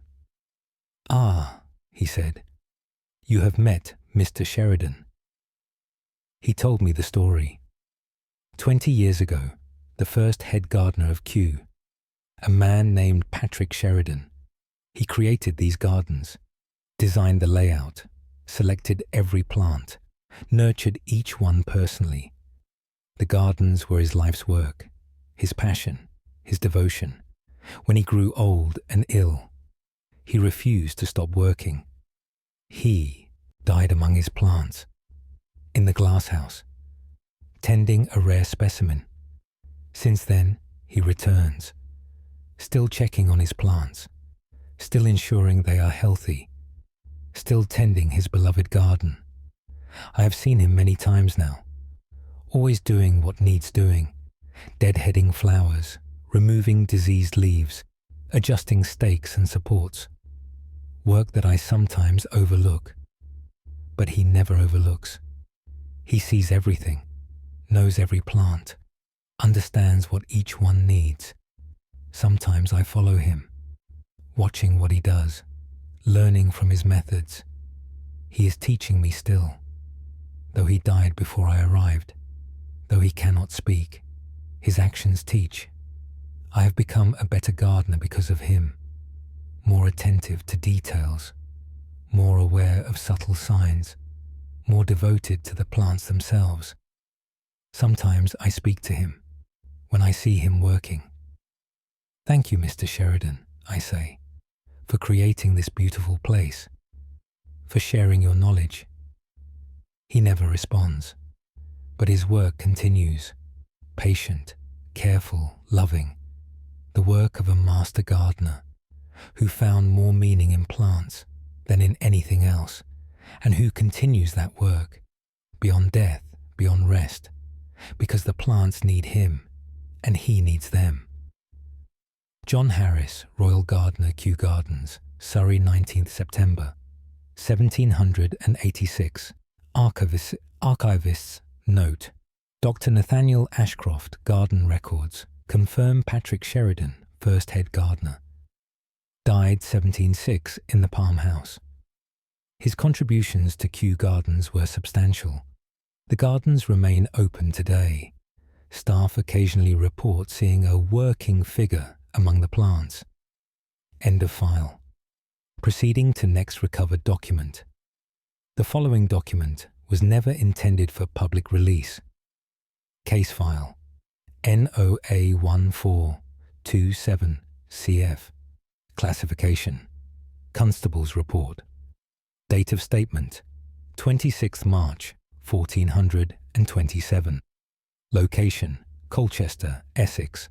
Author Thomas Wright. Town Constable. Report of the watchman who walks eye. Thomas Wright, Constable of Colchester. Do report concerning a watchman who never stops his rounds. My duty is to keep the peace in Colchester, to watch for crime and disturbance, to patrol the streets at night. I employ several watchmen to help me, good men, reliable. But there is one watchman I did not hire, one who walks his rounds without pay, without orders, without rest. I first saw him 3 years ago. I was making my late rounds. The hour past midnight. I saw another watchman ahead, walking his route, lantern in hand, staff at his side. I called out to him. "Hello, friend. Which section are you assigned?" He did not respond, did not turn, simply continued walking. I quickened my pace to catch him. "Can you hear me?" Still no response. I reached where he should be. He was gone. The street was empty. No side alleys, no doors open. Nowhere he could have gone. I searched, but found nothing. Since then, I see him regularly, several times a week, always walking his rounds, always checking doors and windows, always vigilant, but never responding when called. Other watchmen know of him. Old Matthew, they call him, though none remember his actual name. One of my oldest watchmen remembers the story. 50 years ago, a dedicated watchman served Colchester. He took his duty seriously, walked his rounds faithfully, never missed a night. One winter, a gang of thieves came to town. They robbed several houses. The watchman was determined to catch them. He walked extra hours, stayed alert despite fatigue. One night, he saw them. 3 men breaking into a merchant's house. He confronted them alone. He should have called for help, but he feared they would escape. The thieves turned on him. They beat him badly, left him dying in the street. By the time help arrived, it was too late. He died still trying to give warning, still trying to protect the town. Since then, he walks his rounds, still watching, still vigilant, still protecting Colchester, unable to stop, unable to rest. I have tried speaking to him many times. "You have done your duty," I say. "You can rest now. We watch the town." But he does not hear, cannot stop. His sense of duty too strong, his dedication too complete. Sometimes I walk my rounds alongside him. We patrol together. He on one side of the street, I on the other. Both watching, both protecting. One living, one dead, but both serving the town. I take comfort in his presence. A reminder that duty matters, that service continues, that those who protect never truly leave their post. The watchman walks. He will walk forever, through the streets he knew, protecting the town he loved, until the town itself is gone. Thomas Wright, Town Constable, Colchester, Essex, 26 March, 1427. Archivist's note. Dr. Nathaniel Ashcroft, Town, records mention a watchman killed by thieves, circa 1377. Name not preserved. Modern Colchester police occasionally report seeing a historical figure on night patrol in the old town centre. End of file. Proceeding to next recovered document. The following document was never intended for public release. Case file NOA1653CG. Classification: Bookbinder's account. Date of statement: 11th July 1653. Location: Oxford, Oxfordshire. Author: Samuel Green, bookbinder. Account of the bookbinder who works I. Samuel Green, bookbinder of Oxford, do account for the master who still binds. I bind books for the university, scholarly works, religious texts, leather binding, gold tooling, quality work that preserves knowledge. I learned my craft through apprenticeship, but my greatest teacher is one I never met, a master bookbinder who died before I was born.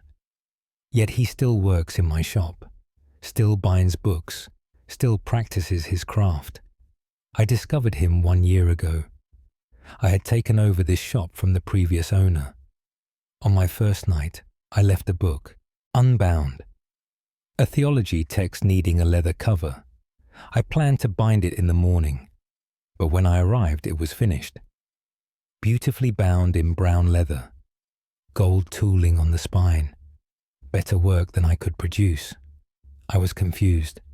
I lived alone, had no workers yet. The shop had been locked, yet someone had bound the book. This happened again, and again, always the same. Difficult bindings left overnight, finished by morning, perfectly, expertly done. I decided to watch.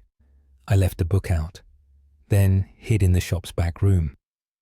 Near midnight, I heard sounds. The creak of leather being worked, the tap of tools on gold leaf. I peered around the corner. An old man sat at the binding bench, working with practiced skill. His hands moved surely, stitching, gluing, pressing, creating a beautiful binding. I watched in fascination.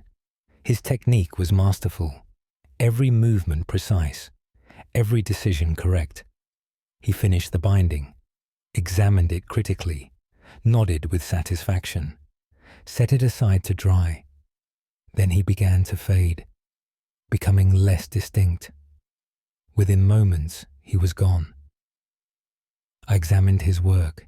It was flawless, better than any binding I had seen. I researched the shop's history. For 200 years, this had been a bookbindery. Many masters had worked here, but one stood out, a man named Thomas Blackwell. He had worked here for 50 years. His bindings were legendary. Universities across Europe sought his work. He died at his bench, still binding books, still serving scholarship. Since then, he continues, still binding, still creating, unable to stop, or unwilling. Perhaps he sees no reason to stop. The work continues. Books still need binding. Knowledge still needs preserving. So he works. I have accepted his help. Gratefully, my reputation has grown. Green the bookbinder, they say. His work rivals the old masters.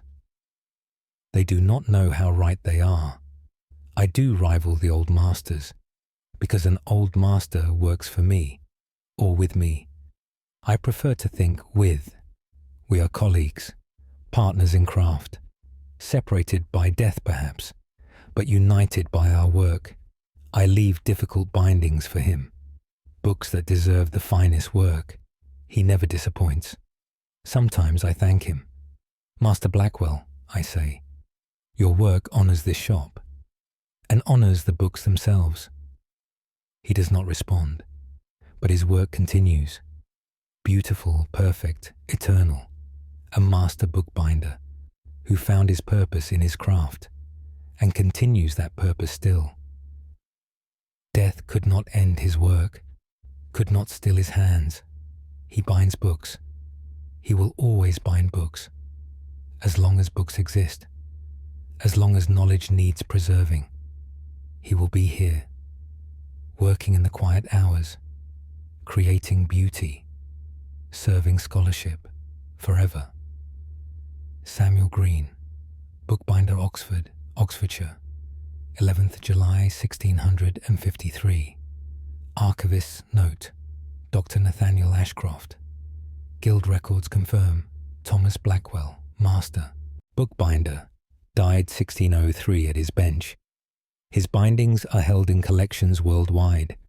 The shop operated until 1850. Several bindings attributed to it from the 1700s show techniques consistent with Blackwell's work. End of file. Proceeding to next recovered document. The following document was never intended for public release. Case file NOA 1589CH. Classification Butcher's account. Date of statement 15th January 1589. Location Smithfield Market, London. Author Robert Nash, butcher. Account of the drover who walks the market. Robert Nash, butcher at Smithfield Market, do account for the drover who still herds his cattle. Smithfield is London's great meat market.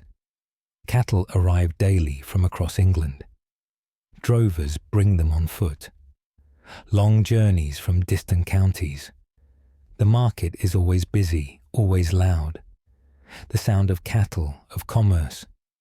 But early in the morning, before the crowds, I see a drover with no cattle, walking the market lanes, calling to animals that are not there. I first noticed him 5 years ago. I arrived before dawn to prepare my stall. The market was empty and quiet. I heard someone calling, "Come on now, move along. Keep together." The calls of a drover to his herd. I looked around. A man walked down the market lane. He carried a staff and wore a drover's coat, but he had no cattle with him, no animals at all. Yet he called to them, made herding motions with his staff, as if guiding a large herd. I called out to him, "Where are your cattle, friend?" He did not respond, did not look at me, simply continued his herding, walking, calling, guiding nothing. I approached him. "Can you hear me?" Still nothing. He passed right by me, still calling to his invisible herd. "That's right, keep moving." Not far now. I could see through him now, see the market stalls beyond. He was not solid, not real, yet his voice was clear, his movements purposeful. He walked the entire length of the market, then turned and walked back, still herding, still calling. Then he began to fade, becoming less distinct. Within moments, he was gone. I asked other butchers about him. Many had seen him over the years.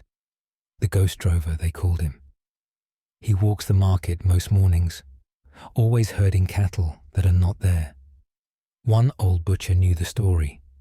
50 years ago, a drover brought a large herd to Smithfield, 200 head of cattle. From Yorkshire, a 2-week journey on foot. It was his life's work, his retirement fund. The sale of this herd would secure his old age. He arrived late at night, planning to sell at the morning market, but during the night, thieves came. They stole his entire herd, drove them away into the darkness. The drover woke to find them gone. His life savings disappeared.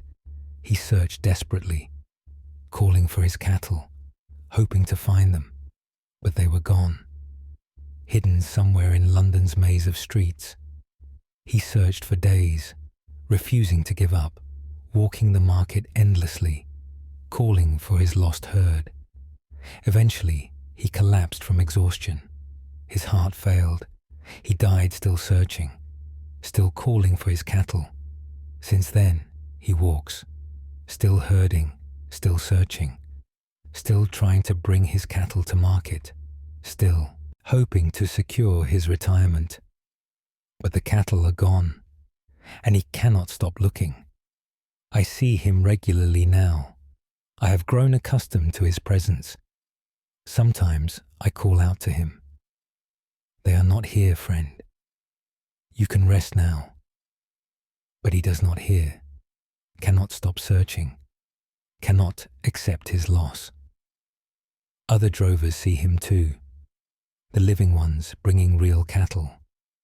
They say it is bad luck to see him, that he brings misfortune to herds.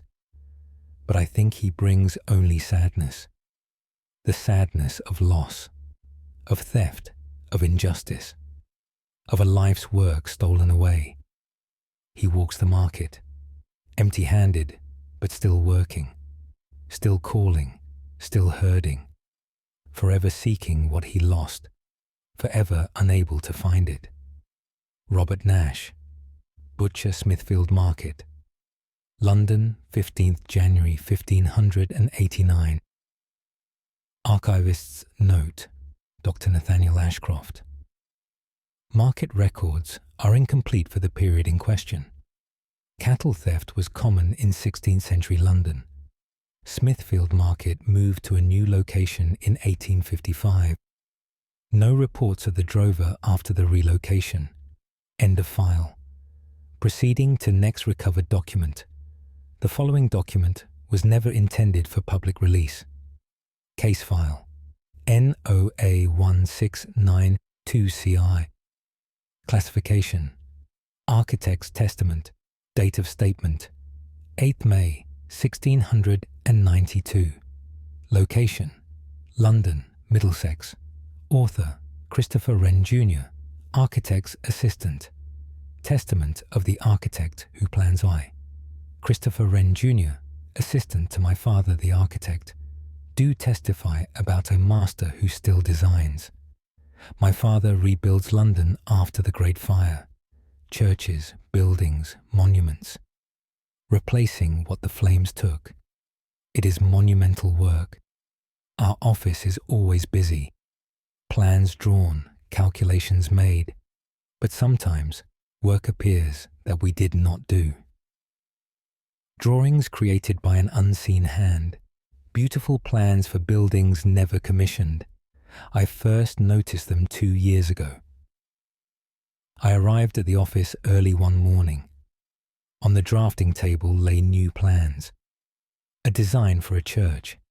Elegant, proportioned, perfect. I assumed my father had worked late, but when I showed him the plans, he looked puzzled. I did not draw these, he said. Did you? I assured him I had not. The plans were too skilled, beyond my current ability. We examined them carefully. The design was masterful, better than most of our work. We asked our draftsmen. None claimed responsibility, yet the plans were real, drawn on our paper, with our tools. We decided to save them, to study the techniques. The next week, more plans appeared. Another church, different design. Again, magnificent work. Again, no one claimed to have drawn them. This continued for months. Every few weeks, new plans. Always churches or public buildings. Always beautifully executed. Always appearing overnight. I decided to watch one night. I hid in the office after everyone left. Near midnight, I heard scratching. The sound of pen on paper. I peered around a bookcase. A man sat at the drafting table. An elderly gentleman in old-fashioned dress. He worked with intense concentration. Drawing, measuring, calculating. Creating a plan with practiced skill. I watched for perhaps an hour. His technique was flawless. Every line precise. Every proportion perfect. Then he set down his pen. examined his work, nodded with satisfaction, and began to fade, dissolving like morning mist. Within moments, he was gone. I looked at his drawing, a stunning design for a bell tower, better than anything in our office. I told my father what I had seen. He was thoughtful. "Can you describe him?" he asked. I did so. My father nodded slowly. "That sounds like Inigo Jones," he said. Inigo Jones had been England's greatest architect. He had died 40 years ago, before the Great Fire. My father had studied his work, had learned from his principles. He would be heartbroken, my father said, to see so many of his buildings burned. Perhaps he has returned to help rebuild what was lost. Since then, we have accepted his help. We use his plans when appropriate, always crediting him in our records. Design inspired by I. Jones, we write, giving honour where it is due. The buildings created from his ghostly plans are among the finest in London. People marvel at them, ask who designed such beauty. We tell them the truth. Inigo Jones, master architect, still designing, still creating, still serving London. Even death could not stop him, could not end his creativity. He sees the city he loved in ruins, and he helps rebuild it, drawing plans by moonlight, sharing his genius freely, asking nothing in return, only the joy of design, the satisfaction of creation, the knowledge that beauty returns to London. My father says we are privileged to work with such a master, even if that master is a ghost. I agree. Inigo Jones continues to teach, continues to inspire, continues to shape London. His body lies buried, but his mind remains active, his talent undimmed, his vision clear. He plans for a London reborn, and we are honoured to build it. Christopher Wren Jr., Architect's Assistant, London. Middlesex, 8th May, 1692. Archivist's note. Dr. Nathaniel Ashcroft. Inigo Jones died 1652. Christopher Wren Sr. led rebuilding efforts after the Great Fire of 1666. Several church designs from Wren's office show stylistic elements consistent with Jones's work. The phenomenon reportedly ceased in 1710. End of file. Proceeding to next recovered document. The following document was never intended for public release. Case file NOA143-7CJ. Classification Painter's Report. Date of statement 22nd November 1437. Location Norwich, Norfolk. Author John Mason, painter of icons. Report of the painter who never finishes. I, John Mason, painter of religious icons in Norwich, do report concerning a painter who works beside me. I paint icons for churches, images of saints, of Christ, of the Virgin, sacred work requiring prayer and skill. Each brushstroke is an act of devotion, but someone else paints in my workshop, someone who started a work long ago and cannot finish it. I discovered this when I took over the workshop, 3 years ago now. In the corner stood an easel, an unfinished icon upon it, the Virgin and Child, most of it beautifully painted. The Virgin's face complete, her robes detailed and rich, but the Christ Child was unfinished, only sketched in outline, no face, no detail, just empty space where he should be. I asked the previous owner about it. He said it had been there when he took over, 30 years ago, and it had been unfinished then. No one knew who started it, or why they never finished. I decided to complete it myself. It seemed wrong to leave it unfinished. I prepared my paints. I began work on the Christ child's face. But my hand would not move, as if invisible force held it back. I tried again, pressing harder. Still nothing. My hand simply would not paint that area. I set down my brush, confused. That night, I heard sounds in the workshop. Someone was painting. I went down to investigate. A figure stood before the unfinished icon. An old man with a painter's palette. He worked on the Christ child, adding detail to the robes. His hand moved surely at first, then hesitated as he reached the face. He raised his brush, poised to paint the face, but his hand began to shake. The brush wavered. He lowered it again, stepped back, stared at the canvas, raised the brush once more.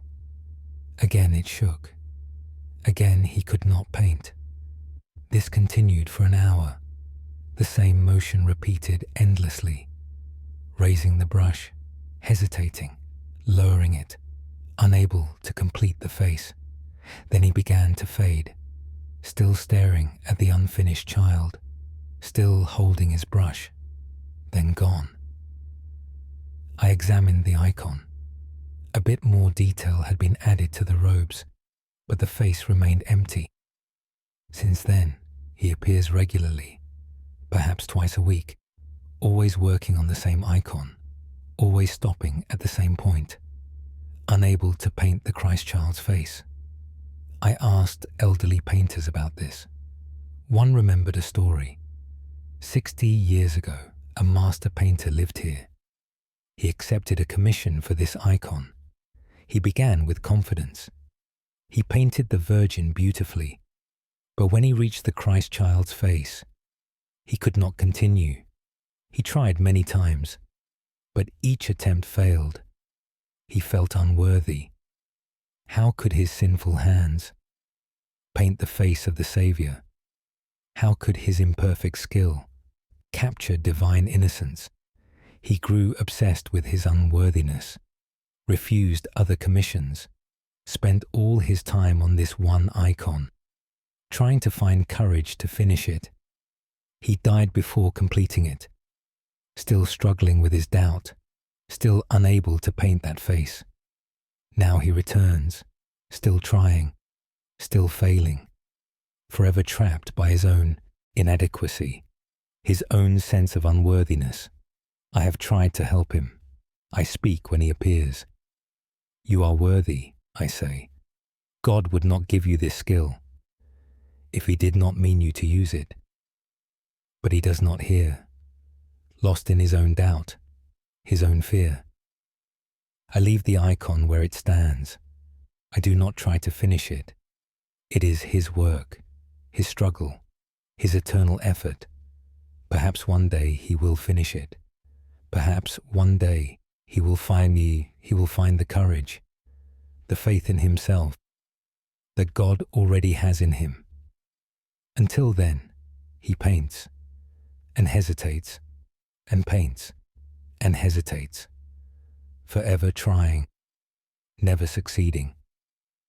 John Mason, painter of icons, Norwich, Norfolk, 22nd November, 1437.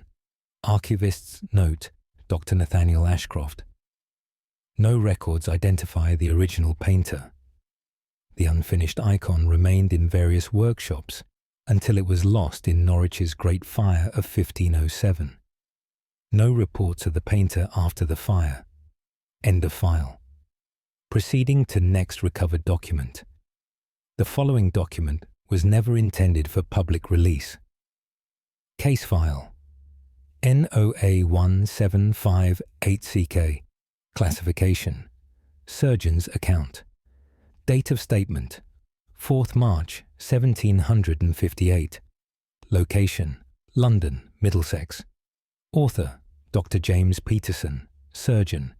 Account of the surgeon who operates eye.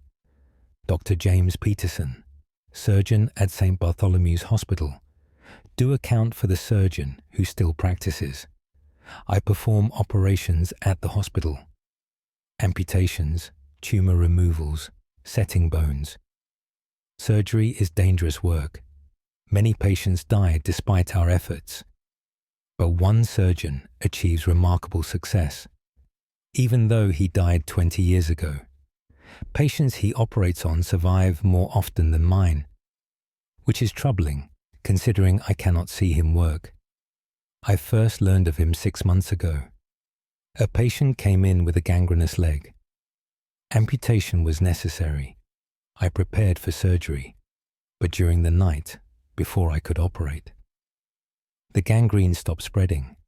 The leg began to heal. By morning, amputation was no longer needed.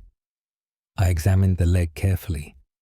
Someone had made small incisions, drained the infected tissue, applied poultices I did not recognize. Work of remarkable skill, but no one claimed to have done it. The night nurses knew nothing. The wound simply improved. This happened again. A woman with a tumour. I planned to remove it, but overnight, it was gone. Excised perfectly. The wound closed with tiny, precise stitches. Better work than I could do. Again, no one admitted doing it. I decided to watch one night. A man lay waiting for surgery, a badly broken arm requiring setting. I hid in the ward after dark, pretending to have left. Near midnight, I heard movement. A figure approached the patient's bed.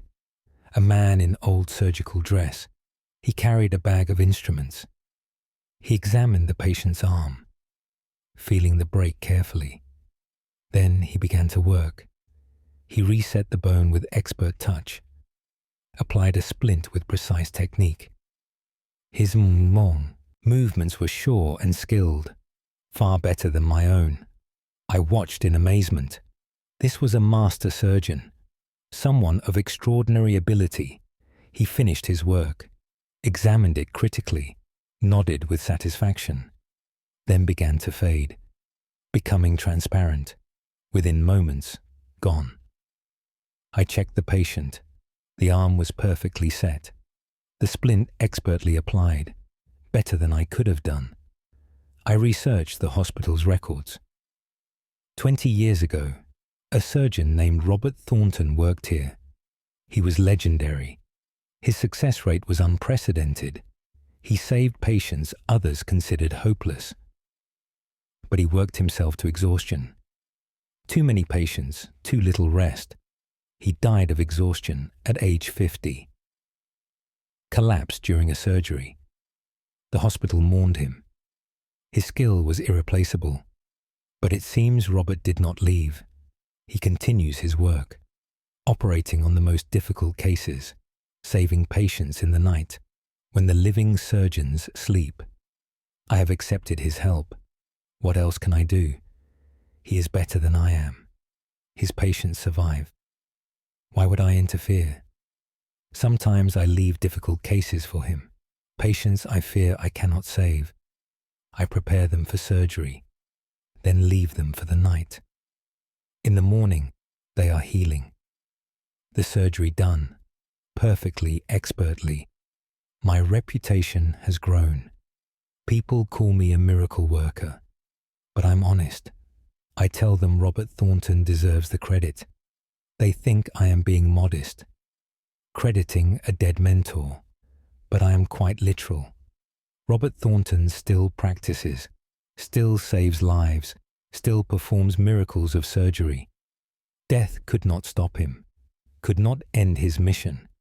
He had patients to save, work to complete, lives to preserve. So he continues, working in darkness, when no one can see. But his work is visible, in the patients who survive, in the lives he saves, in the miracles he performs. Robert Thornton, master surgeon, still practicing his art, still serving those in need, forever. Dr. James Peterson, surgeon, St. Bartholomew's Hospital, London, 4th March, 1758. Archivist's note. As note, Dr. Nathaniel Ashcroft hospital records confirm Robert Thornton died 1738 while performing surgery. His success rates were notably high. Reports of miraculous recoveries at St. Bartholomew's continued through the 1770s. The old surgical ward was demolished in 1780. End of file. Proceeding to next recovered document. The following document was never intended for public release. Case file NOA1564CL. Classification. Taylor's Testament. Date of statement 19th September 1564. Location London, Middlesex. Author William Harper, Master Tailor. Testament of the seamstress who sews I. William Harper, Master Tailor of London, do testify about the seamstress who still works. My shop makes clothes for wealthy clients, fine garments requiring skilled needlework. I employ 6 seamstresses, good workers, all of them, but the finest seamstress in my shop is one I did not hire, one who died before I was born. Yet she still sews, still creates perfection. I discovered her 5 years ago, when I took over this shop from my master. He warned me before he left. "Leave the corner table empty," he said. "That is hers." "Whose?" I asked. "You will see," he replied. I thought he was joking, but on my first night alone in the shop, I heard sewing, the whisper of needle through fabric. Someone was working. I looked around. At the corner table sat a woman, bent over her work, sewing by candlelight. Her needle moved rapidly, creating tiny, perfect stitches. "Who are you?" I asked. She did not respond, did not look up, simply continued sewing. I approached her. "You cannot be here. The shop is closed." Still no response. I could see through her now, see the wall beyond. She was not solid, not living, but her work was real. The fabric she sewed was real. I watched her for an hour. She sewed a sleeve, attached it to a bodice. Her stitches were invisible, perfect in every way. Then she set down her needle, examined her work, smiled slightly, and faded away. I looked at what she had sewn. It was flawless, better than any work I had seen. I asked my former master about her. He told me her story. 50 years ago, a seamstress worked here, the finest in London. Nobility requested her specifically. Her needlework was legendary. She lived for her work, never married, no family, only her sewing. She grew old at this table, still sewing, still creating beauty. She died one night while working, still holding her needle, still in the middle of a seam. Since then, she returns, still sewing, still working, unable to stop or unwilling. Perhaps she sees no reason to stop. Work continues. Clothes still need making, so she works. I have accepted her presence, gratefully. I leave difficult work on her table. Garments requiring the finest stitching. In the morning, they are complete, sewn with impossible perfection. My reputation has grown. Harper's stitching is the finest in London, they say. I accept the praise, but I know the truth. The finest stitching in London is done by a woman dead 50 years. I have placed a small sign by her table, in memory of our finest seamstress. Let her be remembered. Let her be honoured. She earns it every night. My seamstresses know of her. They see her sometimes. They are not frightened. They call her the master. They try to match her skill, though none can. Sometimes I speak to her. "Thank you for your work," I say. "You honour this shop." She does not respond, but her needle never stops. Her work continues. beautiful, perfect, eternal, a master seamstress who found joy in her craft, who defined herself by her work, and who works still. Death could not stop her needle, could not still her hands. She sews. She will always sew, as long as fabric exists, as long as people need clothes. She will be here, working in the quiet hours, creating beauty, pursuing perfection, forever. William Harper, Master Tailor, London, Middlesex, 19th September 1564. Archivist's note, Dr. Nathaniel Ashcroft. Tailors' Guild records mention several renowned seamstresses in this shop's history. Specific identity uncertain. The shop operated until 1666. Destroyed in the Great Fire of London. No reports after that date. End of file. Proceeding to next recovered document. The following document was never intended for public release. Case file NOA16877CM classification. Mapmaker's report. Date of statement 27th June 1687. Location London, Middlesex. Author Thomas Seller, mapmaker. Report of the cartographer who charts why. Thomas Seller, maker of maps and charts. Do report concerning a cartographer who still draws. I create maps for merchants and explorers. Charts of coasts, maps of trade routes. Accurate work requiring precise measurement. My maps guide ships safely. Prevent disasters at sea. But the finest maps in my shop are not drawn by me. They appear overnight, created by invisible hands. I first noticed them 1 year ago. I had been commissioned to map a new trade route. To the Indies, a dangerous voyage. I worked on it for weeks, making calculations, plotting courses, but I struggled with one section. Treacherous waters, many rocks. I could not get it right. I left my work one night, frustrated. In the morning, that section was complete, perfectly drawn, every rock marked, every depth noted, safe passages clearly shown, work of extraordinary skill. I had no assistant. No one else had keys. Yet someone had finished my map and done it better than I could. This happened again and again. Difficult sections I struggled with, completed overnight, always perfectly done. I decided to watch. I pretended to leave one night, but hid in the back room. Near midnight, I heard scratching. Pen on paper. Someone was drawing. I peered out. An old man sat at my table, working on my map. He had instruments I did not recognize, strange tools for measuring and calculating. He worked with intense concentration, drawing, checking, correcting. His technique was masterful. I watched for 2 hours. He completed the difficult section, then moved to another map, one I had not yet started.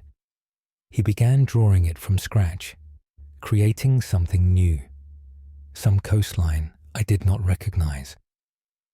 After another hour, he stopped, examined his work, set down his pen, and began to fade, becoming transparent. Within moments, gone.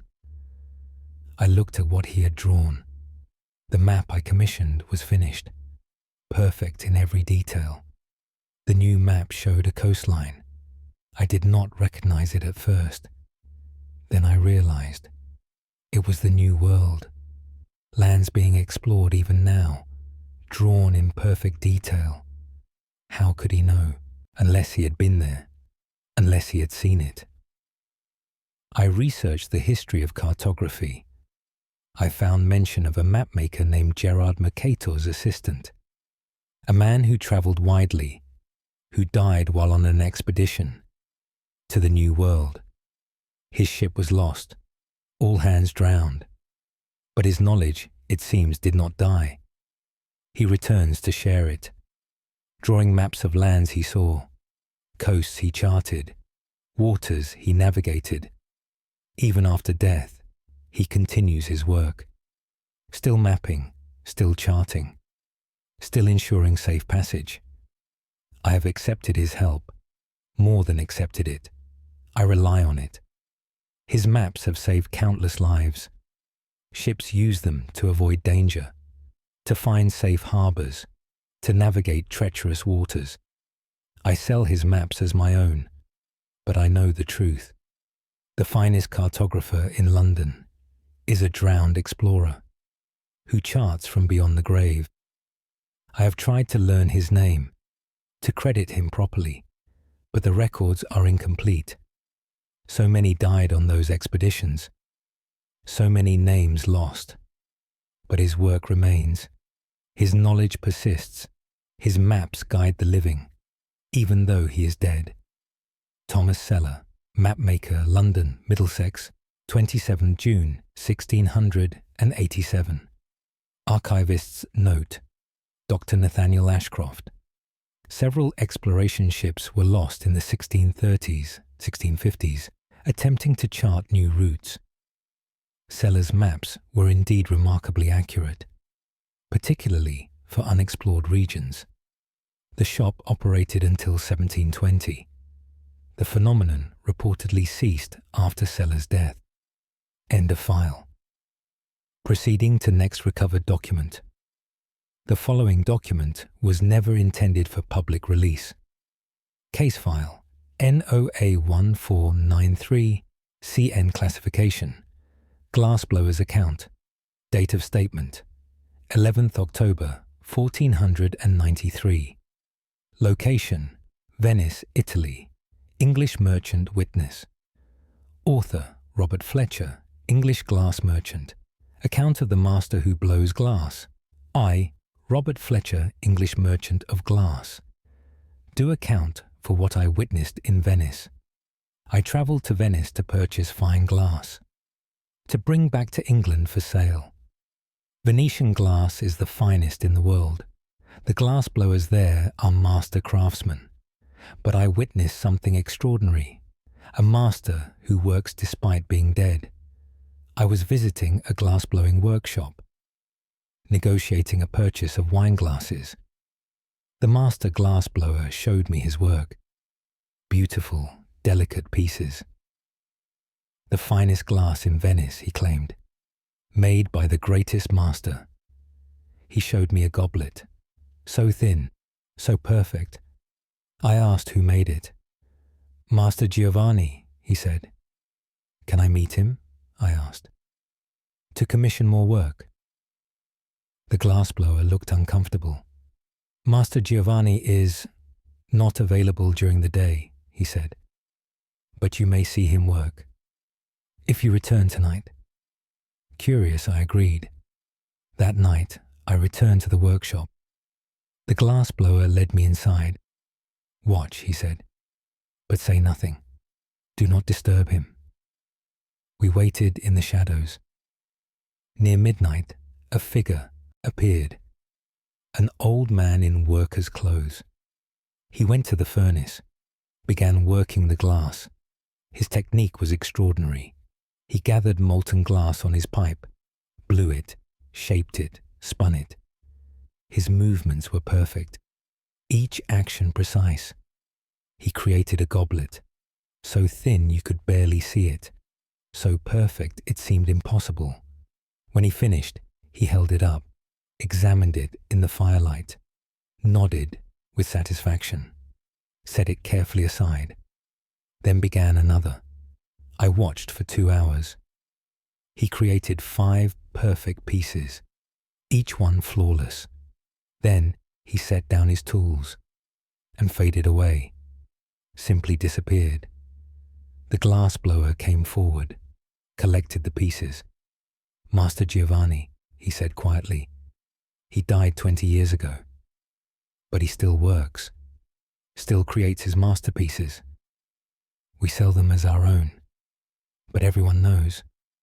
These pieces are too perfect, No living hand could make them. I asked why Giovanni returns. He loved his work, the glassblower said. Lived for it. When he died, he simply continued. No one stopped him. Why would we? His work is perfection.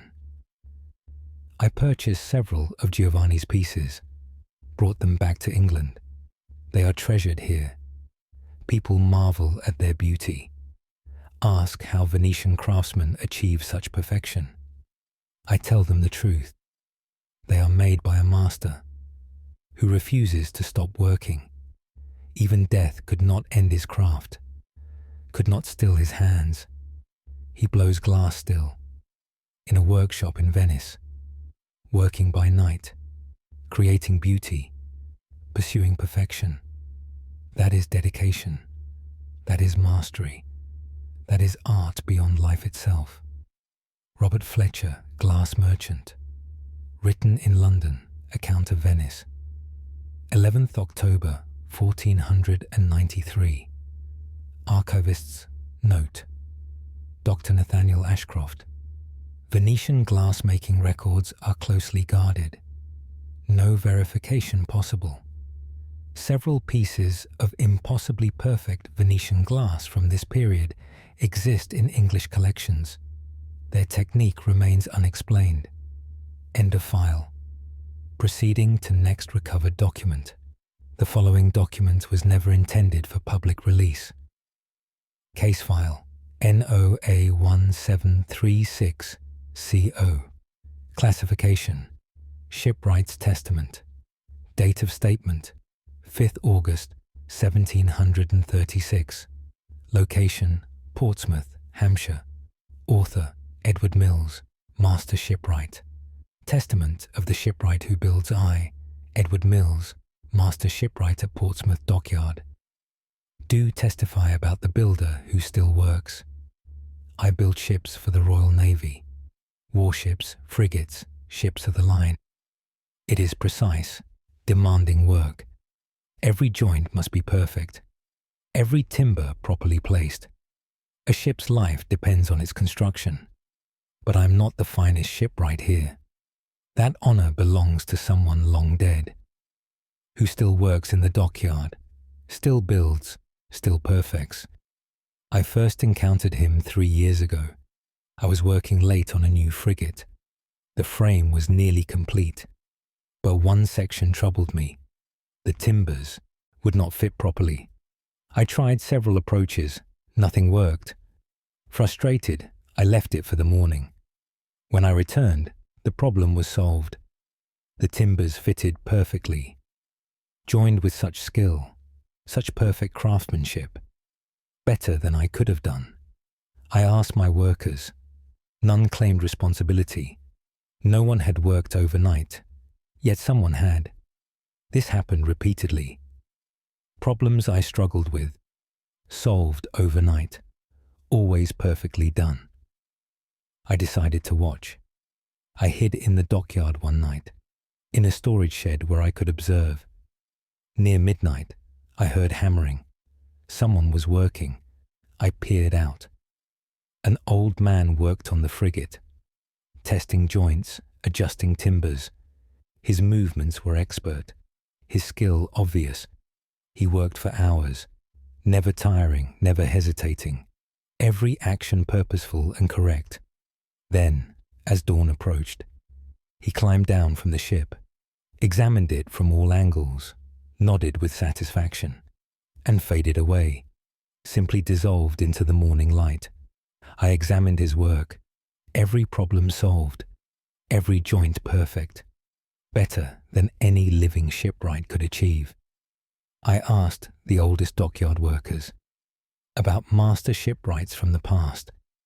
One remembered a name, Thomas Bradshaw. He worked here 60 years ago, the finest shipwright England ever produced. His ships never failed, never sank, never broke apart. They were perfect. He built until he died. At age 80, still working, still building. He died on a ship he was constructing, checking the frame. He climbed down, sat to rest, and never rose again. Since then, he returns, still building, still perfecting, still ensuring every ship is sound. I have accepted his help. More than that, I depend on it. His expertise far exceeds mine. My ships are stronger because of him, safer because of him, sailors' lives preserved because of him. I no longer hide his contribution. When officers inspect a ship and praise its construction, I tell them, Master Bradshaw built this. They think I mean I learned from Bradshaw's methods, but I am quite literal. Thomas Bradshaw built it with his own ghostly hands. His dedication continues. His skill persists.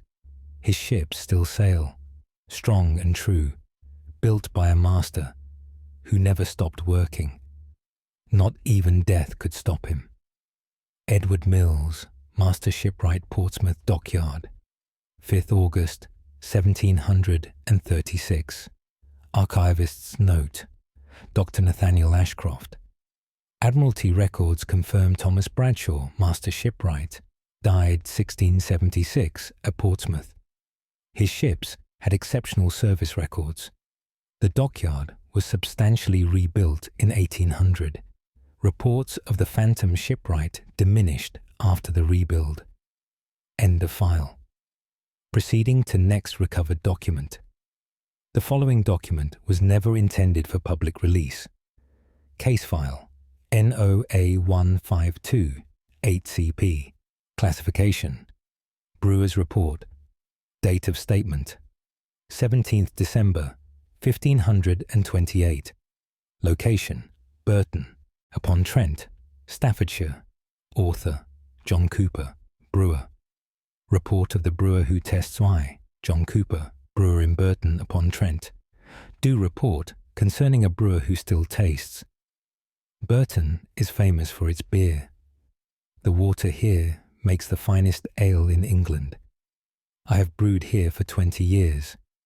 I know my craft well, but sometimes my beer improves overnight. Adjustments made that I did not make, by someone who knows brewing better than I. I first noticed 5 years ago. I had brewed a batch of ale. It was good, but not perfect. Something was slightly off. I could not determine what. I left it overnight to think on it. In the morning, I tasted it again. It was perfect. Someone had adjusted it, added hops, I think, or changed the timing.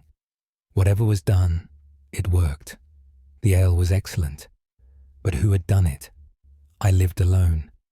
No one else had keys. This happened again and again. My almost good beer became excellent beer, always overnight, always mysteriously improved. I decided to watch. I left the batch that needed work, then hid in the brewery. Near midnight, I heard movement. Someone was in the brewing room. I peered around the doorway. An old man stood by the vats. He held a cup. He dipped it in the ale, tasted it, made a face. He went to the herb shelf, selected ingredients, added them to the vat, stirred carefully, tasted again, nodded with approval. Then he moved to the next vat, repeated the process, tasting, adjusting, perfecting. I watched him work for 2 hours. He checked every vat, made small adjustments to each. His knowledge was profound, his palate perfect. When he finished, he stood back, surveyed all the vats, smiled slightly, and faded away, dissolved like foam on beer. I tasted the ale he had adjusted. It was perfect. Every batch improved. I asked the previous brewer, the man who sold me this brewery, about the mysterious helper. He smiled. Old Richard, he said. He still tends the beer. He told me Richard's story. 40 years ago, Richard owned this brewery, the finest brewer in Burton. His ale was legendary. He lived and breathed brewing. No family, no other interests. Only beer. He died at age 75. Tasting a batch, He drank, smiled, and died, happy to the end. Since then, he returns, still tasting, still adjusting, still ensuring every batch is perfect. I have embraced his help. My beer's reputation has grown. People say Cooper's ale is the finest in Burton. I agree, because Richard makes it so. His expertise perfects what I start. His palate corrects my errors. His knowledge elevates my brewing. I leave difficult batches for him. Ales I cannot quite perfect. In the morning, they are flawless. I sell them proudly. Richard's ghost may haunt my brewery, but he haunts it helpfully, productively, continuing the craft he loved, sharing the knowledge he possessed, making beer better, always and forever. What more could a brewer ask? John Cooper, brewer, Burton-upon-Trent, Staffordshire, 17th December 1528. Archivist's note, Dr. Nathaniel Ashcroft. Burton-upon-Trent has been a brewing centre for centuries. Multiple breweries operated there. Specific verification impossible. The tradition of brewery ghosts helping with brewing is common in the region. End of file. Proceeding to next recovered document. The following document was never intended for public release. Case file. NOA 1649CQ. Classification. Vintner's account. Date of statement. 23rd April, 1649. Location. London, Middlesex. Author. William Blackwood, wine merchant. Account of the vintner who selects I, William Blackwood, wine merchant of London. Do account for the vintner who still chooses. I import wine from France and Spain. I sell to taverns and wealthy households. Selecting good wine is a skill, knowing which barrels are finest, which have aged well, which are worth the price. But I have help in my selections, from someone who knows wine better than any living man, and has been dead for 50 years. I discovered him when I took over this wine shop, 5 years ago now. My predecessor warned me. Trust the marks, he said. What marks? I asked. He showed me the cellar. Some barrels had chalk marks, small X marks on the side. Those are the finest, he said. They appear overnight. Someone marks them. Trust those marks. I thought he was joking, but I soon learned otherwise. I would receive a shipment. 50 barrels from France, all seemingly identical. In the morning, 5 would be marked. Small X in white chalk. Those barrels contained the finest wine, better than the others, noticeably superior. How did the marks appear? Who made them? I decided to watch. I hid in the cellar one night, after a new shipment arrived. Near midnight, I heard footsteps. Someone descending the stairs. An old man entered the cellar. He carried a candle and chalk. He moved among the barrels, stopping at each one. He would tap it, listen to the sound, sometimes smell the wood, then move on. At certain barrels he would pause, smile slightly, make a small X mark, then continue. He checked every barrel, made 6 marks total. Then he climbed the stairs and faded away halfway up, simply disappeared. I checked the marked barrels. I tasted the wine.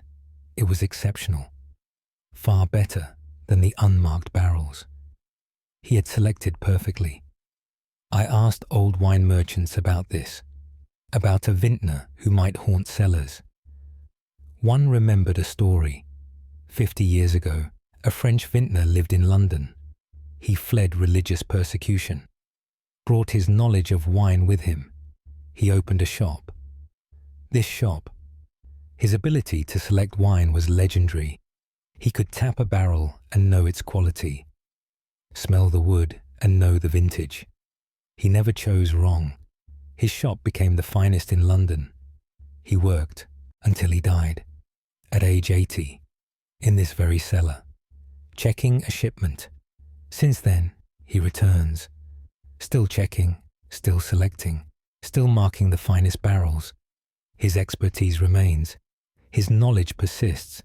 His selections guide me. I have stopped trying to learn his method. I simply trust his marks. They are never wrong. My reputation has grown. Blackwood always has the finest wine, people say.